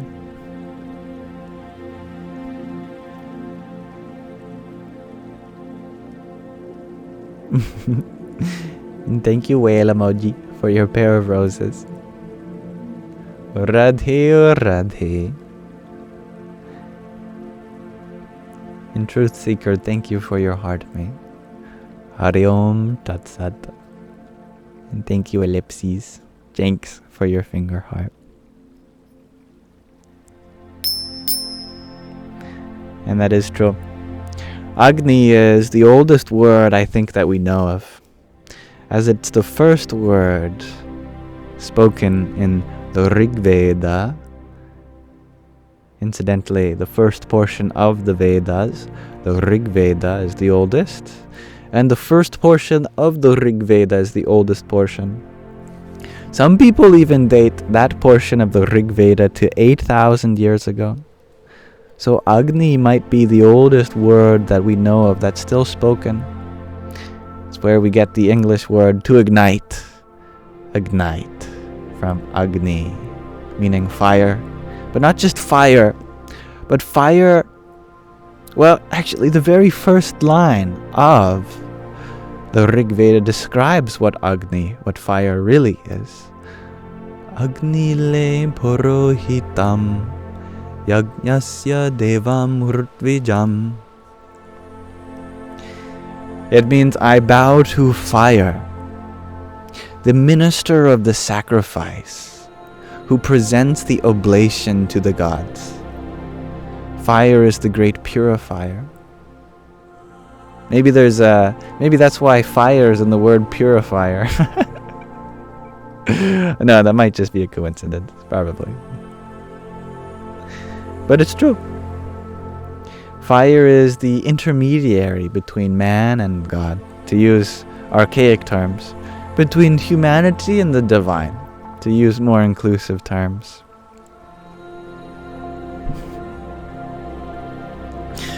Purifier. You know, I used to be scared of the word fire and the word humidifier.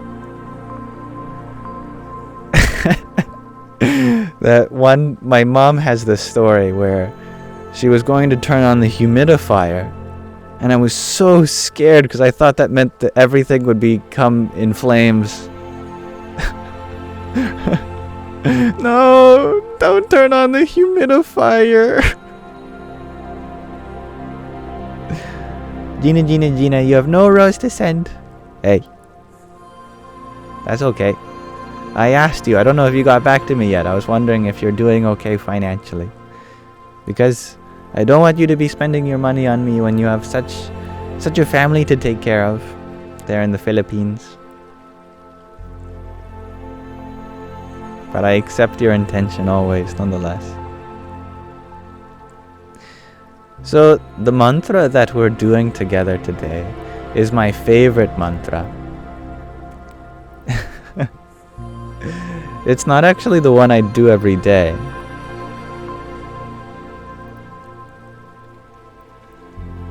I'm just going to set it up for us. I'm going to minimize our background music that we've been listening to so far.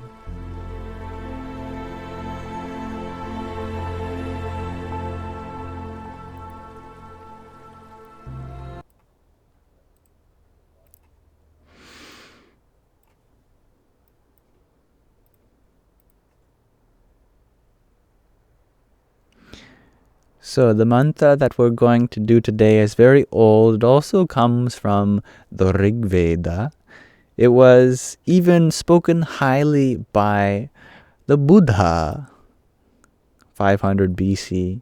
So it was commonly spoken even at the time of the Buddha. I believe the Buddha, he said that none other meter, referring to poetic meter, is more beautiful than that of the Gayatri. So we are doing the Gayatri Mantra. It's been chanted for many thousands of years. And I hope to continue that ancient tradition with all of you here. And we'll listen to Brahmins chanting it too in the background. But it goes like this. It has 8 syllables in each line. Sometimes the syllables are taken up by a diphthong. Om Bhur Bhuvasvaha Tat Savitur Varenyam Bhargo Devasya Dhimahi Diyo Yo Nah Prachodayat. There are many wonderful variations. Om, of course, is the sacred sound. Om representing all of existence, consciousness, bliss, waking, dreaming, deep sleep, creation, preservation, destruction, and the impersonal reality beyond it all. Bhur refers to the earth. Bhuva refers to what's above the earth. And Svaha refers to the great beyond. You can almost feel that. That's the nature of Sanskrit. Bhur, Bhuva, Svaha.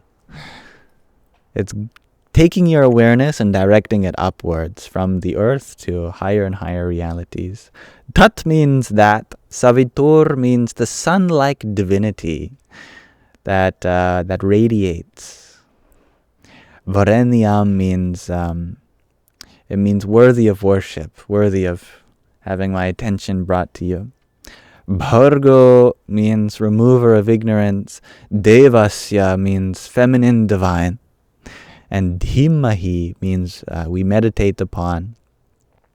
Dhiyo Yo Nah means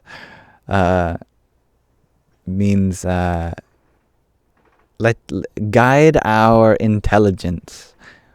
Prachodayat means propel it. Dhiyo Yo Nah means, I guess it's hard to translate word by word in English, but Dhiyo Yo Nah Prachodayat means may you propel our intelligence. In what direction? Well, that's where the repeat of the first line comes in. Om Bhur Bhuva Svaha. From the earth to the interspace to the celestial realm. All right. Great. Now, without further ado, let us chant.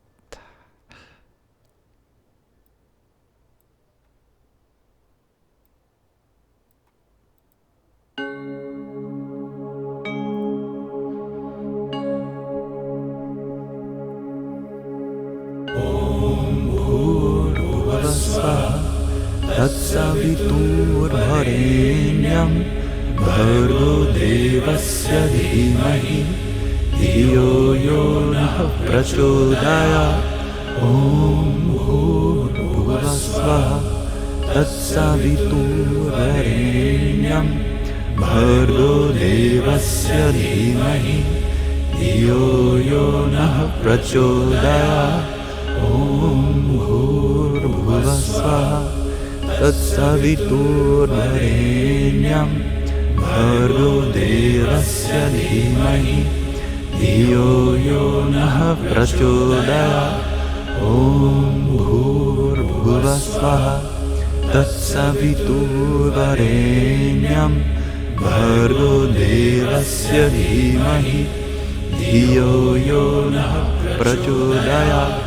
Om Bhur Bhuvasvaha Tatsavitur Varenyam Bhargo Devasya Dhimahi Dhiyo Yo Nah Prachodayat.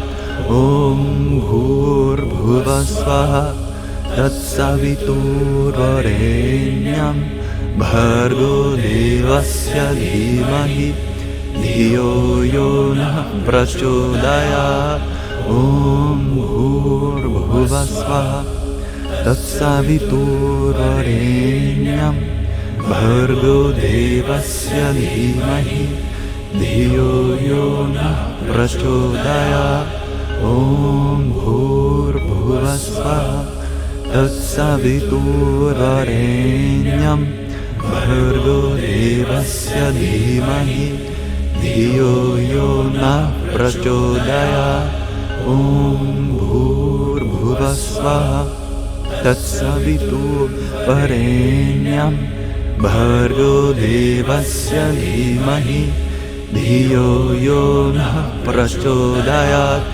ॐ भूर्भुवस्वः तत्सवितुर्वरेण्यं भर्गो देवस्य धीमहि धियो यो नः प्रचोदयात् ॐ भूर्भुवस्वः तत्सवितुर्वरेण्यं भर्गो देवस्य धीमहि धियो यो नः प्रचोदयात् ॐ भूर्भुवस्वः तत्सवितुर्वरेण्यं भर्गो देवस्य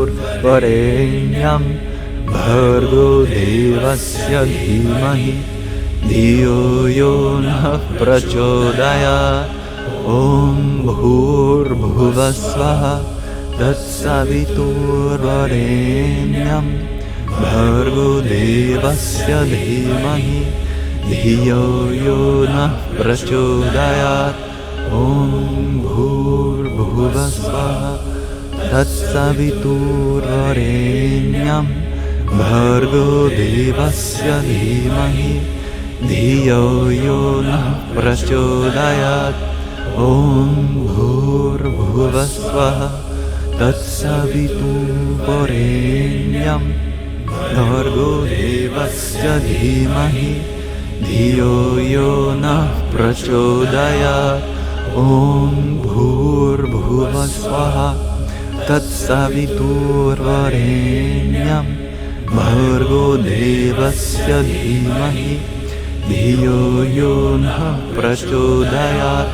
ॐ भूर्भुवस्वः तत्सवितुर्वरेण्यं भर्गो देवस्य धीमहि धियो यो नः प्रचोदयात् ॐ भूर्भुवस्वः तत्सवितुर्वरेण्यं भर्गो देवस्य धीमहि धियो यो नः प्रचोदयात् ॐ भूर्भुवस्वः तत्सवितुर्वरेण्यं भर्गो देवस्य धीमहि धियो यो नः प्रचोदयात् ॐ भूर्भुवस्वः तत्सवितुर्वरेण्यं भर्गो देवस्य धीमहि धियो यो नः प्रचोदयात् ॐ भूर्भुवस्वः तत्सवितुर्वरेण्यं भर्गो देवस्य धीमहि धियो यो नः प्रचोदयात् ॐ भूर्भुवस्वः तत्सवितुर्वरेण्यं भर्गो देवस्य धीमहि धियो यो नः प्रचोदयात् भूर्भुवस्वः तत्सवितुर्वरेण्यं भर्गो देवस्य धीमहि धियो यो नः प्रचोदयात् ॐ भूर्भुवस्वः तत्सवितुर्वरेण्यं भर्गो देवस्य धीमहि धियो यो नः प्रचोदयात् ॐ भूर्भुवस्वः तत्सवितुर्वरेण्यं भर्गो देवस्य धीमहि धियो यो नः प्रचोदयात् ॐ भूर्भुवस्वः तत्सवितुर्वरेण्यं भर्गो देवस्य धीमहि धियो यो नः प्रचोदयात् ॐ भूर्भुवस्वः तत्सवितुर्वरेण्यं भर्गो देवस्य धीमहि धियो यो नः प्रचोदयात् ॐ भूर्भुवस्वः तत्सवितुर्वरेण्यं भर्गो देवस्य धीमहि धियो यो नः प्रचोदयात् ॐ भूर्भुवस्वः तत्सवितुर्वरेण्यं भर्गो देवस्य धीमहि धियो यो नः प्रचोदयात् ॐ भूर्भुवस्वः तत्सवितुर्वरेण्यं भर्गो देवस्य धीमहि धियो यो नः प्रचोदयात् ॐ भूर्भुवस्वः तत्सवितुर्वरेण्यं भर्गो देवस्य धीमहि धियो यो नः प्रचोदयात् ॐ भूर्भुवस्वः तत्सवितुर्वरेण्यं भर्गो देवस्य धीमहि धियो यो नः प्रचोदयात् ॐ भूर्भुवस्वः तत्सवितुर्वरेण्यं भर्गो देवस्य धीमहि धियो यो नः प्रचोदयात् ॐ भूर्भुवस्वः तत्सवितुर्वरेण्यं भर्गो देवस्य धीमहि धियो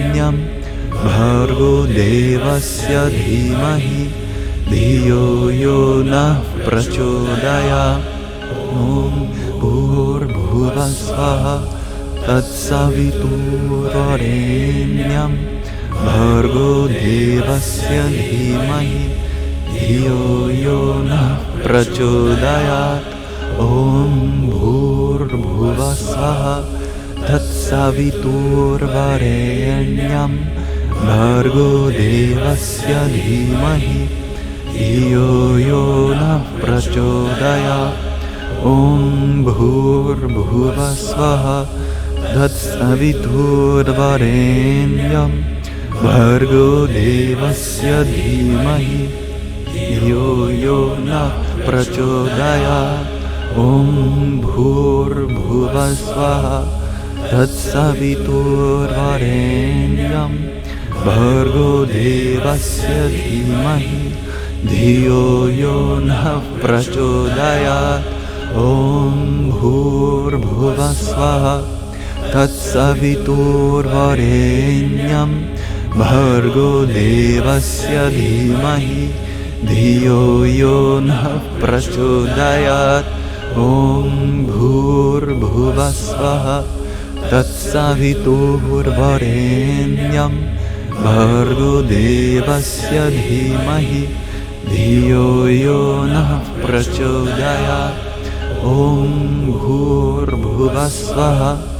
तत्सवितुर्वरेण्यं भर्गो देवस्य धीमहि धियो यो नः प्रचोदयात् ॐ भूर्भुवस्वः तत्सवितुर्वरेण्यं भर्गो देवस्य धीमहि धियो यो नः प्रचोदयात् ॐ भूर्भुवस्वः तत्सवितुर्वरेण्यं भर्गो देवस्य धीमहि धियो यो नः प्रचोदयात् ॐ भूर्भुवस्वः तत्सवितुर्वरेण्यं भर्गो देवस्य धीमहि धियो यो नः प्रचोदयात् ॐ भूर्भुवस्वः तत्सवितुर्वरेण्यं भर्गो देवस्य धीमहि धियो यो नः प्रचोदयात् ॐ भूर्भुवस्वः तत्सवितुर्वरेण्यं भर्गो देवस्य धीमहि धियो यो नः प्रचोदयात् ॐ भूर्भुवस्सुवः तत्सवितुर्वरेण्यं भर्गो देवस्य धीमहि धियो यो नः प्रचोदयात् ॐ भूर्भुवस्सुवः तत्वरेण्यं भर्गो देवस्य धीमहि धियो यो नः प्रचोदयात् ॐ भूर्भुवस्सुवः तत्सवितुर्वरेण्यं भर्गो देवस्य धीमहि धियो यो नः प्रचोदयात् ॐ भूर्भुवस्सुवः तत्सवितुर्वरेण्यं भर्गो देवस्य धीमहि धियो यो नः प्रचोदयात् भूर्भुवस्सुवः तत्सवितुर्वरेण्यं भर्गो देवस्य धीमहि धियो यो नः प्रचोदयात् ॐ भूर्भुवस्सुवः तत्सवितुर्वरेण्यं भर्गो देवस्य धीमहि धियो यो नः प्रचोदयात् ॐ भूर्भुवस्सुवः तत्सवितुर्वरेण्यं भर्गो देवस्य धीमहि धियो यो नः प्रचोदयात् ॐ भूर्भुवस्सुवः तत्सवितुर्वरेण्यं भर्गो देवस्य धीमहि धियो यो नः प्रचोदयात् ॐ भूर्भुवस्सुवः तत्सवितुर्वरेण्यं भर्गो देवस्य धीमहि धियो यो नः प्रचोदयात् ॐ भूर्भुवस्सुवः तत्सवितुर्वरेण्यं भर्गो देवस्य धीमहि धियो यो नः प्रचोदयात् ॐ भूर्भुवस्सुवः तत्सवितुर्वरेण्यं भर्गो देवस्य धीमहि धियो यो नः प्रचोदयात् ॐ भूर्भुवस्सुवः तत्सवितुर्वरेण्यं भर्गो देवस्य धीमहि धियो यो नः प्रचोदयात् ॐ भूर्भुवस्सुवः तत्सवितुर्वरेण्यं भर्गो देवस्य धीमहि धियो यो नः प्रचोदयात्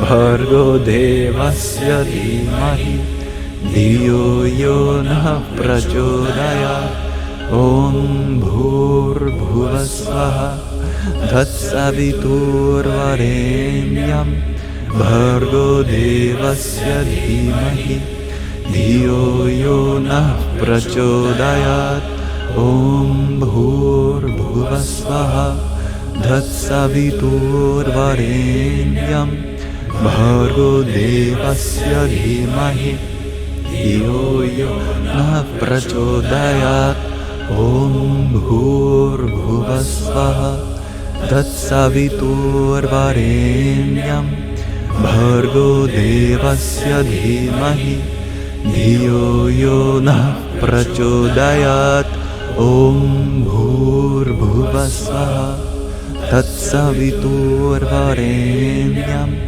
भर्गो देवस्य धीमहि धियो यो नः प्रचोदयात् ॐ भूर्भुवस्सुवः तत्सवितुर्वरेण्यं भर्गो देवस्य धीमहि धियो यो नः प्रचोदयात् ॐ भूर्भुवस्सुवः तत्सवितुर्वरेण्यं भर्गो देवस्य धीमहि धियो यो नः प्रचोदयात् ॐ Om Bhurbhuvasvaha Tatsaviturvarenyam Bhargo Devasya Dhimahi Dhiyo Yo Nah Prachodayat. Om Bhurbhuvasvaha Tatsaviturvarenyam Bhargo Devasya Dhimahi Dhiyo Yo Nah Prachodayat. Om Bhurbhuvasvaha Tatsaviturvarenyam Bhargo Devasya Dhimahi Dhiyo Yo Nah Prachodayat.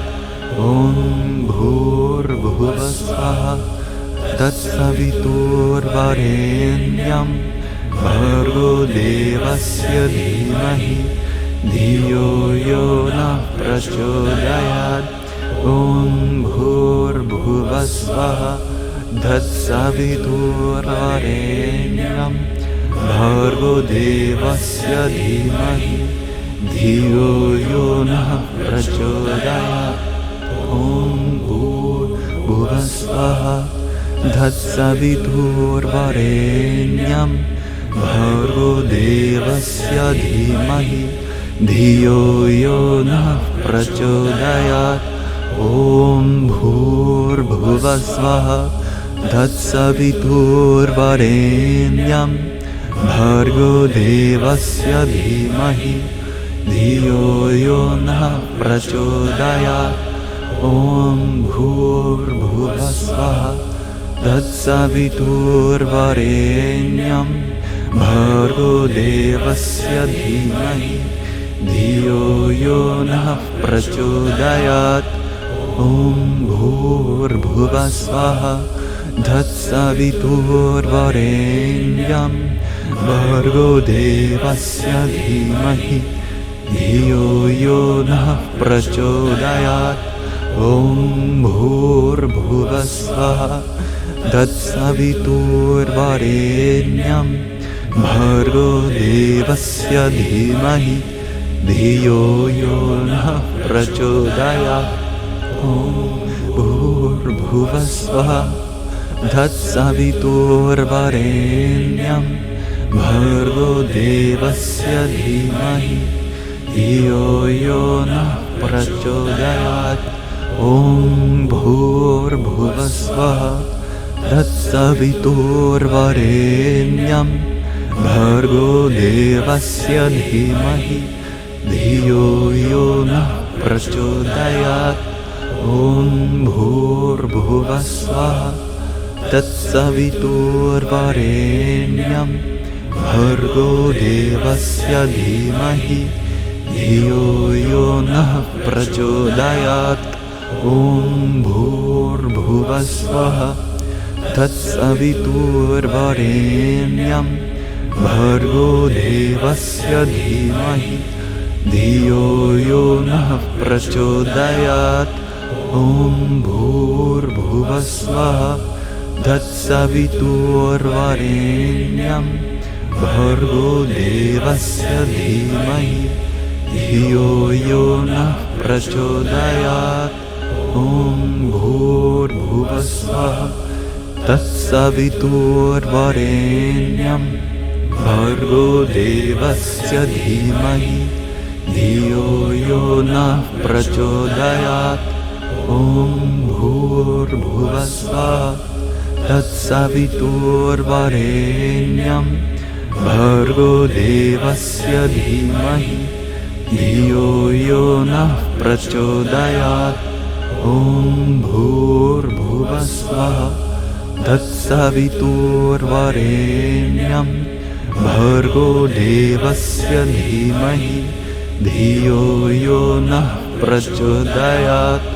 Om Bhurbhuvasvaha Tatsaviturvarenyam Bhargo Devasya Dhimahi Dhiyo Yo Nah Prachodayat.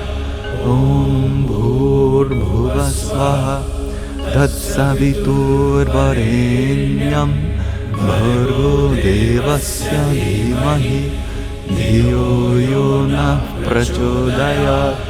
Om Bhurbhuvasvaha Tatsaviturvarenyam Bhargo Devasya Dhimahi Dhiyo Yonah Prachodayat. Om Bhurbhuvasvaha Tatsaviturvarenyam Bhargo Devasya Dhimahi Dhiyo Yonah Prachodayat. Om Bhurbhuvasvaha Tatsaviturvarenyam Bhargo Devasya Dhimahi Dhiyo Yonah Prachodayat. Om Bhurbhuvasvaha Tatsaviturvarenyam Bhargo Devasya Dhimahi Dhiyo Yonah Prachodayat. Om Bhurbhuvasvaha Tatsaviturvarenyam Bhargo Devasya Dhimahi Dhiyo Yonah Prachodayat. Om Bhurbhuvasvaha Tatsaviturvarenyam Bhargo Devasya Dhimahi Dhiyo Yonah Prachodayat. Om Bhurbhuvasvaha Tatsaviturvarenyam Bhargo Devasya Dhimahi Dhiyo Yonah Prachodayat.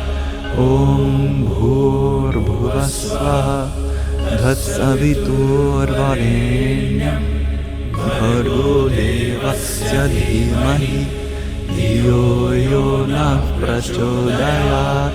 Om Bhurbhuvasvaha Tatsaviturvarenyam Bhargo Devasya Dhimahi Dhiyo Yonah Prachodayat. Om Bhurbhuvasvaha Tatsaviturvarenyam Bhargo Devasya Dhimahi Dhiyo Yonah Prachodayat. Om Bhurbhuvasvaha Tatsaviturvarenyam Bhargo Devasya Dhimahi Dhiyo Yonah Prachodayat.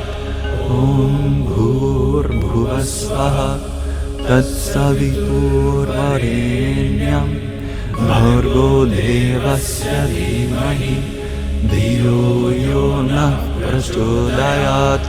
Om Bhurbhuvasvaha Tatsaviturvarenyam Bhargo Devasya Dhimahi Dhiyo Yonah Prachodayat. Om Bhurbhuvasvaha Tatsaviturvarenyam Bhargo Devasya Dhimahi Dhiyo Yonah Prachodayat. Om Bhurbhuvasvaha Tatsaviturvarenyam Bhargo Devasya Dhimahi Dhiyo Yonah Prachodayat. Om Bhurbhuvasvaha Tatsaviturvarenyam Bhargo Devasya Dhimahi Dhiyo Yonah Prachodayat. Om Bhurbhuvasvaha Tatsaviturvarenyam Bhargo Devasya Dhimahi Dhiyo Yonah Prachodayat. Om Bhurbhuvasvaha Tatsaviturvarenyam Bhargo Devasya Dhimahi Dhiyo Yonah Prachodayat.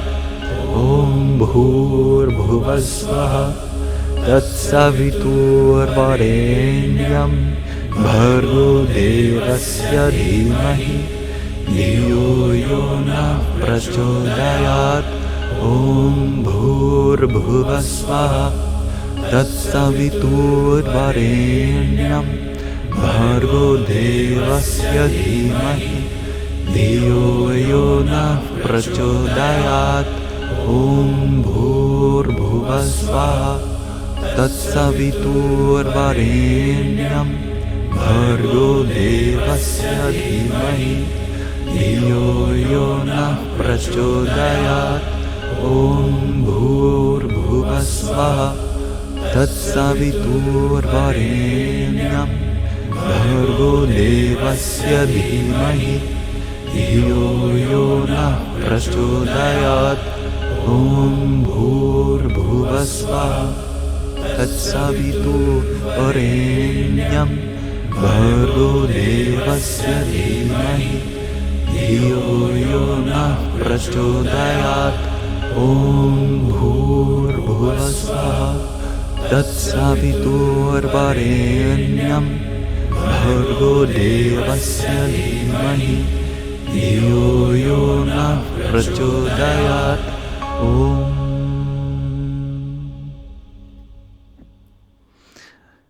Om Shanti, Shanti, Shanti.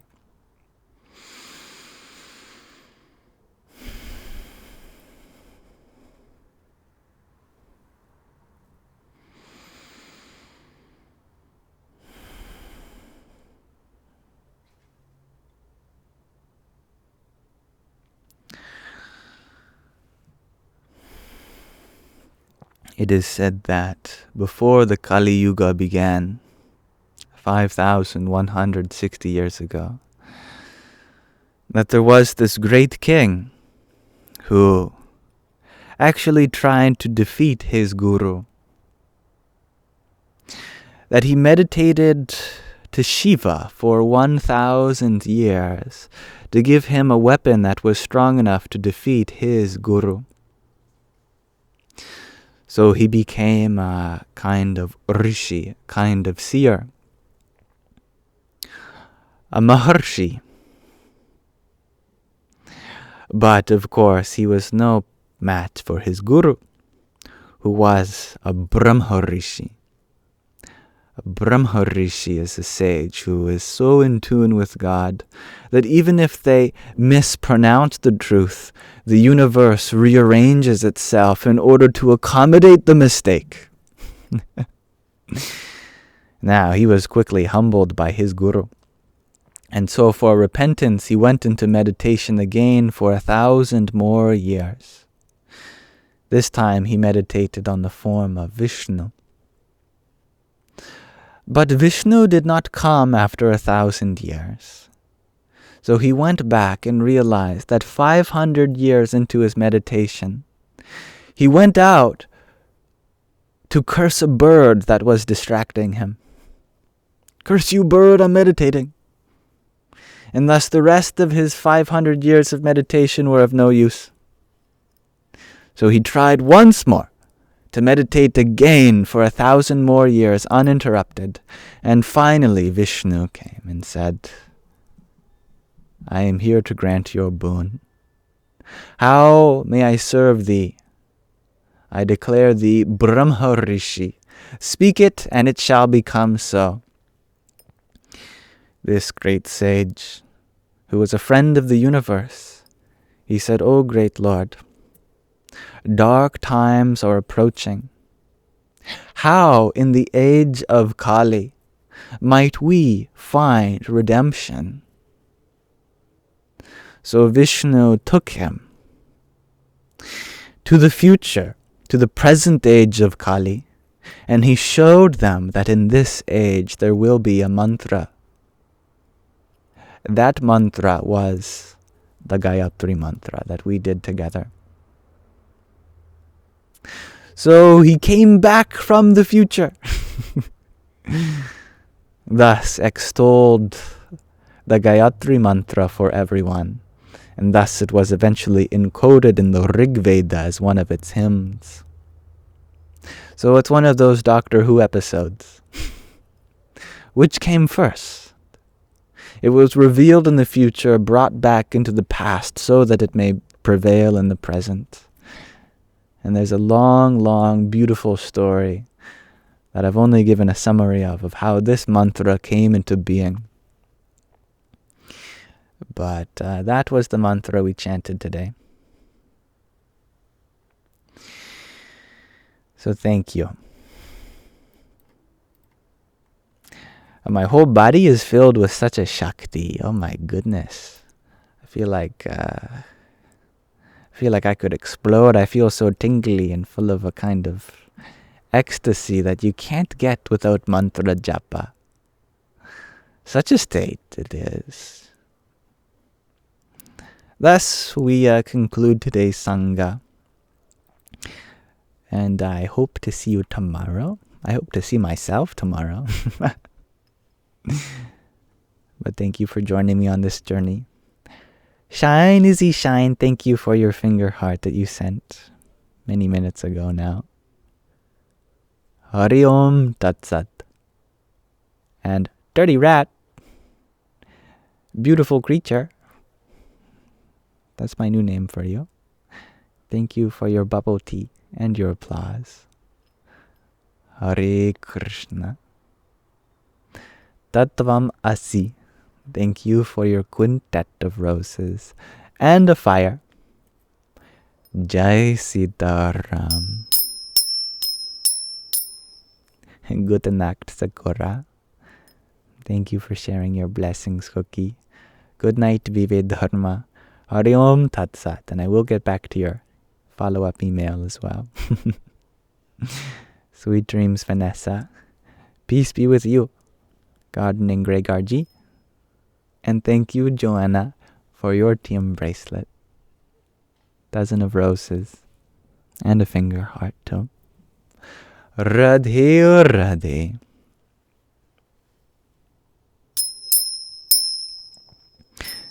As always, I will be uploading the recording of this whole Sangha to my YouTube channel. And the clips of the readings and the meditation, they'll be uploaded in dedicated playlists there. It's all linked in the link tree in my bio in case you want to get more out of that.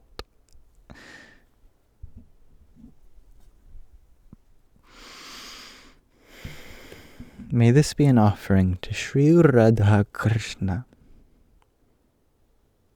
the divine within you.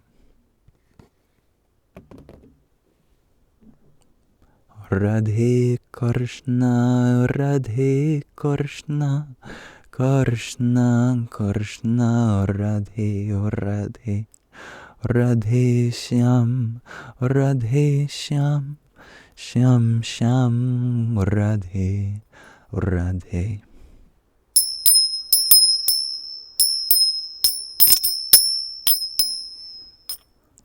Hello, Cryptic. Yes, I've done a longer live today. I don't know, I just felt like it. But now I'm going to go and feed myself and reply to my private messages from all of you and upload the recordings and play with the cats.